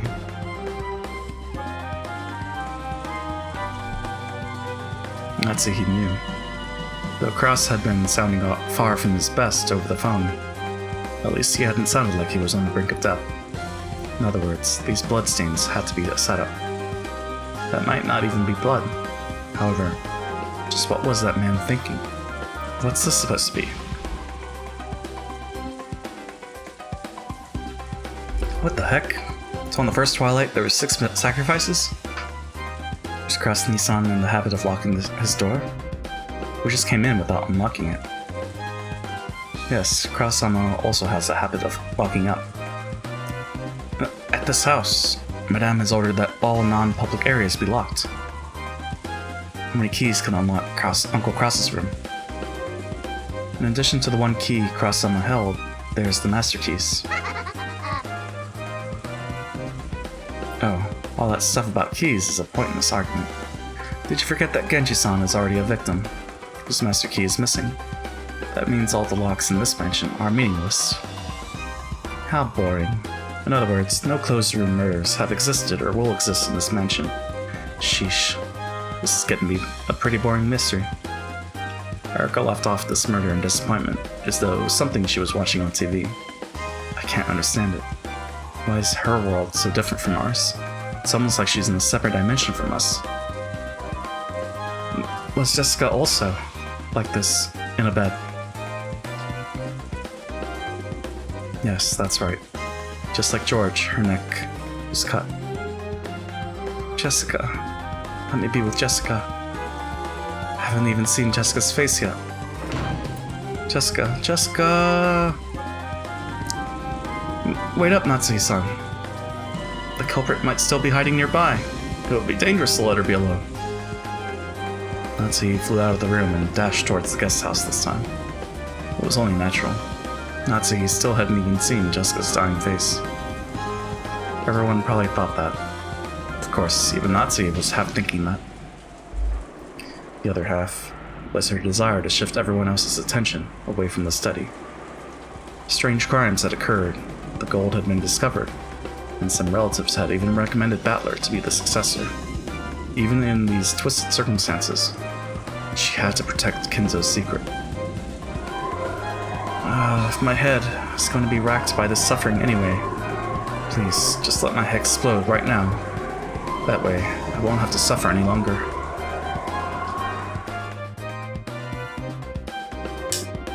So, everyone, for Natsuhi-san's sake, let's return to the guest house for the time being.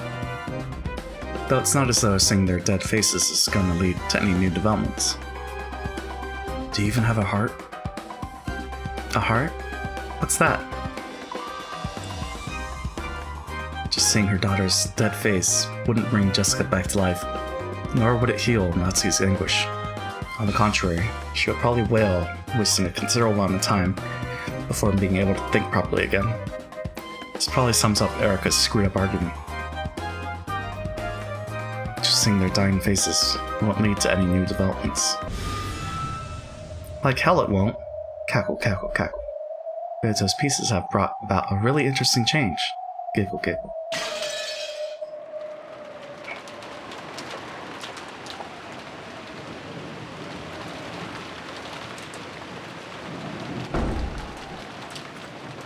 What in the...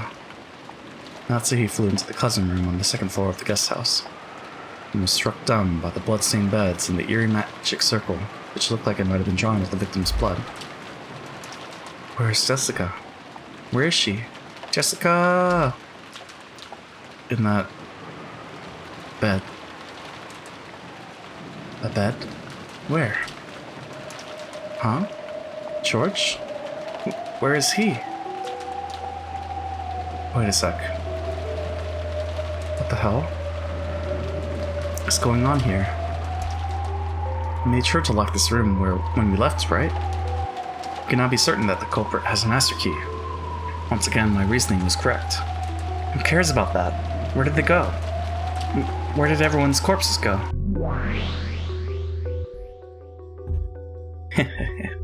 Nice trick. Hey, look, it's magic, right? That Gap who was with Beato hid the corpses somewhere with magic. All of us moved together. So you're trying to say that everyone had alibis. Your reasoning goes like this, right? The 4 of them weren't actually dead. They were just playing dead. Then, when no one else was around, they hid somewhere. Am I right? You don't intend to proclaim any of their deaths in red now, do you? Of course I won't. Unlike that dolt Beato, I don't give red out for free. In that case, I'll be glad to use the blue truth. I can think of many ways to work around something at this level. Giggle. Sure, go ahead. Blue truth time. Here's the first one I can think of. The victims aren't actually dead. They pretend to be dead, then secretly hid themselves somewhere. After all, you haven't proclaimed anyone's deaths with the red truth. Ha ha ha ha. Even though you've been shown their gaping wounds, you're still trying that one on principle. As long as there's no red, right? But don't get your hopes up. I'm not giving you a freebie red truth. After all, I just have to deny it all at once at the end of the game. At the end of the game at 2400 on October 5th. Ah, the witch's side has such a big advantage. It'd all be over now if that stupid battler was my opponent. But you aren't like that, right, Burn? Of course. Anyone could have thought of that silly move. I have more. Second one. Kraus carried the corpses off and hid them. You've acted it out so that it looks like you've kidnapped Kraus and locked him up somewhere, but he might actually be free. Kraus has no alibi. Kraus hid the corpses. Their corpses. Yeah, that's right. It's not like I proclaimed that Kraus was being confined with the red truth. You know how they say you gotta confuse your friends before you can confuse your enemies. So we lied to Natsuhi, making it seem like you've been captured. Hehehehe. Any others? Third one. The corpses were different people in the first place. They were substitute corpses that closely resembled the victims. George and the others were hiding from the beginning and later cleared up those substitute corpses. These corpses were dead from the very beginning, so they don't count towards the number of people on the island. Ha ha ha ha ha ha ha. That's messed up. So even though all those people gathered around and saw their dead faces, none of them realized they were substitute corpses. Since you haven't used the red truth, there's a possibility that everyone misidentified all the corpses. But if you feel like repeating no one would misidentify a person, I'll withdraw that claim immediately, okay? No way. I'm not falling for that. The red truth's only useful if you use it with flash, right? I'll take a single truth out of a large pile of blue and smash it with the red. Then the rest of the blue truths will be swallowed up by darkness before you can find out whether they are right or wrong. That darkness is the world of witches. You won't be given any truth at all.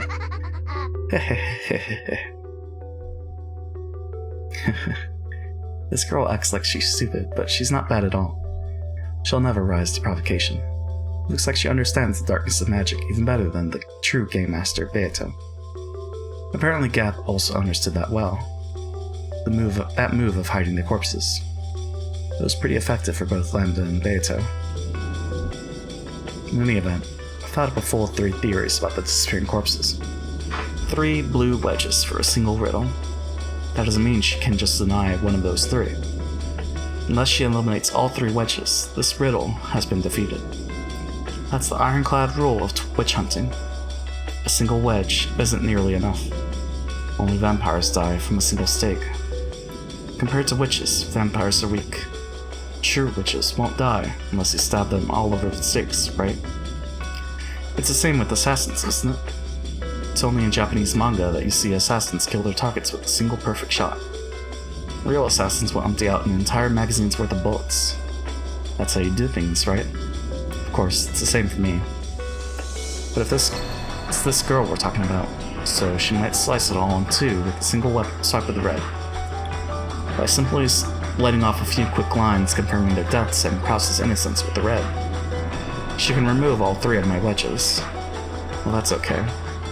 When the red truth does come out, I just need to follow along with it and stab her full of blue wedges again. Giggle, giggle. This is how a game of witches plays out. Giggle. Ah, it's so fun.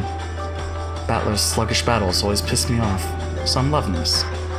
Yeah, I understand, Lambda. This first Twilight is just the beginning of the beginning. It's just a skirmish, right? Giggle. Wouldn't have it any other way. Wouldn't have it any other way. I'll make you lose pathetically and cry out in regret as you crawl and scratch at the floor. I've almost forgotten the pleasure of grabbing that cute hair of yours and wiping the floor with it as I roll around laughing.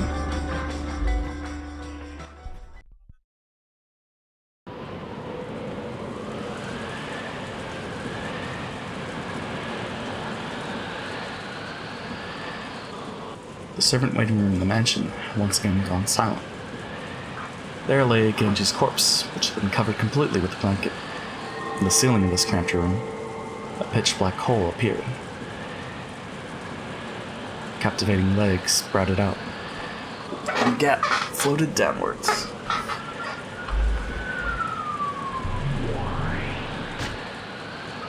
Sorry, Genji. You probably want to enjoy your eternal sleep right there. That's not going to be possible. Please, disappear from this place so that you may serve Natsuhi, the final head of the Ushimiya family, even after death. Gap stripped off the blanket as she said this to Genji, who was sleeping peacefully. Then she stared at the deep wound in his neck. That's a nice cut. It must have been made with a single slice. Has anyone who's capable of this manifested yet? Not good. Can't think of anyone decent who might be capable of this. It goes without saying, but witches are capable of summoning beings with a strength proportional to their own ability.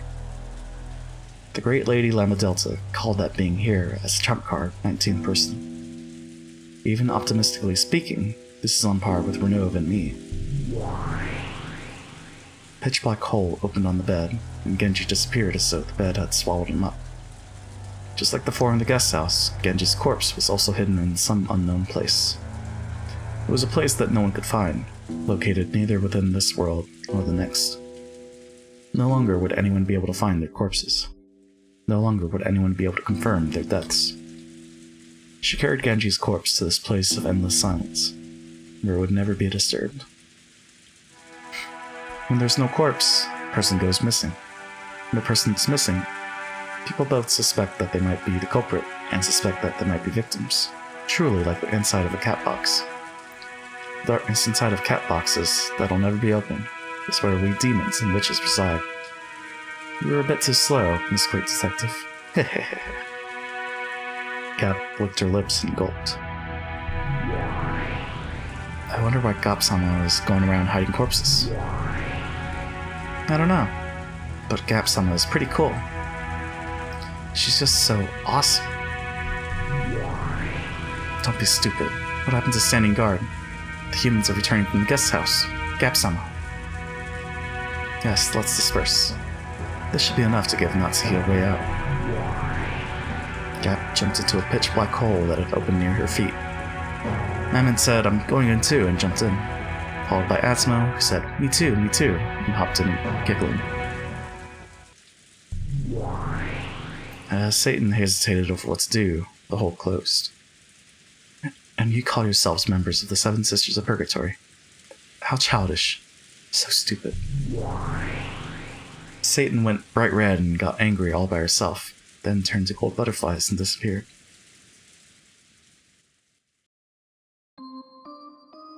Seems Gap has succeeded in moving the 5 corpses. Well done. However, the next part is tricky. They'll probably be somewhat surprised at the disappearance of Genji's corpse, but their interest will most likely swing back to Kinzo's study after that. There are 2 keys to the study. It's fortunate that Natsuhi is in possession of both. If she had left one with Genji, it would probably have fallen to Lady Lambda Delta's hands by now. It seems that Lady Lambda Delta has no intention of hiding Kinzo's death. Apparently she plans to fight while ignoring the moat towers and ramparts that you have created. This has become a strange triangular confrontation. We are all each other's enemies, but we will sometimes join forces without notice. In a 3-way fight, just when you think it's 2 against 1, it suddenly becomes 1 against 2. That's what it's like. That Chinese battle royale. Don't you think it's like that Records of the 3 Kingdoms thing? Oh, the Longshang plan. That's quite a sophisticated analogy to hear coming from you, Pukuku. There were 3 empires in Records of the 3 Kingdoms, weren't there? Wei, Wu, and Shu, right? That sounds just like us. So, which empire won out in the end? It was Shu, right? The power that gained control in the end was the Jin dynasty. Jin? The 3 empires you mentioned were all destroyed. Oh, I didn't know that. I thought one of the 3 empires won. Didn't the Wei have an overwhelming advantage? They had the position of emperor stolen from them, and their empire was subjugated and destroyed. Sima clan, a noble family that Cao Cao? It's Cao Cao, right? Cao Cao invited in as advisors. Eventually gained central control in a power struggle and took over the country. So, they were invited in as advisors. And they seized control. Cackle. Very interesting. That Lady Lambda Delta. Cackle. Pardon me. The humans have confirmed the disappearance of Genji's corpse in the servant waiting room. They have started moving towards Lord Goldsmith's study. Rish. They're coming. Humph. Let them come. The humans and the witches of certainty and miracles. This is a 3-way fight. And we got humans, witches, and... what should we be called? The thing we're protecting for the time being is Kinzo's phantom. So, are we phantoms then?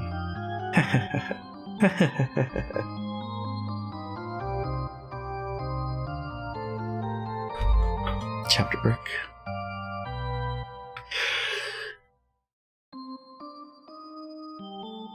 I'm just curious, because I'm pretty sure we saw the 6 bodies at the beginning of the game, and I want to reload. I want to see who it was.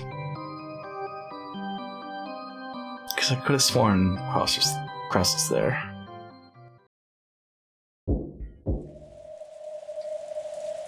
You know, I want to satisfy my curiosity.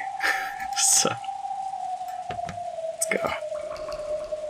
We're going back. System.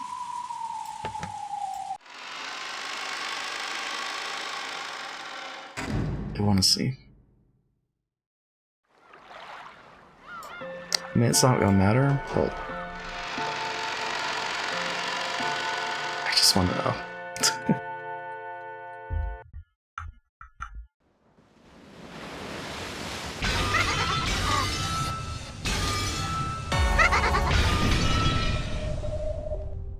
Just gonna fast forward here.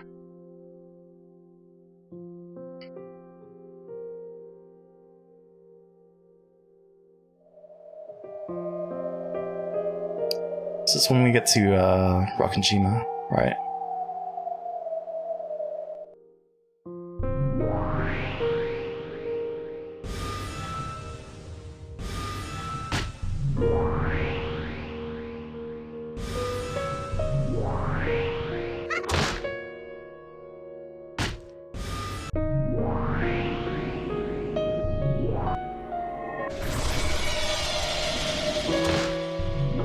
Wait. Oh, they're bringing up Angie's death. Right. Never mind.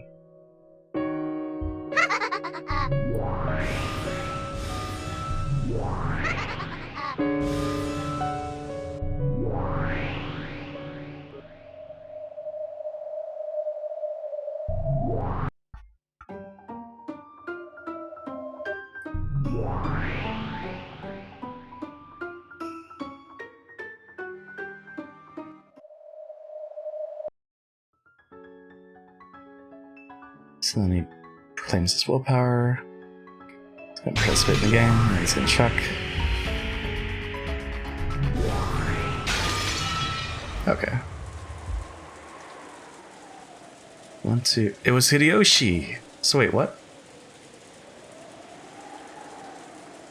So I was right, it was Hideyoshi. I kept saying it was Kumasawa. That's what I thought, yeah.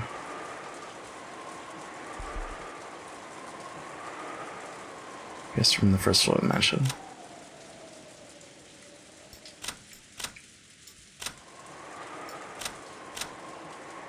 Yeah, okay. Wait, what? Let me go back.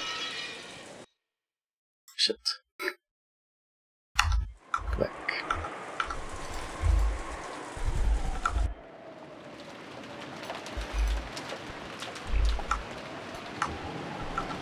Get the text. There we go. Demon stick appears through his back, temperature as far as his lungs. Okay.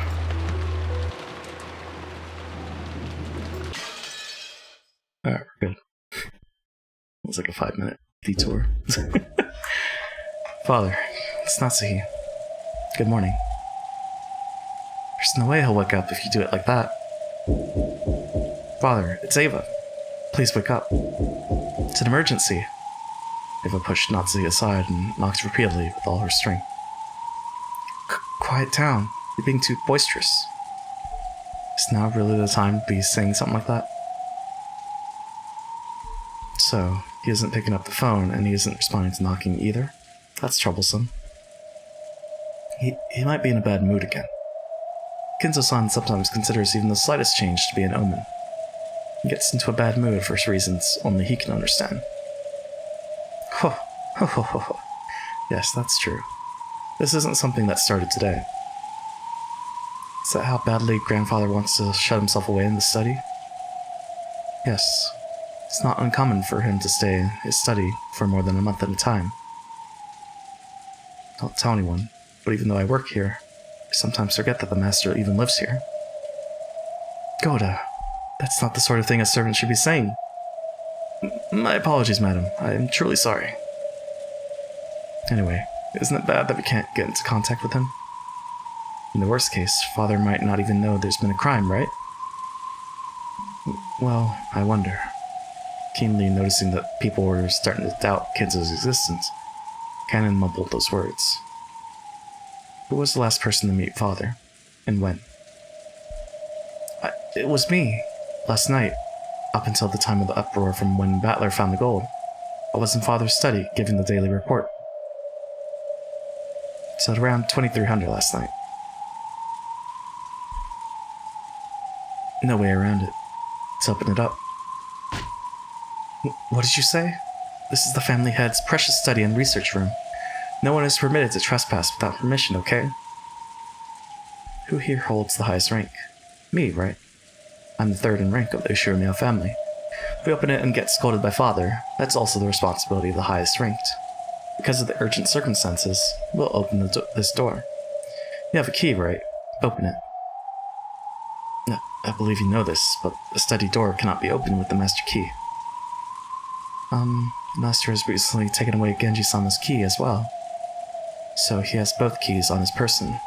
Therefore, So, both of the keys that can open this door are inside the study? Closed room. Good. It's finally starting to get a little interesting. It'd be pretty neat if Kinzo-san was lying on the bed in there with his throat cut. You're being far too indiscreet, Erika-san. Anyway, as you know, this door can only be opened by the keys that father has. That means anyone, even a murderer, would find it impossible to even touch father from outside the room. So father must be okay. Still, that doesn't mean we shouldn't worry about confirming his safety. Are you really so unconcerned for the safety of the father we respect so much? But that isn't... The atmosphere, which had been so agitated a second ago, suddenly went cold, and an eerie feeling filled the room as everyone stared at Natsuhi. They could understand why Natsuhi would protect the study under normal circumstances. People knew that she probably didn't want to disturb the research of Kinzo, a man she certainly respected, and she was therefore trying to keep the unpleasant relatives away. However, this was an extraordinary situation. The murder had occurred. Natsuhi's persistence in keeping things quiet for Kinzo, even in a situation like this, was hard to understand using common sense. There's a good chance that the crime occurring on this island will turn out to be a plotline murders mimicking the epitaph. It's probably a good idea to assume that the crimes will continue. If we view these as plotline murders, then we'll keep going until a total of 13 lives are taken. Do you have any concept of how many victims that would be? Wait a sec. How many people do you think there are on this island? Wouldn't that be almost everyone? None. None? You've got it all wrong. As far as I know, the mystery novel with the most dead people in a serial murder was And Then There Were None by Agatha Christie, which had 10 deaths.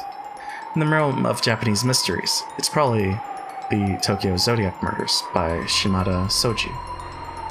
Though there were less than 10 deaths in that one.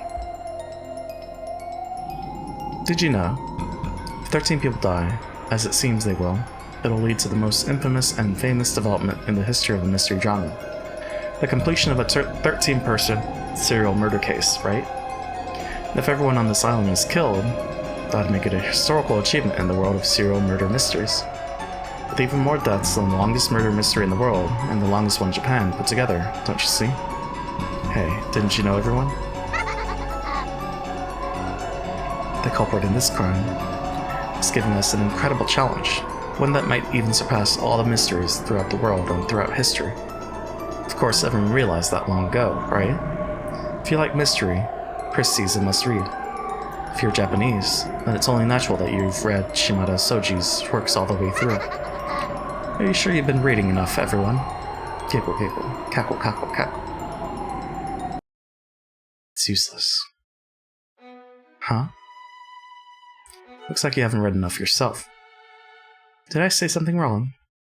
Erica, who had been chatting away happily and all by herself up until a second ago, changed her expression into a displeased glare in an instant. What you were saying about the Japanese mystery genre. Sakaguchi Ango's non-serial murder beats the Zodiac murders. The number of people was the same in both, right? They tie for the record, but non-serial murders was first published in 1947. The Zodiac murders was 1981. If you know so much about it, shouldn't you have mentioned non-serial murders first?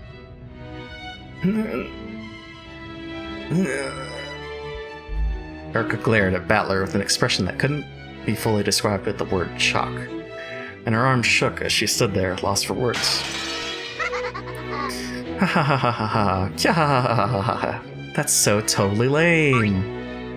Well, that's understandable. The crimes in Zodiac took place in 1936, right? That must have gotten her confused, right? Ha he he he he he ha ha ha ha. Lem Delta kept on hitting the table, overcome with laughter. Even Burkestel, who had been struck with humiliation, snorted and started pounding the table and laughing in the same way. Pfft. Well, hee hee hee hee ha ha ha ha ha. This is just too good. Hee hee hee hee hee hee hee. Not bad, Peace Battler. Ga hee hee hee hee ha ha ha ha ha ha. Jeez. I'm impressed. You must read a lot, don't you, Battler-san? Books? I hardly read those at all. You liar. You know. Quite a lot, don't you? I'd never say something as arrogant as I'm a book reader. I'm a book reader isn't something a person who doesn't even read 100 per year should say so lightly. Don't you think? You mere piece. Cough. Anyway, we can't let such a massive crime take place. That's right. At any rate, checking Dad's safety is our first priority right now. But what should we do? He's ignoring the phone and our knocks. The keys are inside. There's nothing we can do. Are we supposed to knock this thick door down? That won't be easy. Father might have been attacked by someone and severely injured. Maybe he's waiting for someone to help him. This is an extraordinary circumstance. Even Father will understand. If he has any rebukes, I'll be happy to take responsibility myself. But breaking down a door would be quite rude. What about the window? That's right, the window. Is there a ladder somewhere that can reach as high as the 3rd floor? We should be able to get inside by smashing the window. Erica finally came back to her senses, and her tone regained its decisive edge. The 3rd-story window. That would be dangerous. We won't know unless we try. Is there a ladder around here that can reach up 3 floors? I don't think the ladder in the gardening shed is long enough. Oh, and what about the ladder in the boiler room? I remember using it earlier when a bird made a nest on top of the rain gutter. Yes, that would be able to reach without a doubt. He must have been extremely happy about thinking of something Ken hadn't. Looking pleased with himself as though he had won something, he glanced around at everyone. He was probably hoping that Natsuhi would praise him, but she quickly avoided his gaze. Of course, Kennen had known about that ladder too. However, in order to protect Kinzo's secret, he had intentionally pretended to have forgotten. But with this weather and the strong winds, isn't this just too dangerous? I agree. If someone gets seriously injured, we can't go to a hospital until tomorrow, right? The wind might not be as strong as in the courtyard. I think it's at least worth it to take a look. But truly, going up to the 3rd floor will be quite a challenge. Back when we had to clean up the bird's nest, most of the servants shrank away from the danger. And that's when I, your humble servant, took on a major role in spectacularly handling the situation. Right, then there's no problem. Let's just get a ladder that'll reach. And it looks like someone here has already has experience with this sort of thing. Huh?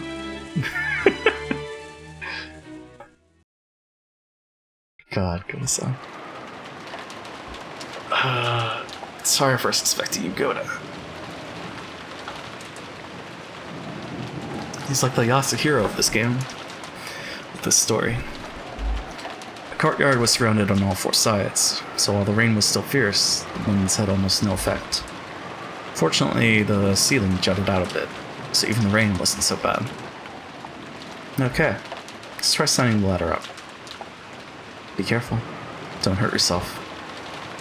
Sure. Rudolph and Battler carried the special ladder, which was designed for work on high places. 2 umbrellas followed the pair. Chen and Cannon were holding umbrellas and sheltering them from the rain. Doesn't matter if we get wet. Go back under the eaves. Goda-san, even if there's something wrong with your knees, you can at least hold a ladder down, right? Yes. If only I had enough hyaluronan. Going up the ladder would be no problem at all. I'm truly sorry. Goda clambered forward to replace Chen and Cannon. As she watched this, Kiria giggled. Dad, hammer. Cool. Battler, you love athletics, don't you? Not as much as I love my cool handyman dad. You little brat. Sheesh, guess I've got to show this son of mine my good side every once in a while. Battler, Goda-san, hold that ladder down tight. Make sure you're looking up, okay? My hand might slip and you'll have this hammer tumbling down on you. Don't worry, I'll catch it and smash your head in. After putting the hammer they'd gotten to smash the window in his pocket and cracking his knuckles, Rudolph started climbing.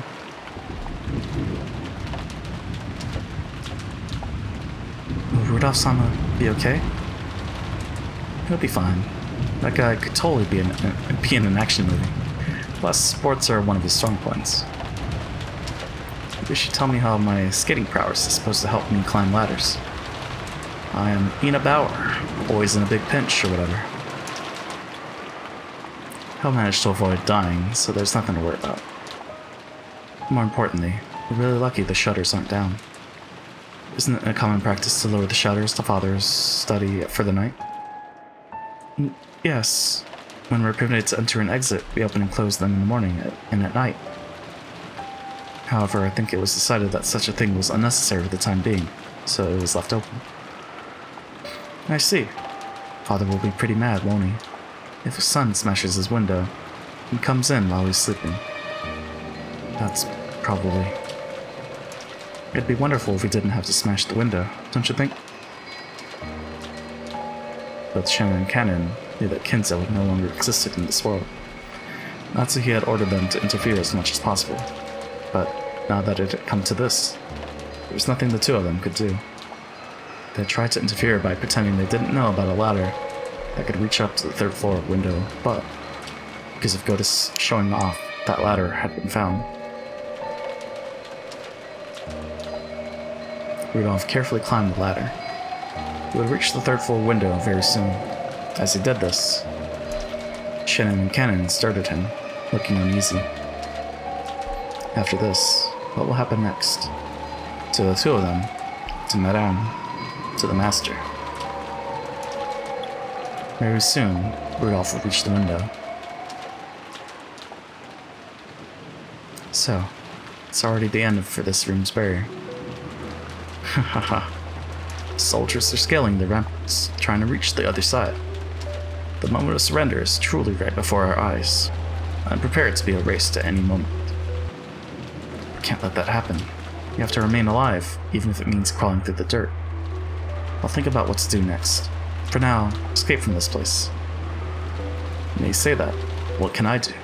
Ava and the rest are still camped out in the hallway, and Rudolph is approaching the window.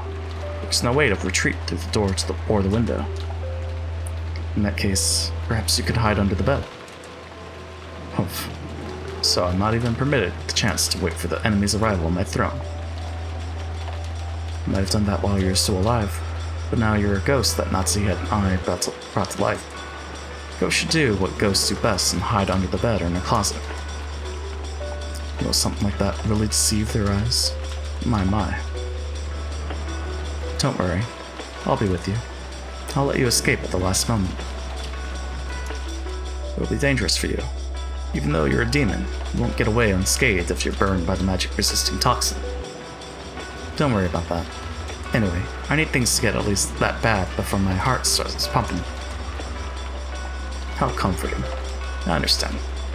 I'll hide under the bed. Milady, Rudolph will reach the window very soon.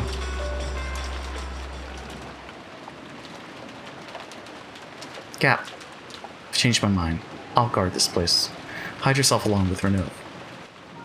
What did you say? We've got it backwards. Didn't we plan to leave this place to Gap and have you retreat, milady?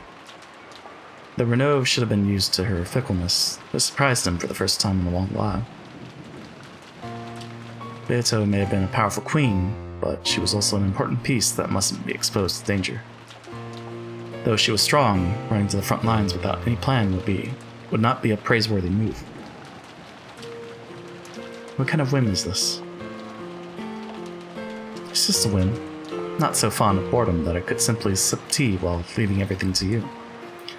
I've just gotten the urge to jump into the struggle right away. I understand.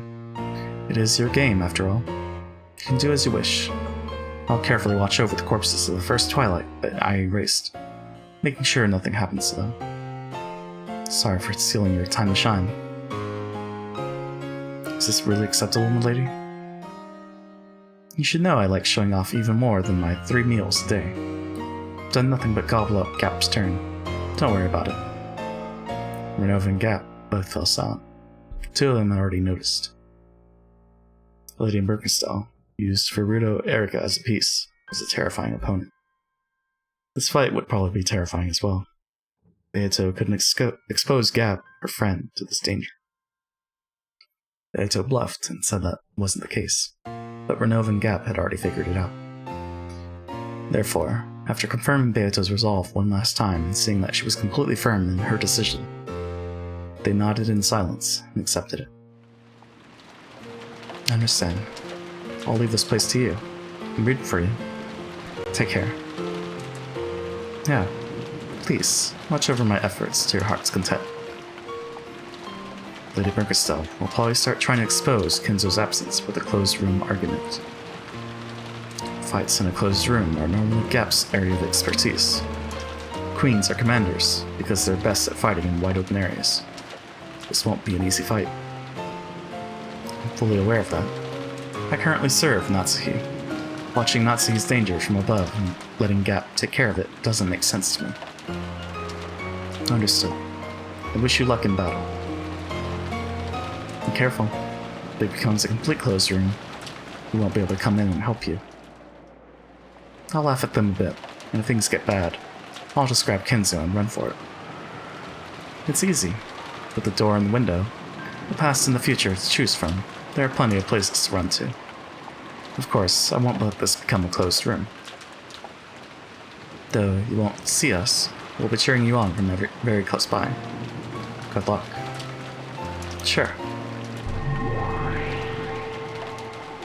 Captain Renault became a swarm of gold butterflies and disappeared, and Kinzo melted into the darkness beneath the bed.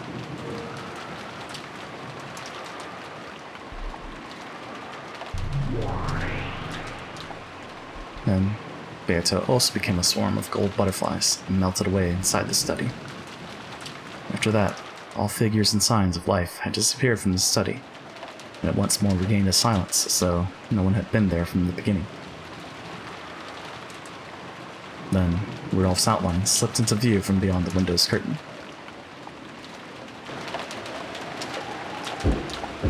"Dad, if you're there, answer! Dad!" As he yelled, he hit the window. His foothold was so uncertain that just hitting the window felt life-threatening. But of course, this was Rudolph the show-off. Deciding that he couldn't do anything stupid with so many people watching from below, he suppressed the fear from being so high up, and boldly knocked on the window. "Come on, Grandfather. Can't he hear? I wonder. I hope he doesn't drop the hammer." How many seconds have passed? It's been 30 seconds since he knocked on the window. So... he'll really... smash it? Smash it? The master will be very mad. Well, someone was kind enough to brag about how accepting that anger is her duty, so there's no need to worry. Rudolph-san, that's enough. Do it. Sure. Damn it, Dad. I better not complain after I smash it.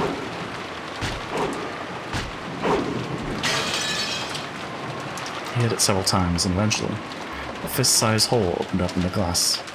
Because of his unstable footing, this took a lot of effort. Using the end of the hammer skillfully, he brushed aside the now fractured bits of glass and opened the hole further. He stuck his hand through it and unlocked the window. Then, after a hard struggle, Rudolph somehow managed to open the window, and his body slipped through into the study. After that, he flopped onto the floor, using his entire body to enjoy the relief of having the ground under him.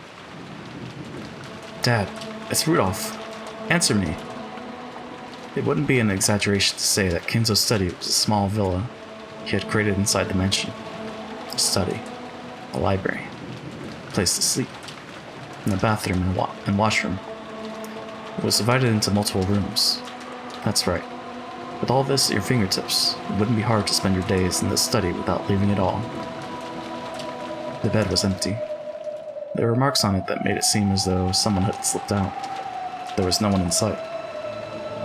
This happens a lot in ninja movies. Someone finds that the bed is still warm, so the occupant couldn't have gone far. Rudolph tried placing his hand on the bed, but he couldn't feel any heat at all. Not only was there no heat, it felt completely ice cold. And the bed wasn't the only thing that was ice cold. The air inside the room, even the presence about it, that's the right word for it, even that felt ice cold. To Rudolph, it felt as though Kinzo had slipped out of this room a long time ago. However, it's been cleaned. It's been well cleaned. It has the signs of having been lived in. Wrinkles in the bed. The slight angle of the chair. Here and there were many marks that would doubtlessly have been cleaned or fixed up if someone had come in to make the beds. As far as I can tell off the top of my head, Dad must have slipped out of bed several hours ago at the latest. That would be the same general time period as the brutal murder case.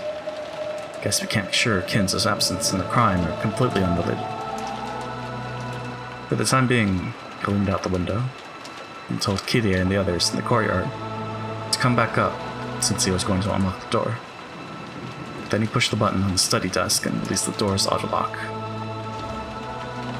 There was a heavy clunking sound, and Natsuhi and the rest dashed in immediately. "Father, good morning." "Sorry, but it isn't Dad. I'm the one who opened it." "Was Kinzo-san there?" "Nope. Looks like someone slipped out of the bed, but you can't tell when that happened." And Natsuhi-ne-san was the last person to meet him, right? At around 11 last night? I wonder if that means he slipped out of the study sometime after that and went somewhere else. That's... well, you must consider Father's fickle nature. It wasn't at all uncommon for him to suddenly wake in the middle of the night, claiming to have had a revelation in a dream, and walk around the mansion. Isn't that right, Dr. Nancho? True, this has happened before. Anyway, he is a fickle person. Right, Kumasawa-san?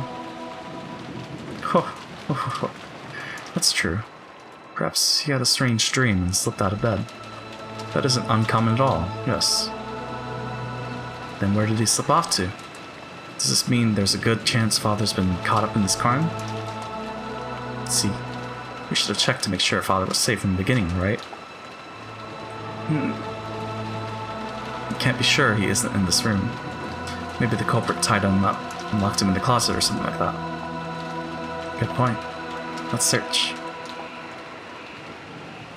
This is the head's precious study. You mustn't touch things without reason. Ah, yeah, that's right. There's something I need to tell you, culprit-san. Natsuhi heard this said right in front of her. Her heart froze. But Erika had only just happened to be standing right in front of Natsuhi when she said it. She had directed her words to the room at large. She hadn't been speaking to Natsuhi in particular. Natsuhi turned her back on Erika, trying to prevent her faltering expression from being noticed. I have a photographic memory.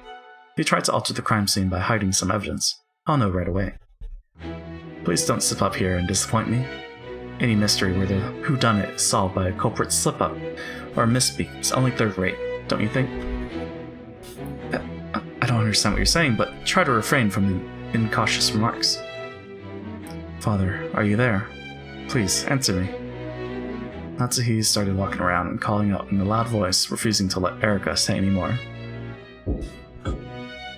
There was a knock. Kitty and the others who had gone down to the courtyard had returned. So Father isn't here after all? He might be tied up and shut away somewhere around here. We were just searching for him. I'm surprised he managed to shut himself away in a place like this for all that time. Give it up, Nei-san. Can't change anything now. I wonder what Madame plans to do. Get paid back for all the lies she's told up until now. Shh. Let's leave fate in God's hands. Yes. Many people clambered around Kinzo's vast study, looking here and there. Inside the closet and in the bathtub, even in the refrigerator and under the study desk. They looked everywhere, almost as though they were it in a game of hide-and-seek. However, not only were they unable to spot Kinzo, they couldn't even find a single suspicious mark. It seems clear that Father isn't here. That's enough. Please, don't disturb Father's precious study any further. That's right. There's nothing the Master hates more than having things moved around without his permission. Father's nowhere to be found. Maybe he really was caught up in the crime. Though we can't be sure of that. Natsuhi averted her gaze once more. It's okay, Natsuhi. We truly do have our backs against the wall. On the off chance that someone entered the study, I planned to trick them by saying he'd probably gone for a walk somewhere. However... no one would believe that I'd get dressed up for a casual midnight stroll in a mansion where a murder has occurred. And many people have been killed. Though I wouldn't put it past myself to do such a thing. Come now, Kinzo. Be a good boy and hide under the bed. It's okay, Natsuhi. You may remain calm. It's possible to prove that someone exists, but you can't prove that someone doesn't exist. In other words, the human world is one in which, regardless of whether something exists or not, you can make it so that they exist. And the shadows that can make such things exist are themselves the world of us witches, the world of demons. You mean the devil's proof? Yes. So don't worry. The power of demons will most certainly protect you. If it could protect the honor of father and my husband, I wouldn't mind sacrificing this body of mine to demons. Your resolve is good. Don't be anxious. I most certainly will not let Kinzo be killed. At that time, a dry sound suddenly rang out twice. Erika clapped her hands, seeking everyone's attention. Though such an action should have been above a guest's place, for some reason it already felt like a natural right of hers. After all, she was the detective. I think that's enough. Ushirimiya Kinzo is nowhere to be found in this study. Yeah, we've searched everywhere he could have been hiding. That's nowhere to be seen. Furthermore, we found nothing that looks suspicious. Yes, we didn't find anything at all. Erica said it again. They hadn't been able to discover anything. In that case, we mustn't loiter around this room. Do you understand how angry Father would be if he learned that so many people were looking through his study? Eva-san, you said you were prepared to take responsibility, didn't you? Are you prepared for him to break off relations with you for the rest of your life? That's for Father to decide, not you. Silence, please. I'd like to lay out the situation. At 2300 last night, the last person to meet Kenzo-san in this room was Natsuki-san, right? Can anyone confirm that? Confirm? Yes, that's right. After all, the only one who claims that Natsuki really did stop by here at 2300 last night is Natsuki-san herself. It wouldn't be a problem if Kenzo-san confirmed that Natsuki-san really did come here last night. But that vital witness isn't here. So you're saying alibis are the foundation of a mystery? Yes, that's right. Alibis are important. Of course, they're almost useless when it comes to the actual theory making. But it's common courtesy to poke around those boxes. Even though you didn't ask for alibis regarding last night's murder, you are doing it for grandfather's disappearance. You really are a fickle person. Oh, don't worry. Have no fear that I will fully examine everyone's alibis, regarding the murders of the first twilight later. So, can anyone confirm that Natsuki-san visited here at 2300? If no one can, we'll be forced to doubt whether Natsuki-san really was the last person to spot him. Are you saying that I can't be trusted? No, it's actually the opposite. I hope that you aren't the culprit. After all, that'd make this really boring.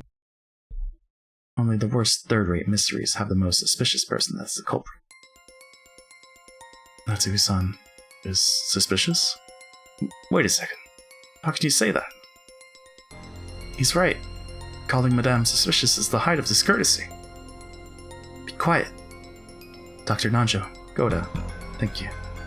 Erica-san, do you have some sort of proof to justify such a rude outburst? Yes, though it's so simple that it annoys me.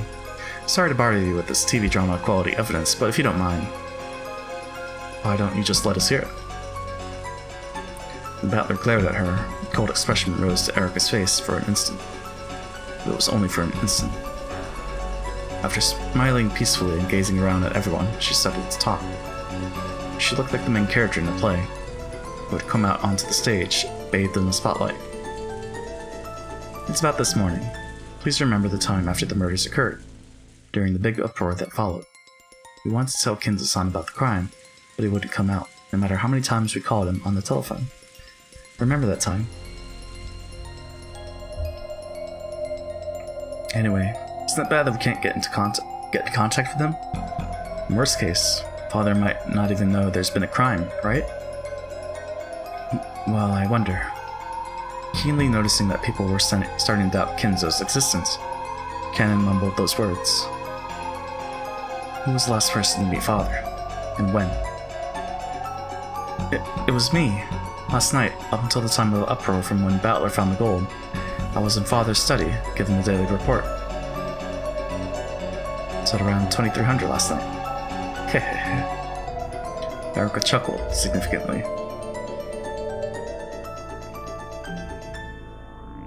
And what's your point?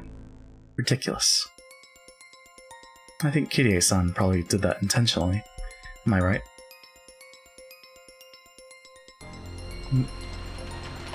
What do you mean by that? I hope someone might fall for it. I see. Thanks, Kirie-san. Actually, I was planning to say the same thing if you didn't. Is who saw the master last really that important? Yes. If we take the circumstances into account, then in response to the question, who met him last, it was very odd for Natsuki-san to instantly answer me. Why? Madame told the truth without hiding anything. Be quiet. Why do you think it was odd? Why are you so sure that no one else met Kenzo-san after 2300? Well, that's because I watched as he went to bed. It's only natural to assume that he would then sleep until morning, and not meet with anyone. Considering the circumstances, it was easy to suspect the last person to spot him having some kind of involvement with this case. A normal person in Natsuki-san's position wouldn't say I was the last person to meet him. I met him at 2300. Right, Kide-san? Yes, that's correct. A normal person would say I met him at 2300. However, I'm not sure I was the last person to meet him. Something like that. Good. Claiming to be the last witness is usually quite difficult. That is, unless you know something that makes you sure that there are no other witnesses after you. In third-rate mysteries, the last one to spot the victim is often the culprit. They killed the victim themselves, so they knew that no one else could have met the culprit later on. That's how the argument goes. Ho ho ho. Ho ho ho ho. Couldn't that be nothing more than a minor misspeak? It's not important enough to be picked up out of the blue and focused on. Yes, that's nothing more than nitpicking.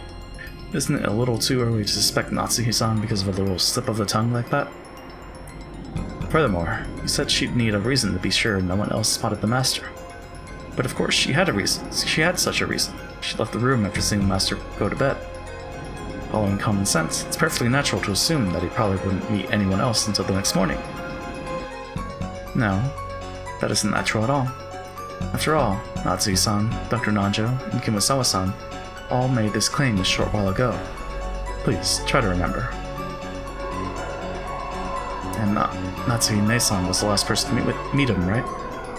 At around 11 last night? I wonder if that means he slipped out of the study sometime after that and went somewhere else. That's... well, you must consider Father's fickle nature. It wasn't at all uncommon for him to suddenly wake up in the middle of the night, claiming to have had a revelation in a dream, and walk around the mansion. Isn't that right, Dr. Nanjo? True, this has happened before. Anyway, he is a fickle person. Right, Kumasawa-san? Ho. That's true. Perhaps he had a strange dream and slipped out of bed. That isn't uncommon at all, yes. Yeah, we definitely do have testimony that it wasn't at all uncommon for grandfathers to suddenly slip out of bed late at night. Good. Your memory's not bad, Butler-san.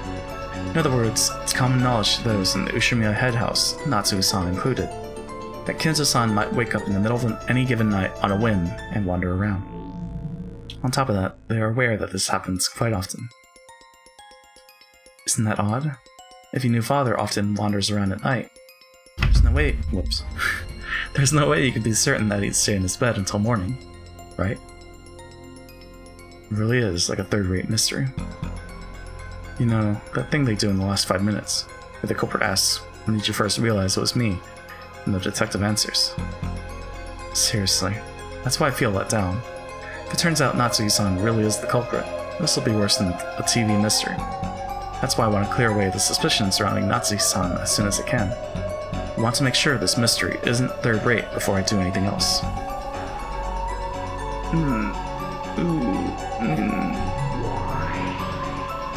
There's no need to get anxious, Natsu. This is a classic word game used by detective wannabes.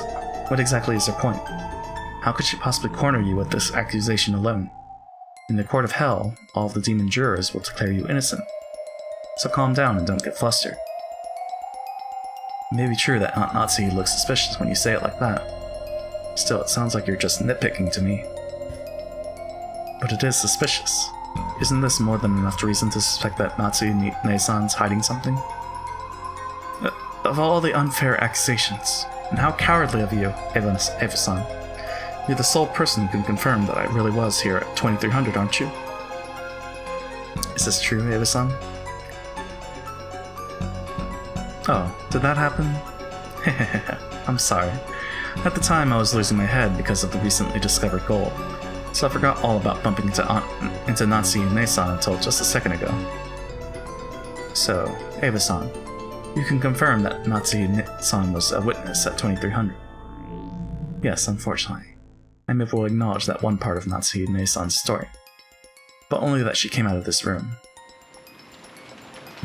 What are you implying? Oh, I'll tell you. In fact, I've wanted to say this for a long time now. I do realize it's improper to bring this up in the middle of such a tragic murder case, but the timing now is just too perfect. You know what I'm talking about, don't you?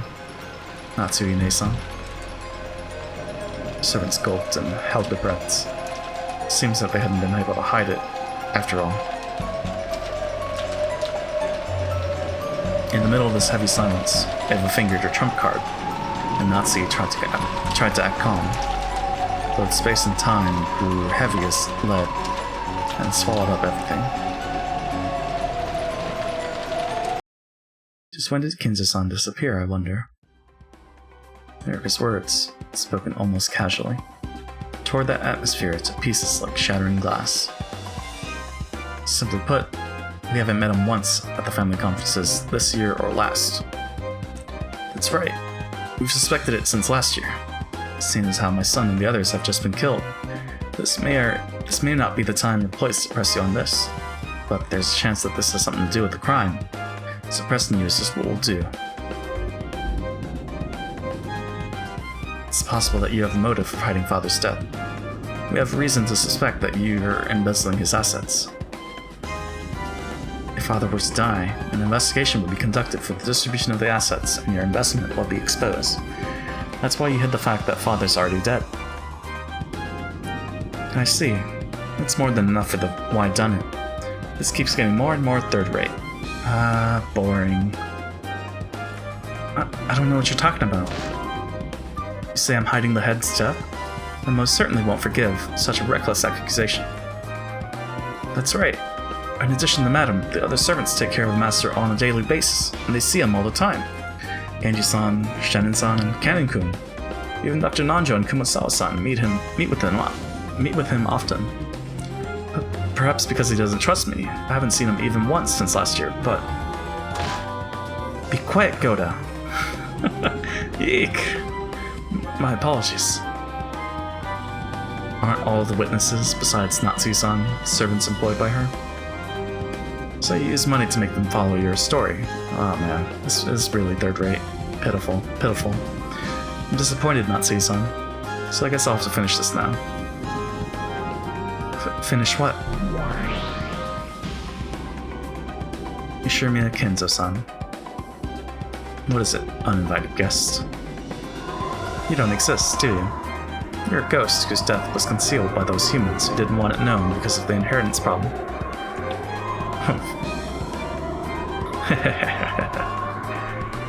Ghosts are supposed to quickly pass on to the next world.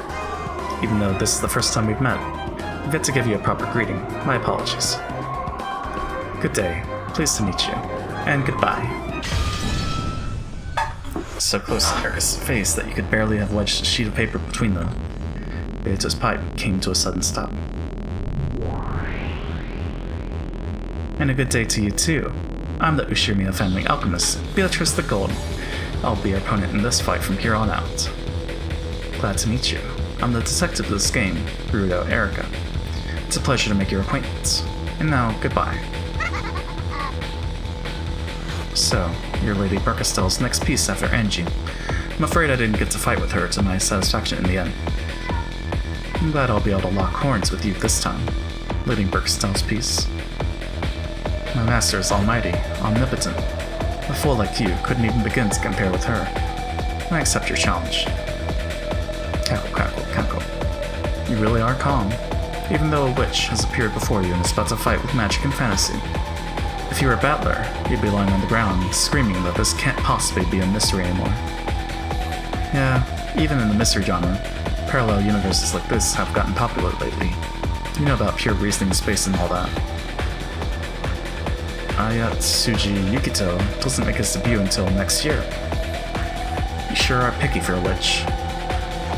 Haha! You think you're on the same level as a witch? Don't be so full of yourself, you mere human. Beato snapped her fingers, something bounced around the room at terrifying speeds. It was a stick of the witch.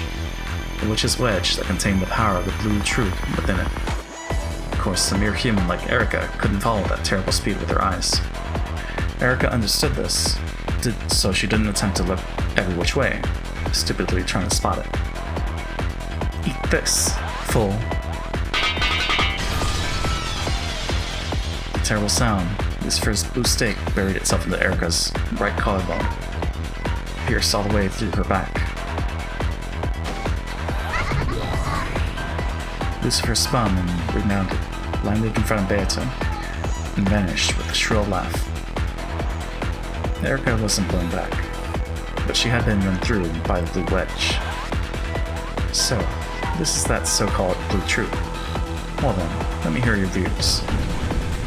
You can't deny the possibility that Natsuhi met with Kinzo at 2300. During the 6 hours or more before you pushed your way into the study, Kinzo had many chances to escape from it. Because of this, you can't state decisively that Kinzo doesn't exist. Beato announced that with an expression worthy of her title as a witch. Erica was silent. Was she too shocked to speak? There was no anguish in her expression. She was just quietly listening to Beato's blue truth. No, judging by her disdainful expression, it's probably more appropriate to say that Beato's words went in one ear and out the other. Good. Let's start with the classic moves. By the way, this thing really is stuck good. I can't take it out. She tried pulling from the front and back of the blue wedge that pierced her, but it didn't budge an inch. However, her indifferent, relaxed expression didn't budge an inch either. You can't take it out. The blue truth can only be defeated by the red truth. For one such as yourself, a guest who came to this island at most a day ago, there is no truth that can possibly be known. That means there exists no red that you can use. In other words, this is checkmate.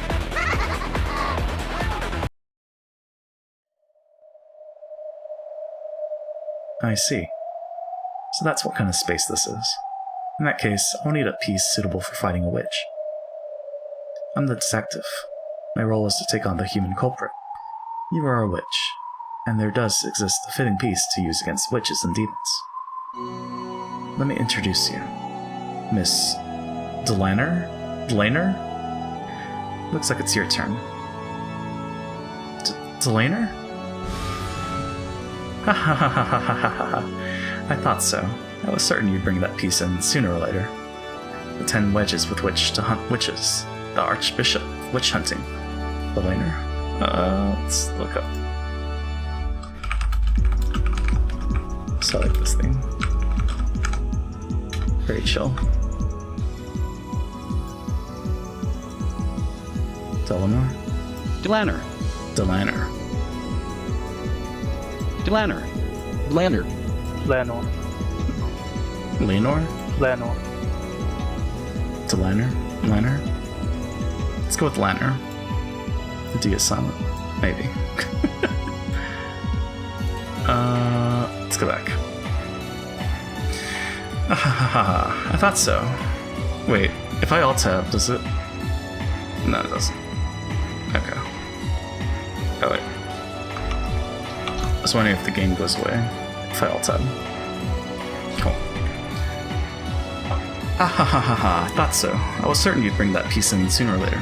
The 10 wedges with which to hunt witches, the Archbishop of Witch Hunting, Lanner. There's no more fitting piece in a battle against demons. I have my double, Erica, and the greatest natural enemy of witches, Lanner. I've now taken control of the 7th rank with my 2 rooks.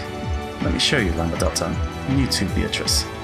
Now you'll see how useless your struggling is. Giggle.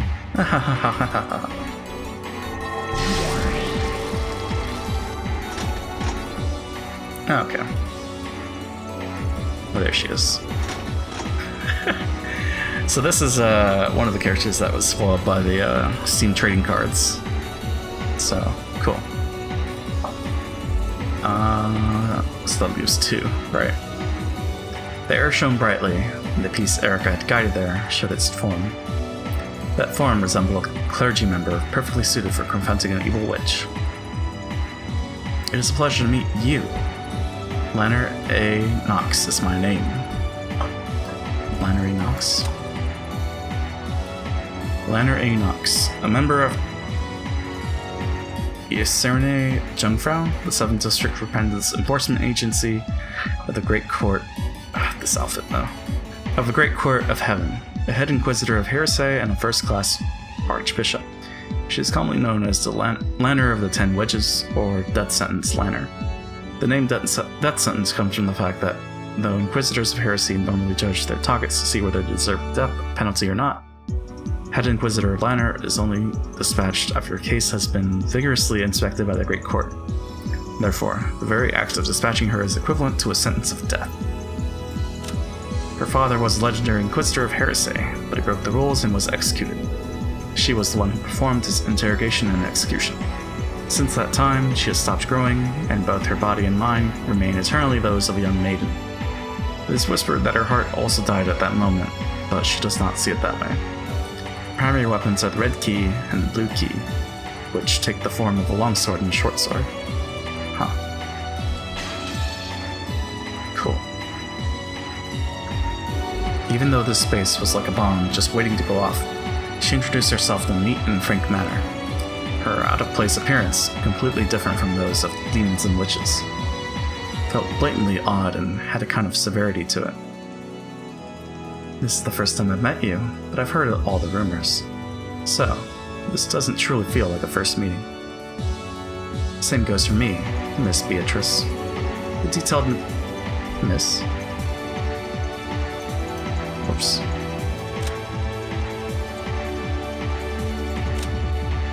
I thought I heard the jingle, so that's why.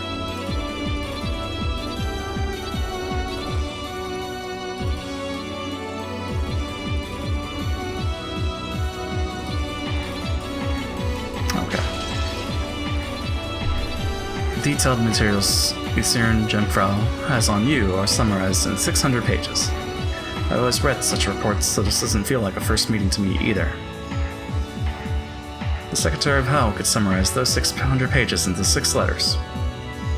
Allow me to ask. Danger. A fitting summary. When I return, I will summarize the materials on you using only 2 letters more out of respect. Executed. So I'm cute now, Cackle. You're too polite, my guest. Then let us continue. Miss Beatrice, I, Lanner, the head Inquisitor of Heresy, do humbly accept my role as your opponent. My first move is over. If you can't remove the blue edge from that Furudo Erica over there, then you might as well totter back up to heaven and get back to your usual boring job of stamping forms. Please, do something about this wedge thing. Looks like Beatrice-san thinks she's already achieved checkmate with this alone. After making a show of tapping her finger on the blue wedge that pierced her, Erica shrugged as though taunting Beatrice. But Beatrice... It's okay, I'm just toying with her a bit. After all, if things get bad, I can grab Kinzo and run out of here whenever I want. I can leave this room at any time and go anywhere. That is useless. Huh. Now that you met up with me, this is your demise. Escape will not be permitted. None can escape. True, we can't deny that it'd be possible for Father to suddenly wake up and go somewhere. But you know what? I can say for sure that such a thing couldn't have happened. You know why? How could I know? Are you trying to say you stood outside this door all night, watching to make sure the head didn't take a step outside? 'Cause the keys. Yes, someone was watching. This kid right here. Oh? Wait, what? Please, allow me to speak. Let it be known that entering or exiting through this door is impossible. The palace guards are ordered to blockade the study door. Doors to heaven open with a strong, unrelenting radiance like the sun's, announcing the arrival of Blinder's underlings. Those words were clad in the red truth and cut off the witch's method of escape. Chester 410 right here. Chester 45 right here. It has been some time, great Lady Beatrice. We were dispatched in accordance with Alliance Agreement number 1516, and a request from the Great Court of Heaven. We apologize for the rudeness that is to follow. We formed a precision blockade on the study door, nyeh. I think it's best if you stay away from it, nyeh. Hehehe. Allow me to speak. I say again, from last night at 2300 until the present time, the study door was not opened even once.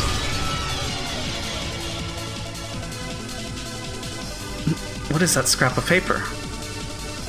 That's a completely ordinary receipt. But even so, this mere scrap of paper proves that you lied. Last night, when you came out of the study, Ava saw her chance and wedged the receipt into the crack of the study door. And it fell down just now when Rudolph-kun opened the door for us. Know what that means? In other words, from 2300 last night until now, Father couldn't possibly have opened this door. What did you say? Rudolph, the window was locked, right? Yeah, that's why I smashed the glass. The other windows are all locked as well. They're built so that you can't lock them from the outside.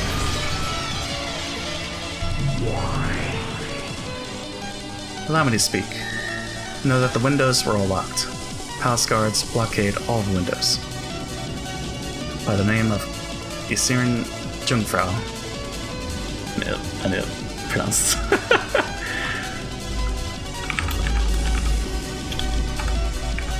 I do like this theme as well.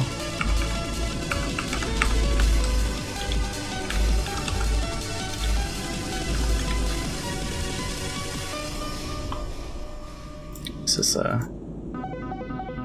Eiserne Jungfrau. Eiserne Jungfrau? Eiserne Jungfrau. Eiserne Jungfrau. Eiserne Jungfrau. Eiserne Jungfrau. Okay. Alright, let's go back. By the name of Eiserne Jungfrau, I give the palace guards permission to make use of forbidden weapons. Understood. Entire force, permission granted for use of forbidden weapon, red warhead. Begin transmitting activation code. Unya? The password doesn't work? Yeah. Port 10. Turn caps lock off and try again. Chester Squad. Precision blockade for study door and all windows complete. We warn the great lady Beatrice that if anything is caught passing through, be physically, conceptually, or by any other method, we will shoot without warning. Data link from Archangel Starlight 4. Homing format. Verdict model. Conceptual guidance. And on top of that, we've got red warheads. Yeah. Impossible to shoot down. Impossible to avoid. Impossible to survive when hit. Smash even Lady Beatrice into little bits. Yeah. 1, 2, 3. Okay. The Chester Squad had laid down a pinpoint blockade of the door and all the windows. Escape would no longer be permitted through any of these. My. I should be doing the welcoming, but it seems I am the one being welcomed. I'm grateful for the courtesy call. You even brought the Chester sisters. Allow me to inform you that your paths of retreat have been cut off. Commander Lanner, let us now remove the sin and purify. You've done well, Miss Beatrice. I've had your paths of retreat terminated. You cannot leave through the door, nor can you leave through the windows. Therefore, escape will now be prohibited. You think you've shut me in with this alone? Cackle.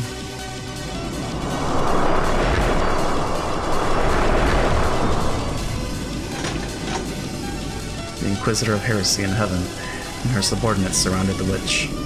The subordinates used a powerful barrier to cut off Beato's methods of escape. Demons tend to resist capture, and as a result, they sometimes escape. However, angels counter by blocking off passages of escape, allowing them to eradicate their targets without fail. In other words, this study was a perfect closed room from the time Natsune-san claimed she said goodnight, to the time Rudolph opened the door. In that case, Father would have to be here, but there's not even a trace of him. Come on, what the hell's going on? I keep telling you to calm down. The thought that I, Beatrice, could be shut in just because the doors and windows are closed is simply laughable. Kinzo, I was just playing around, but it seems our guest has no such intentions. Let's withdraw before we lose our chance. Yes, I would not regret losing this life of mine, but for Natsu's sake, I cannot die yet. Beato waved her pipe and the air was split vertically. Then, a pitch-black gate appeared there and slowly opened. It was a warp portal, the same as the pitch-black holes that Gap used. I believe this was written on my files. An elusive phantom. can appear from anywhere and disappear to anywhere. As long as Kinzo has me, it will be impossible to capture him. Pitch black gate opened. That gate led from everywhere into nowhere. Both Beato and Kinzo will be sent to a place where no one could catch them. A place where no one could set foot in, much less chase after them.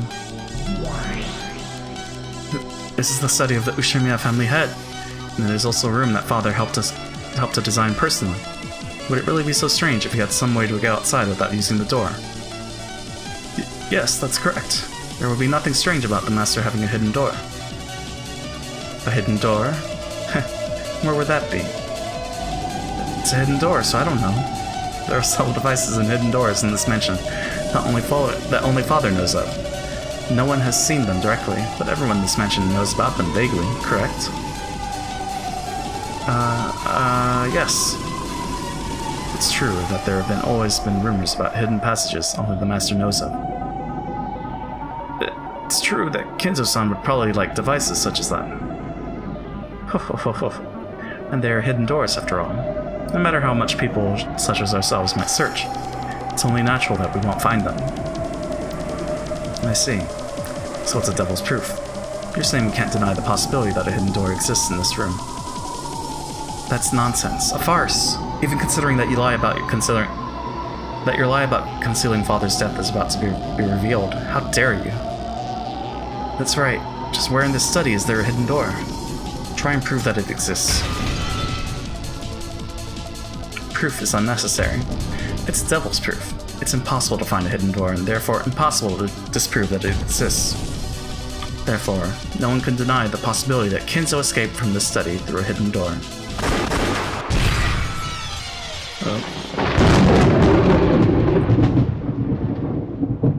It's a cool sword. I will not allow a hidden door to exist in this room.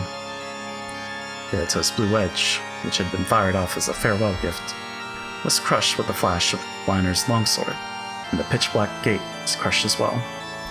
And it wasn't just crushed visibly and physically. The warp portal conceptualizing hidden doors would remain destroyed from that point onward. Why can someone like you, who is neither the owner of the study nor the game master, use the red truth? What was that? What to mean you will not allow hidden doors to exist? It's because this is a mystery genre. Noxus Third. It is forbidden for hidden passages to exist. Hidden doors mustn't exist in the mystery genre. Sorry about that. In this world, there are no other gods except our god, and no hidden doors exist. They must not exist, and we won't let them exist. They are blasphemy against our god. Enough pride in you to shock a witch. Huh, it's so painful to watch that it's actually pleasurable. Here it is, the 10 wedges to pierce witches. Just like usual, it's the kind of irrational argument I just love to hear. What a fool. The devil's proof might have been vague enough to let you escape from everything until now. But now that you're up against a lantern, that move won't work anymore, Beatrice.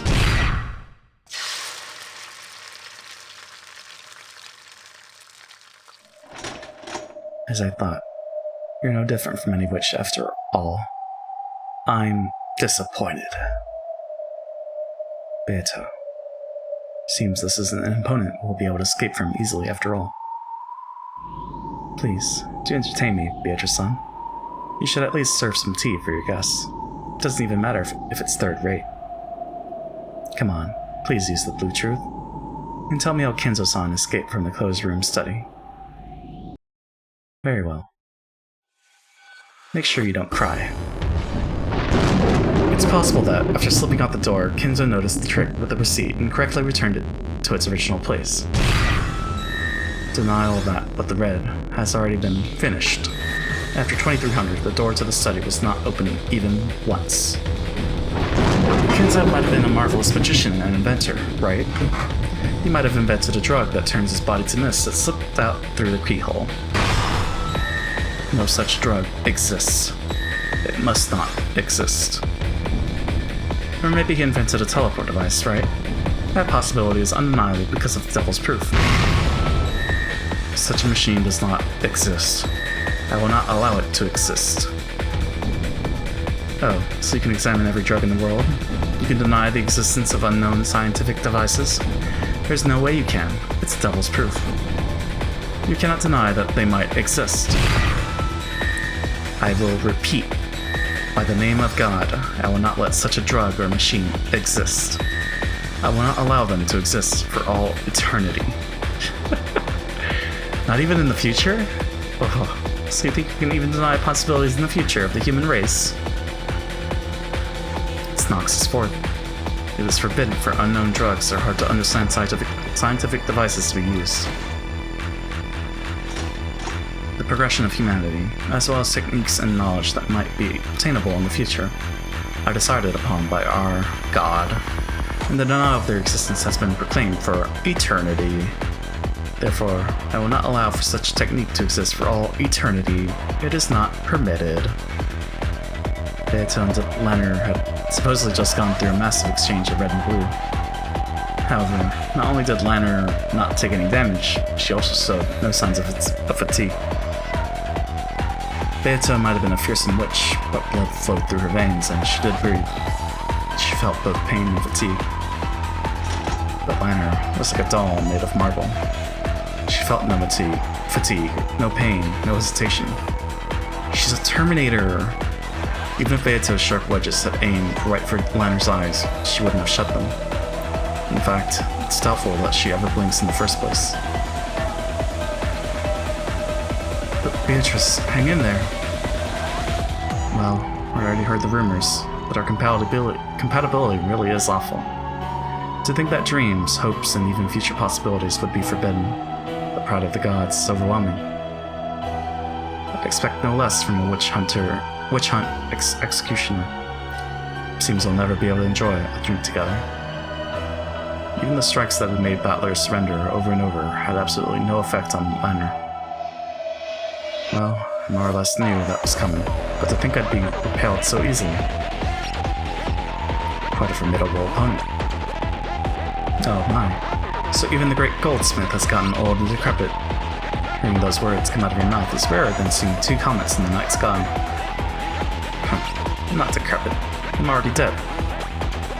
Huh, that's true. Sorry, but I'm not letting you die for just a bit longer. Beato experienced something she'd only rarely felt during her entire life. It was probably what we'd call hardship. Beato quietly brushed aside Natsu's hand that tried to comfort her. And she regained her posture again, showing off her witch's pride and her continued readiness to fight. Is that all? There was no need for me to come here. I'm disappointed. I'm not done yet. I was just testing a few moves just now. I merely wish to measure your abilities. How foolish. Know your place, Golden Witch. Lady Beatrice. Beato's expression became tense once again. No longer was there any trace of mischief. The mood changed. The time for playing is over. Here I go. In that case, I shall acknowledge that Kenzo did not enter or leave the study. Why don't I accept your closed room? Let it be known that Beatrice has changed her pattern of attack. Beatrice, who had until then thoroughly resisted the idea that a closed room existed, did an about-face. She proclaimed that she accepted their proposition. Of course, this didn't mean she'd surrendered. This was a new attack of Beato's. Lanner noticed this and readied herself. What's going on? Why did Lady Beatrice acknowledge the closed room when she's trying to destroy it? Nah. She's probably trying to claim that Kenzo existed outside of this room. Confirmation that the great Lady Beatrice's warp portal has reactivated. Natsu claims to have talked with Kenzo in the study, but she never said that she spoke with him face to face. Therefore, Kenzo was in a location other than the study. There was no contradiction as long as they held a conversation.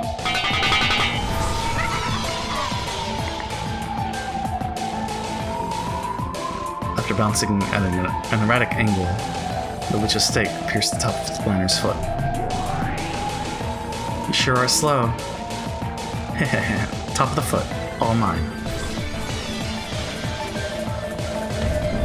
Natsu used the internal phone line in the study to speak with Kinzo, who was in another place.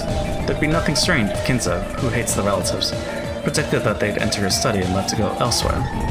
He might have gone to the hidden mansion, Kuwadorian. Asmodeus' stake, which contained the power of Beato's blue truth and pierced Liner's foot, changed into a blue wedge. Not bad. That makes sense, yeah. Blue truth, valid. A cyclone of gold butterflies swept up with Beato at its center. The magical power of the once smashed black gate was once again refilled. If I can manage to hold Liner off here, I'll be able to warp Kinzo out of the study at this time, all the way to Kuwadorian. Liner moved clumsily, trying to pull the blue wedge out of her foot, but it didn't even budge. Of course, Beato didn't miss this chance. No witch would. I've got more, so get ready. There's a chance that the Kinzo Natsuhi mentioned does not refer to the person himself. The Kinzo Natsuhi spoke of might have been another name for this room, right? Kinzo had taken refuge in Kuwadorian and was impossible to contact. Perhaps Natsuhi called this room Father. By contemplating inside it, she felt as though she had received some sort of revelation from Kinzo. You've stopped your movement. You've already lost.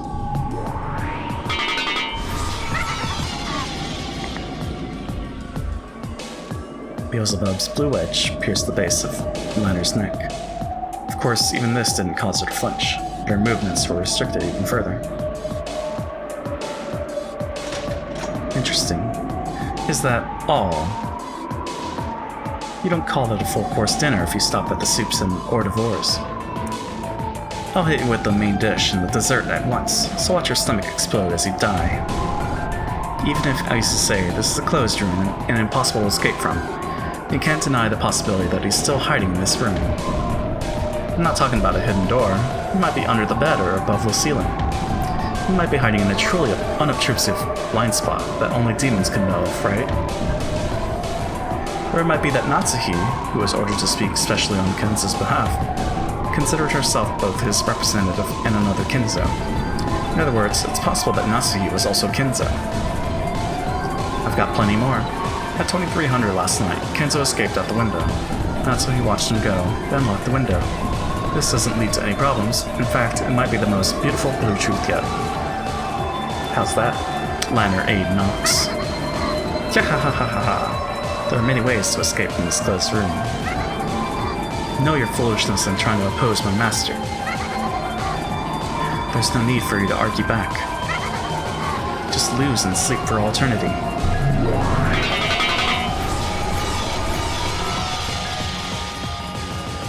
Seven sisters appeared from Beato's golden tornado, one after another, piercing Liner with blue wedges. 4 blue wedges were buried into her neck, chest, gut, and thigh. Including the one buried into the top of her foot, she was pincushioned by 5 stakes. Beatrice-sama, when's my turn? I'll use you if I think of any more. Be quiet for now. Cackle, cackle. How you like that, Liner the Witch Hunter? After screwing and burning so many witches in the past, how does it feel to be skewered by a witch this time? Hee hee ha ha ha ha ha ha. They were all ridiculous arguments, but they came fiercely one after another. Though a total of 5 wedges pierced Liner, her expression didn't change in the slightest. However, her movements had indeed been limited. Phew. Witches sure are scary, yeah. You can't beat twisted logic, yeah. They don't violate the Nox Decalogue. It's valid.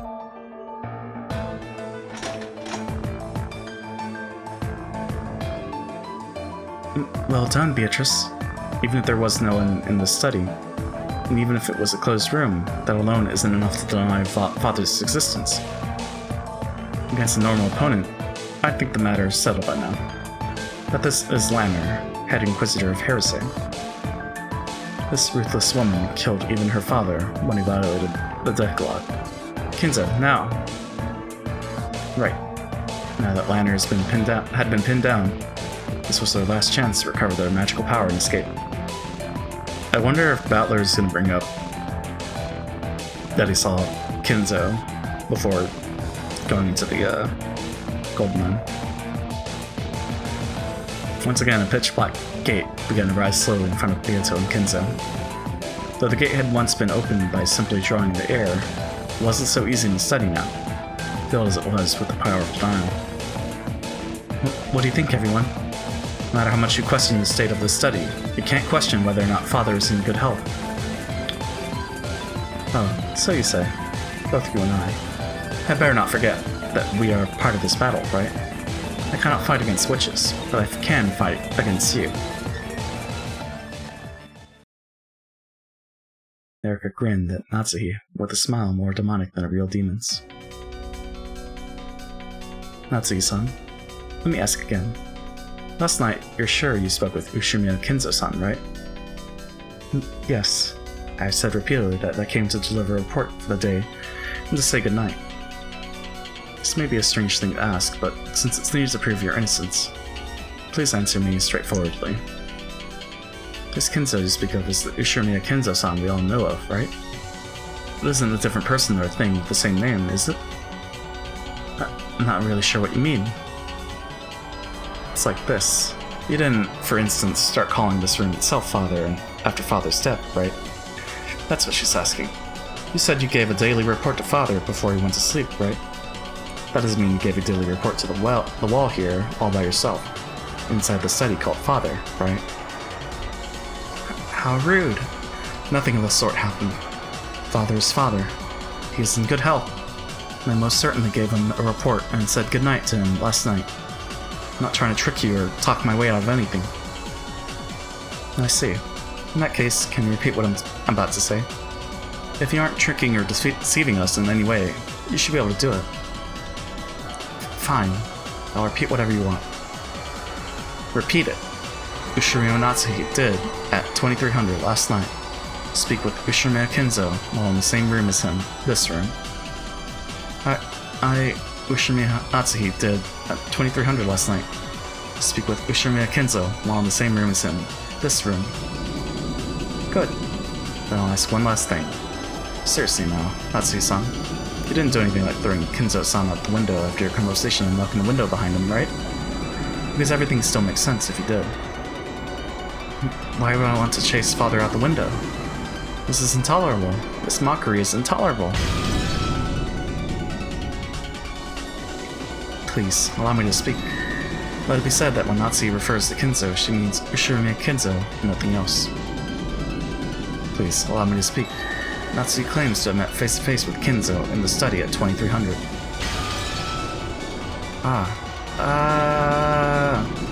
Natsuhi let out a cry, but it was too late. She'd been totally suckered in by their provocation. The blue wedge to the foot representing the telephone discussion. The blue wedge to the neck representing the study itself being called Kinzo. The blue wedge to the gut representing Natsuhi herself being called Kinzo. The blue wedge to the thigh representing Natsuhi letting Kinzo escape out the window and locking it afterwards. The four of them were smashed up with thin sound, because Natsuhi, the one who knew the truth, had denied them.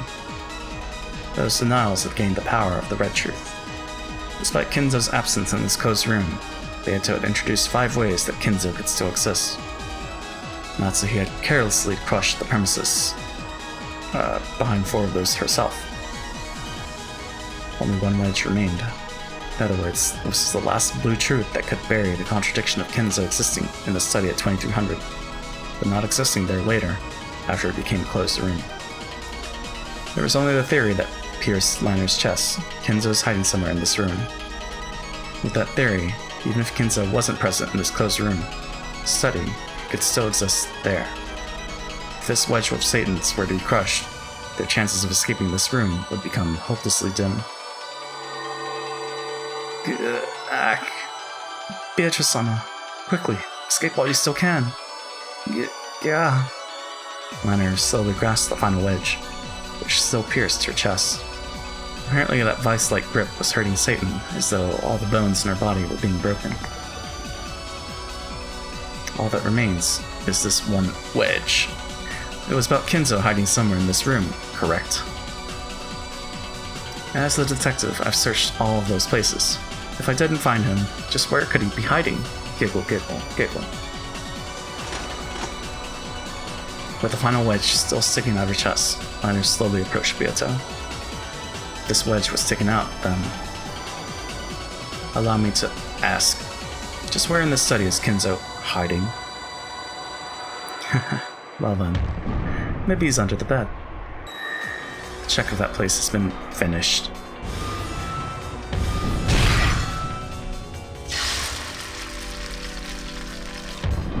Maybe he's in the bathtub.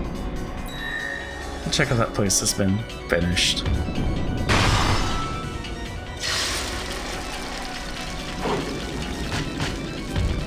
Inside the closet, under the desk, behind the curtains. The check of that place has been finished. Check finished. Check finished.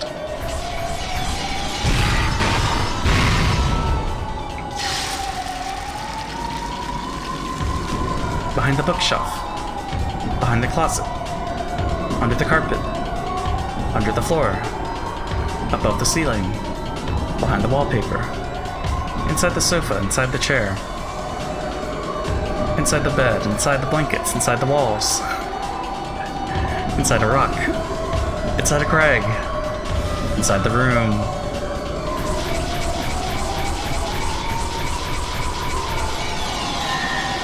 Check, finish, check, finish, check, finish, check, check, check, finish, finish, finish, check, check, check, check, check, check, check, check, finish, finish, finish, finish, finish, finish, finish, finish, die the death, sentenced to death, great equalizer is the death.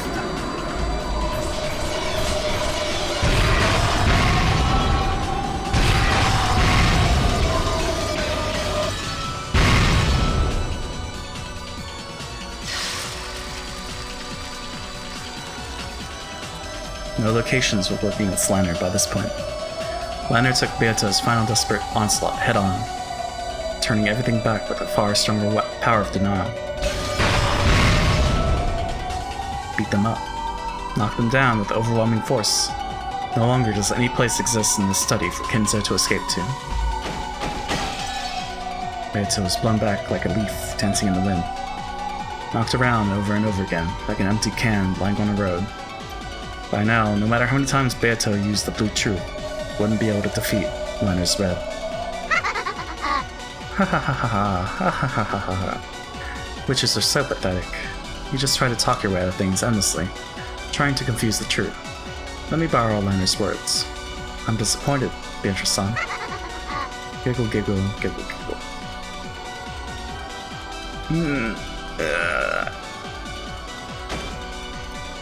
Erica coldly delivered these decisive words to Beato, who was crawling on the ground.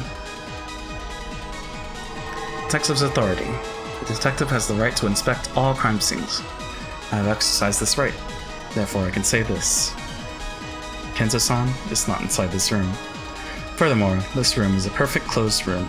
From the above 2 points, I can state this fact. This room was empty the whole time.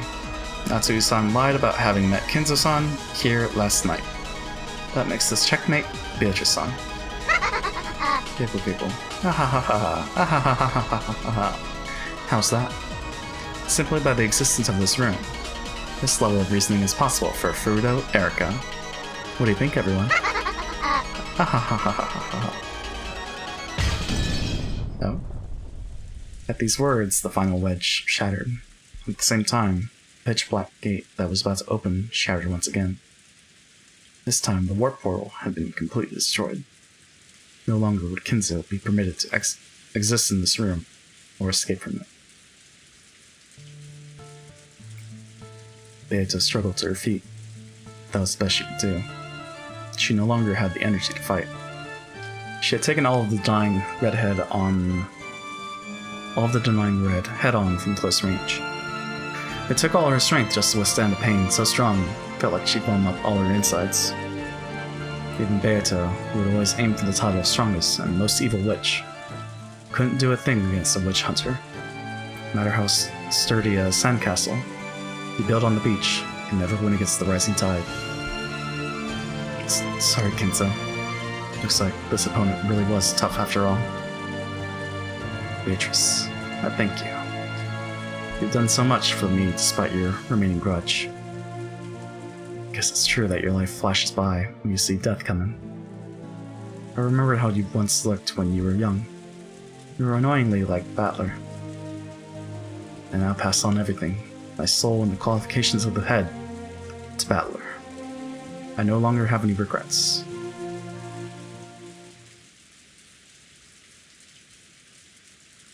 Battler, my apologies. How pitiful.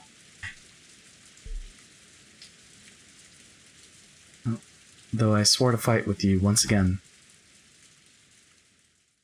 I must settle my accounts like this. To Beato, it seemed as though Battler had met her gaze. There was no way he could have. This Battler was the Peace Battler. There was no way he could see Beato in this higher level world. However, his eyes really did meet hers. Even though they couldn't have, Beato was sure they did. As Erika, Ava, and the others closed in on Natsuhi, questioning her over and over, only Battler stood apart from that tumult. His expression held none of the enthusiasm and excitement that the other humans had. It just piercingly and coldly surveyed the scene. Is everyone dead yet, JP? Nope. Just 5 for now. How's it going, Supa? Let me just stretch. 5 for now, 13 in total. For this episode. Just piercingly and coldly surveyed the scene. And the expression on his face was quiet displeasure, anger. Good man went on a walk and ate dinner. Ooh, what'd you eat? I smell food, but I want to finish this thing before we break for dinner. He wasn't feeling compassion for Natsuhi because her lie was about to be exposed. However, he couldn't excuse Erika, a self-proclaimed intellectual rapist, who simply enjoyed cornering Natsuhi and those who sympathized with her. Then he whispered softly, "It's useless." Beato and the others definitely heard that. You don't think Battler might turn things around from this weakened position? Cajun chicken with broccoli, sweet potatoes, and quinoa and rice. Oof. I want that. I probably could have done it back in the day. And Battler can probably do it. Battler. If you are indeed the man who will inherit everything from me, now is the time to prove it. Don't let the legend of the Golden Witch end here. It's true, I met Father here last night. It's true, and he spoke to me of the Ushirima family's glorious history, as well as the burden of bearing it. Your lie has already been exposed, Natsuhi-san. We already know that you were alone in this room last night. Isn't it about time to give up and confess? Culprits who are bad at giving up tend to go with bad mystery novels. At least in the end, please prove that this is a slightly better third-rate mystery than that. It's useless. It's all useless. Battler, who'd been silent off by himself up until then, spoke. At first it sounded as though he was attacking Natsuhi. However, when Erika realized he was glaring directly at her expression visibly clouded with displeasure. And just what are you calling useless? If this is a third-rate mystery, then the detective's third-rate too. Listen up. I'm gonna become grandfather. Battler? You'll become Kenzo-san? Are you saying you'll become Kenzo-san and reenact his disappearance from this room? Do you actually intend to deny my checkmate? Fool. What is this man saying? Hey, new girls. This here's your first game, right? Sorry, but it's totally useless to call checkmate after a little something like that. Yeah, it's all useless. What are you talking about, Battler? So you'll become dad? Yeah, I'll reenact it. I'll become grandfather and disappear from this room. You can't use the windows of the door, right? How would you do it? Did you find a hidden door? I don't have a clue either. Yes, not a clue. Russell, That sound wasn't just the noise of the onlookers fidgeting. It was a provocative chill that ran up Erika's spine. Interesting. I see. You're the successor to Ushirimiya family headship, the one who bears the head's ring. That should more than qualify you to stand in for Kinzu-san. Why don't you let us have a look at your theory? Erika's expression was no longer a challenging smile. It was malicious, overwhelmingly displeased. She couldn't conceal her anger at having this very pleasurable time of hers ruined. How will you get us out of here? I've got it. I see. So that move is still open. So you finally figured it out, you damn geezer. Hidden doors and hiding under the bed. All that stuff is so pitiful, it brings tears to the eyes. This is the Ushirimiya Kinzo we're talking about here. There's gotta be a more thrilling, exciting answer. Exactly. How pitiful that even I couldn't think of it. Even though it was about me. And how pitiful that the only one of my relatives to understand me is Battler, the kid who's returned after being gone 6 years. Battler, take my place. Do not shame me. Sure, Gramps. I'll teach these guests what the dignity of the Ushirimiya family head is all about. What are you planning to do, Father? Wahahaha. Natsuhi, Beatrice, watch. We'll show you what being the Ushirimiya family head truly entails. That Battler, what's he trying to prove? There's no way he can do anything. This is a perfect closed room. Natsuhi, come over here. Now move as I tell you to. Battler called Natsuhi over to the window and whispered something to her, with his back towards the others. Miss Lanner, you're ready for everything, right? It's not possible for Kinzo and the witch to slip out of this room, right? Of course. Gertrude, Cornelia, and the palace guards. Double check that the seal of this closed room is perfect. Please, allow me to speak. Our barrier is perfect. Allow me to speak. There are no hidden doors, and escape will not be granted through either door or window. Palace guards, when Battler engages the barrier, fire arrows without hesitation. Chersakor, Roger, Battler-sama, prepare yourself. Escaping from this room is impossible. Music and sound effects in this game are so intense, right? It's definite improvement over the previous game, Higurashi. But he'll do it. Yeah. How? He's certain he can succeed even without any basis. That's what it means to be the Ushirimiya head. Yeah. True. Let's watch. Yeah. Let's see the majesty of Risha's opponent. Yeah, the soundtrack's been really good. Then I'll begin. Everyone nodded and watched Battler's every move. Grandfather was lying in bed like this, grunting his understanding of Natsuhi's daily report or whatever. Battler lay down on the bed himself. As if it still mattered now, Erika grumbled about disturbing the crime scene, but no one listened to her. Then I stopped answering and sleep. Well, realistically speaking, I'd probably get tired of all that talking and only pretend to be asleep. You really do get it. I see that Father has gone to sleep. Bow silently and leave. Natsuhi lowered her head to Battler, who was still lying down in the bed, and turned around. Then she started wandering around as though doing an inspection of the room. After seeing that Grandfather was asleep, Aunt Natsuhi probably did an inspection of the room before leaving. Of course, she had Shannon-chan and the others clean it every day, but she still checked it thoroughly herself, making sure there was no dust piling up, making sure he hadn't run out of any consumables. Yes, this is the room of the precious family head, so I check everything carefully myself, instead of relying entirely on the servants. I always do that. That's true. Madame usually checks things very carefully. Her inspections are very detailed, and she even checks all the consumables in the washroom, one by one. In other words, we aren't just talking dust on the windowsill like you see all the time on TV.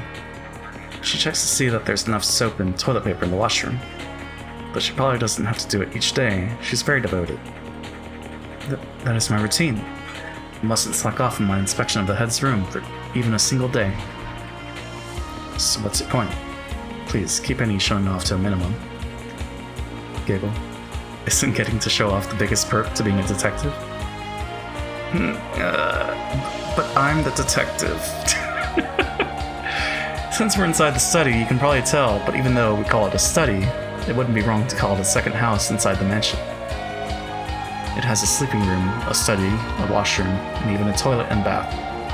In other words, it isn't a single room. You could call it a full house. Thank you for the explanation of the room's layout. However, the move of having him hide somewhere in this room has already been defeated. He isn't hiding. However, there's gotta be several blind spots. For example, if Aunt Natsuhi went into the bathroom to check the amount of toilet paper, most of the study would be outside her range of vision. In other words, for almost every location in the study, the sole observer would have disappeared.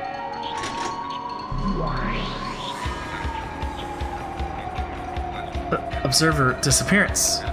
You've lost track of Kinzo. Let it be said that the witch's darkness is filling the study. Excellent.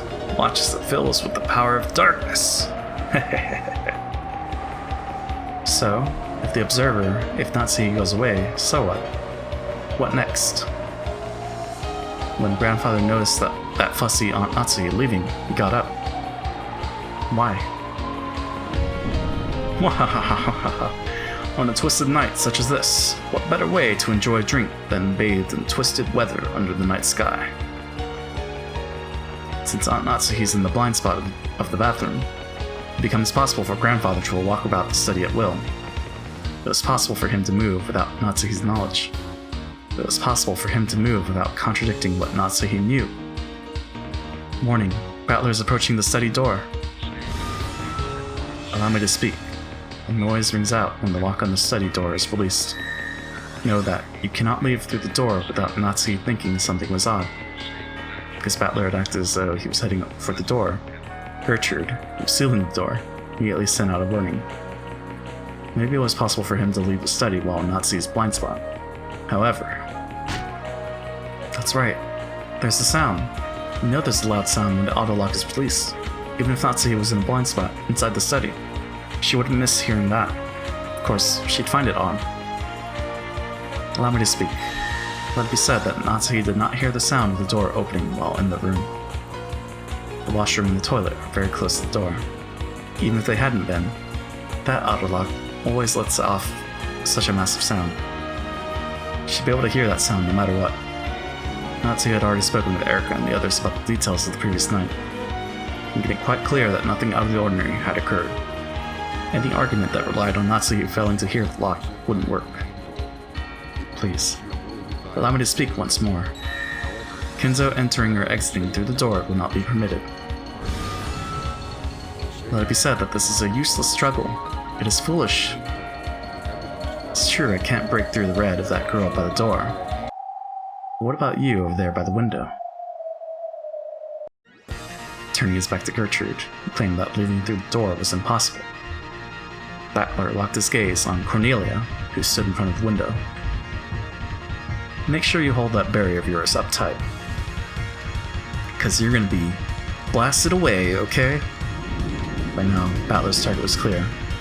It was Cornelia. It was the window. He was going to smash this closed room from the window. Not expecting to be chosen as the target herself, Cornelia was overawed for just a second, but she quickly regained her composure. On rare occasions, struggling, fleeing witches would directly challenge the barriers Cornelia set up. Such witches were always fighting desperately on the brink of death. Please, allow me to speak. You are Battler's target, Cornelia. I ask that you be on your guard. Fool! God have pity on this foolish land. I'm no sheep. The head of the Ushimiya family is an eagle, with one wing. Don't think you can keep me shut up in this study forever with just a flimsy window like that. Starting from a low posture. but silent and supple. Battler ran forward like a white leopard. Oh. This guy couldn't possibly mean to. This is, allow me to speak. There is no way to defeat my red. Know that your wish will not be granted. Cornelia thrust out both her arms and made a sign. When she did, the red barrier closed in front of Battler. Know that your course is a fruitless one, Ushirmiya Battler. Know that this window is sealed from the inside, and Natsuhi did not help Kinzo escape. I'm not saying that Aunt Natsuhi helped grandfather escape. But what if grandfather snuck out, keeping it a secret from Aunt Natsuhi? Why would Kinzo go out the window on his own? What better way to enjoy a drink on a twisted night than leaping through the rain-swept skies? But this is the 3rd floor, right? It's impossible. Even you've jumped down a flight of stairs at least once in your life, right? 3 stories is nothing for Kinzo. I wouldn't put it past him. I certainly wouldn't. That's ridiculous! The cracks appeared in Cornelia's red barrier that shattered with a crisp sound. It was all far too quick. It was almost as though she'd gotten out of the way herself in fear of Battler. Endless 9. Magic resistance power. Endless 9. Cornelia-sama, you can't block it. Retreat. At the same time, the barrier shattered. The window behind Cornelia's back was flung open. The curtains fluttered for just an instant. But it was all filled with rain. The heavens and the courtyard were spread out in front of them. A fitting exit for an eagle leaping from this closed room. Cornelia, prepare the barrier. As you wish, Commander Lanner. Know that you will not be allowed to break this. Cornelia quickly returned to her senses and set up another red barrier. However, this was her last one. Please, allow me to speak. Let us accept for the time being that Kinzo escaped through the window. In that case, how did he lock a window which cannot be locked from the outside? The window was locked from the inside. Useless. Yeah, it's all useless. Kinzo and Battler grinned. Did you think this feeble red could block the charge of Battler and Kinzo, the 2 family heads? After grandfather jumped out the window, Aunt Natsuhi probably noticed a slight drag. She then approached the window, realized it was wide open, then quickly closed and locked it. Natsuhi couldn't have imagined that it'd slip out the window. Yeah, so it's only natural that Aunt Natsuhi thought Kinzo was sleeping in bed.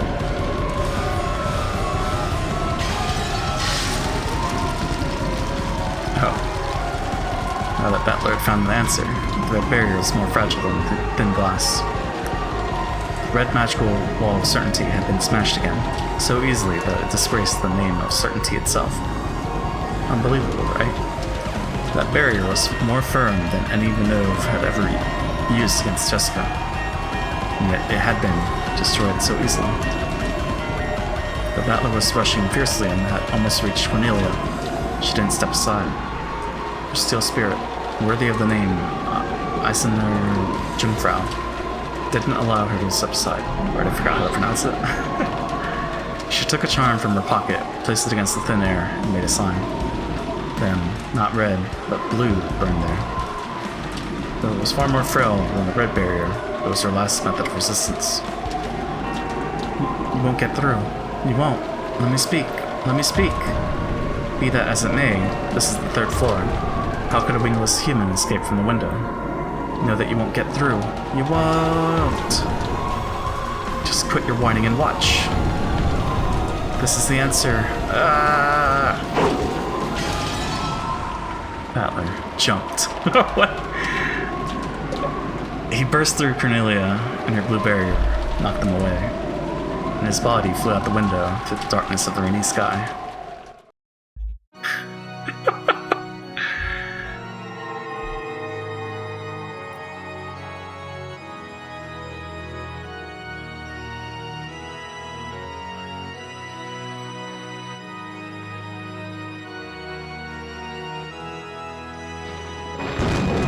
Break free! Achievement unlocked. The fragments of the blue barrier scattered, beautifully adorning the surrounding air. The closed room had been smashed open. Battler flew out of the mansion. With the sky above the raining courtyard, all the raindrops became small, round gems and were scattered through the air. Battler flew across the treasure box world of that exquisite stormy sky, through the countless gems of rain that filled it.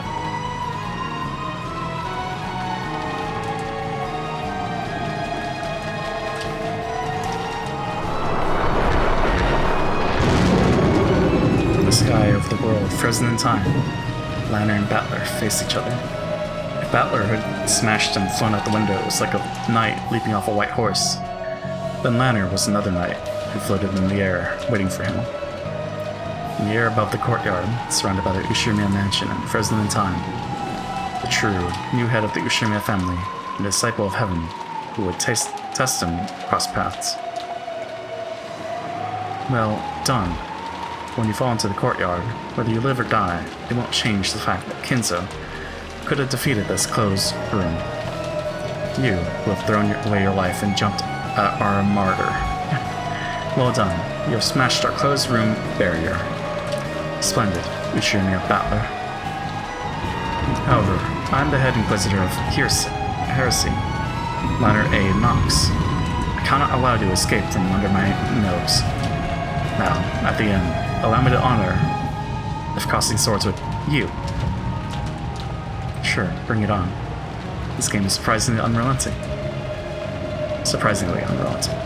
In this world where the gems of rain fell slowly like large snowflakes on a snowy field, Lanner and Battler slowly crossed paths.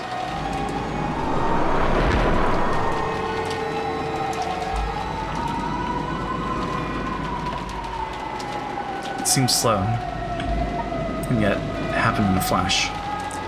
Their gazes crossed and clashed like lightning. Night confronted night head-on, and everything would be settled with a single strike.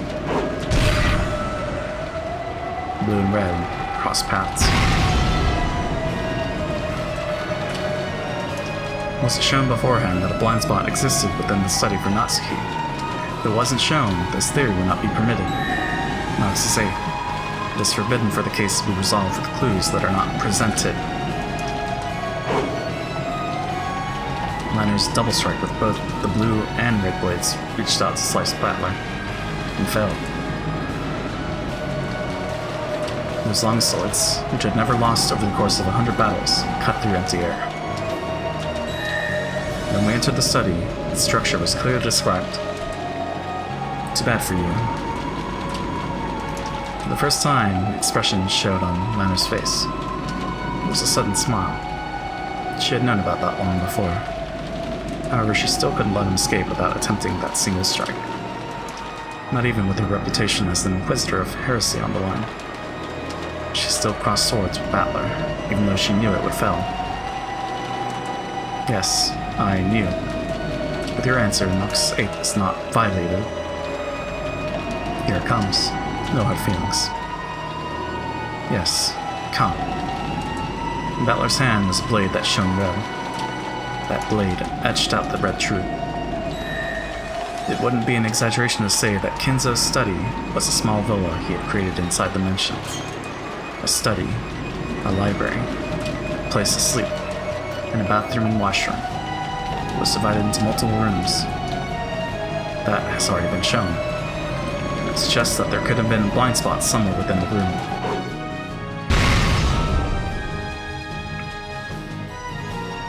Without any mercy, no. Without any reluctance, which would have been dishonorable, the sword of red truth cut into Lanner. It cut a beautiful hemisphere through the countless gems of rain that filled the sky.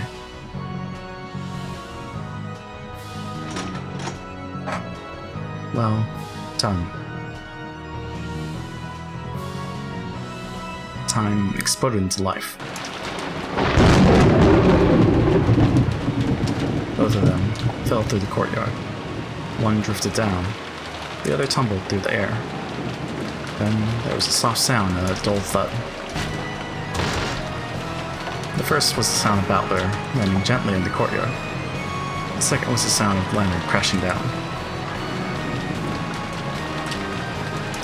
What? What's going on, Zyka? After crouching down for a while, Battler slowly stood up. Though he had jumped down from the 3rd floor, he had landed as lightly as though he had merely jumped over a fence. But Battler... Beato leaned out of the study window, looking to see if the supposedly wingless Battler had landed safely. You've been on for 5 hours? I just got home from work. I have. I started late today. But, I'm about to wrap up, actually. Just waiting for the chapter break. Beato. Come on, jump. Huh? That window is our way out. So jump. You aren't the kind of witch who can be locked up inside a closed room, right?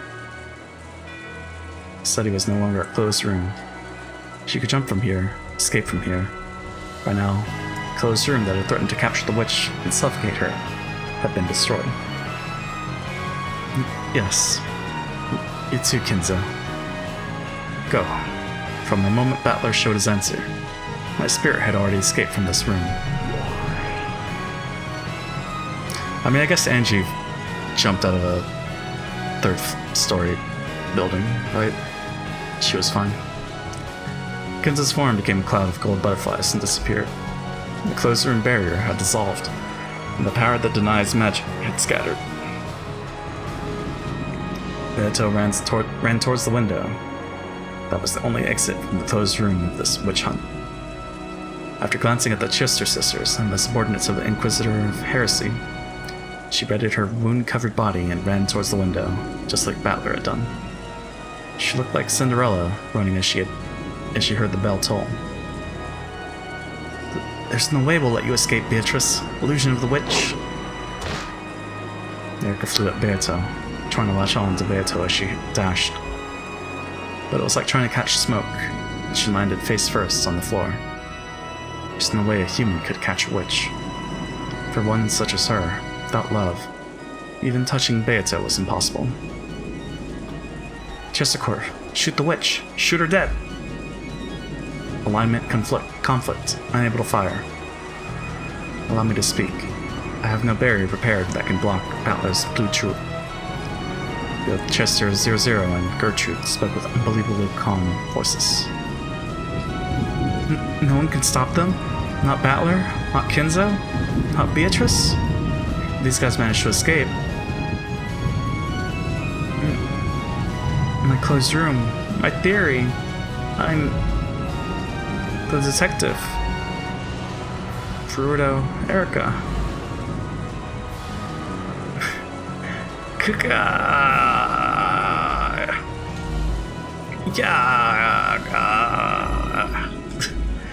Erica crouched, screaming and clutching at her head. The great golden witch isn't going to be defeated by something like that greasy Keezer's Grubby's study. Smug. It's still just the first Twilight. I'll teach these newcomers that your game isn't that easy.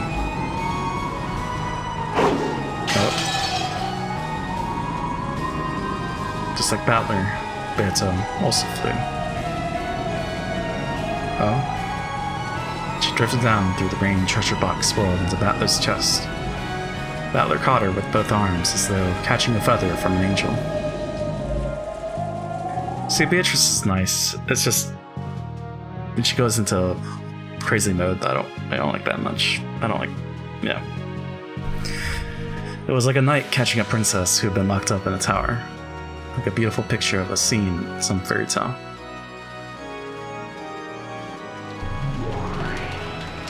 Crap, I think I'm in love.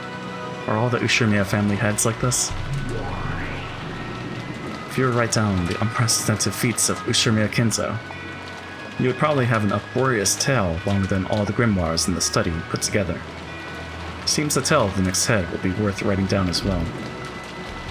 In fact, it already is being written. It's already a very, very long tale. Coo. Demons giggled on top of the roof, holding umbrellas.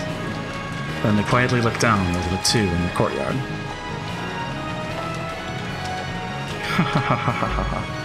You're not bad at all. I guess all your games toughen you up.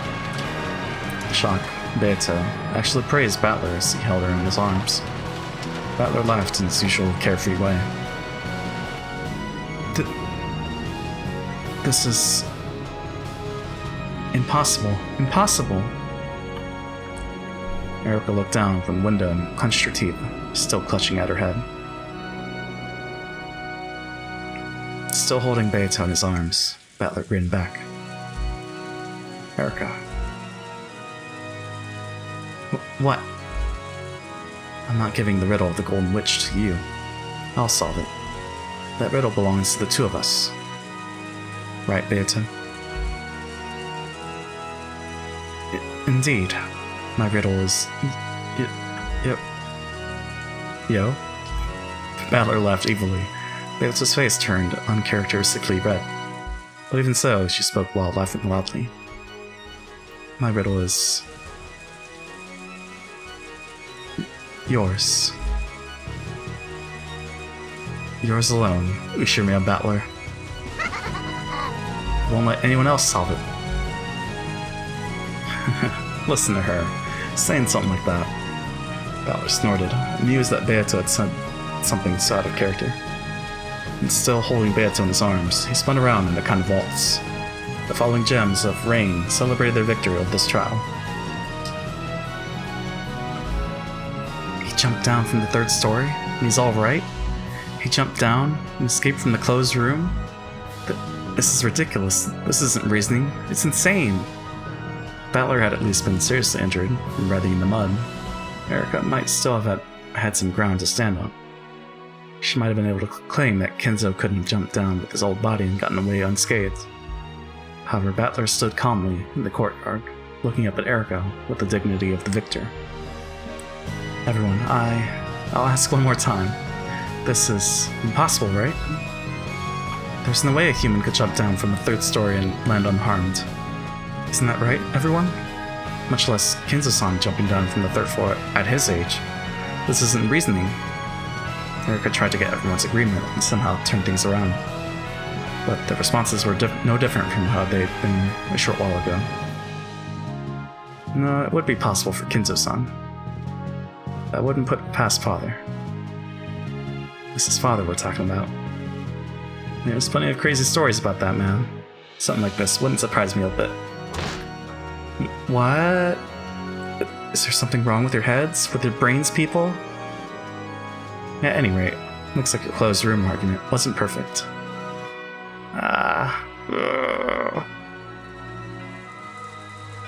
Not only the servants, but the family members also agreed. They all agreed that there was nothing strange about Kenzo jumping down from a third-floor window. Just who in the world is this Ushirmia Kenzo person? Well, I'll give you 60 points. Kenzo would have done it with a bit more flash in his younger days. Need some more tweaking. Oh, and how much should it be tweaked? Well, he might have jumped down with me in his arms. Got it. Next time I'll do that. If you think you can, just you try. Yoda's voice grew very faint and she gulped. Then her body suddenly crumbled away into a cloud of gold butterflies. That was because many people had rushed up to the window, and she was being bathed with gazes filled with the anti-magic toxin. Beato's body became invisible to them and melted into the thin air, into the air. So to their eyes, it appeared that Battler was standing all alone out in the courtyard. Battler! You okay? It looks like he's fine. Thank goodness. I have lost. In that case, for the benefit of those people in the study as well, deliver your final blow to me. Use your final blue turret to show how Kenzo escaped from the closed room of that study. There was no pain in Liner's expression. Pleasure and pain never showed up in her face in the first place. However, she was only barely able to rise to her feet, using her longsword as a crutch, so it was easy to guess at how heavily she'd been damaged. Despite her lack of an expression, you could tell that this was a loss she could accept. Battler and Lanner turned to face each other. Here I go. Yes, come. As though readying herself, Lanner quietly closed her eyes, but she still stood tall and maintained her air of dignity. This is my blue truth. The blue power gathered. Battler slowly approached Lanner. Then he faced the rainy sky and yelled out the blue truth. Ushirimiya Kinzo escaped from the study through the window when Aunt Natsuhi couldn't see him. Aunt Natsuhi didn't notice and locked the window. In this way, Aunt Natsuhi saw grandfather go to bed, yet grandfather was able to escape from the study without contradicting the lock of the window or the door sealed by the receipt. I've just demonstrated that it was physically possible for him to escape. Therefore, this battle is over. The blue edge flashed through the courtyard along with a blue bolt of lightning, roaring down towards Lanner's forehead as she stared up at the sky.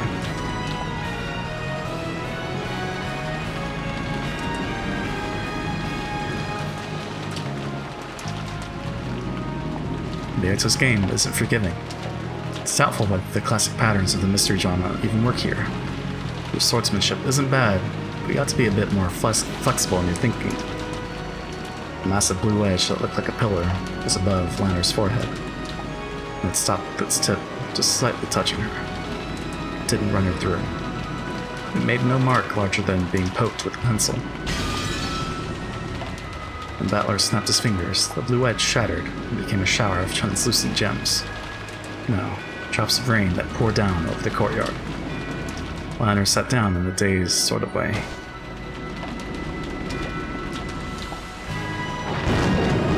Amidst the thunder and rain, the successor to the Ushirimiya family headship faced the people staring down from the study and spread his arms wide. Welcome to Beato's and my game. Welcome, Furuto Erika.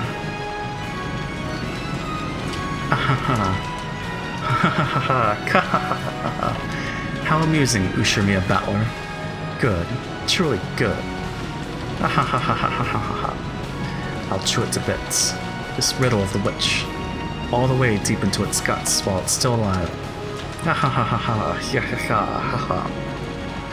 Battler and Beato both looked calmly up at Erika, who couldn't contain her evil laugh.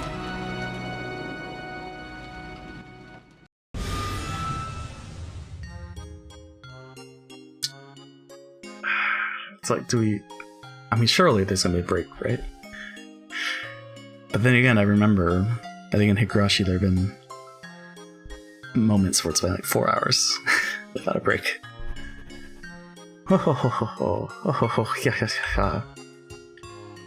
Smug. Ah, this is good stuff. Erika, that was so lame. Hee-hee-ha-ha-ha-ha-ha. Yeah, Lady Berkestel, my apologies. That look on your face, so incredibly laughable that I'd like to smash it and put a frame around it. Giggle, giggle, giggle, giggle. My double is so pathetic. Pathetic. Lame, lame. Hehehehe. Hehehehe. Ha ha ha ha ha ha. Bathed in the sneers of Berkestel, a being who was like a mother to her. Erika was so ashamed that it looked like as though she'd chew her lower lip to pieces. Someday, I'll definitely...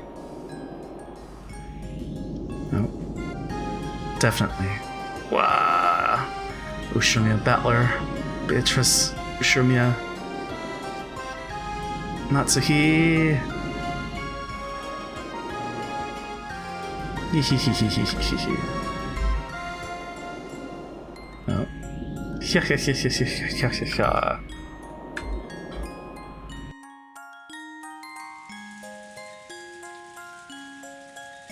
This riddle is ours. Won't let anyone get in the way, Beatrice. Yes. Oh, there we go. Okay. I'm out of here. Not that it wasn't fun, but it was fun. I enjoyed it. This is, this is a little longer. Oh, man, I slept. Okay. Also, what time is it? 10? 11? 11. But that means it's 11 in the morning. Right. right? Right. Can't tell you. It's just there was food waiting. It's been like an hour and... Shit, like an hour and 12? Is that right? Yeah. It's fine. Okay. Let's save. And we'll save over the, Oh, I think the tips for the other characters just shut up, right? Yeah, we'll save over that one. Yeah, we'll read the tips, because I have the red there. So we'll learn about them tomorrow. Or tonight, I don't know. I'm gonna go to sleep pretty much soon, and then I guess when I wake up after working out, then we'll be good. But yeah, this is fun. This is good. Episode 5. So fun. We're 11 hours in now, I think. Because we did 6 hours yesterday, right? And then, yeah. 5 hours right now. Cool, cool. But yeah, that's a stream. I don't think there's any shoutouts, right? Nah. But yeah, thanks for tuning in. I'll catch you all later. Have a good one. And bye.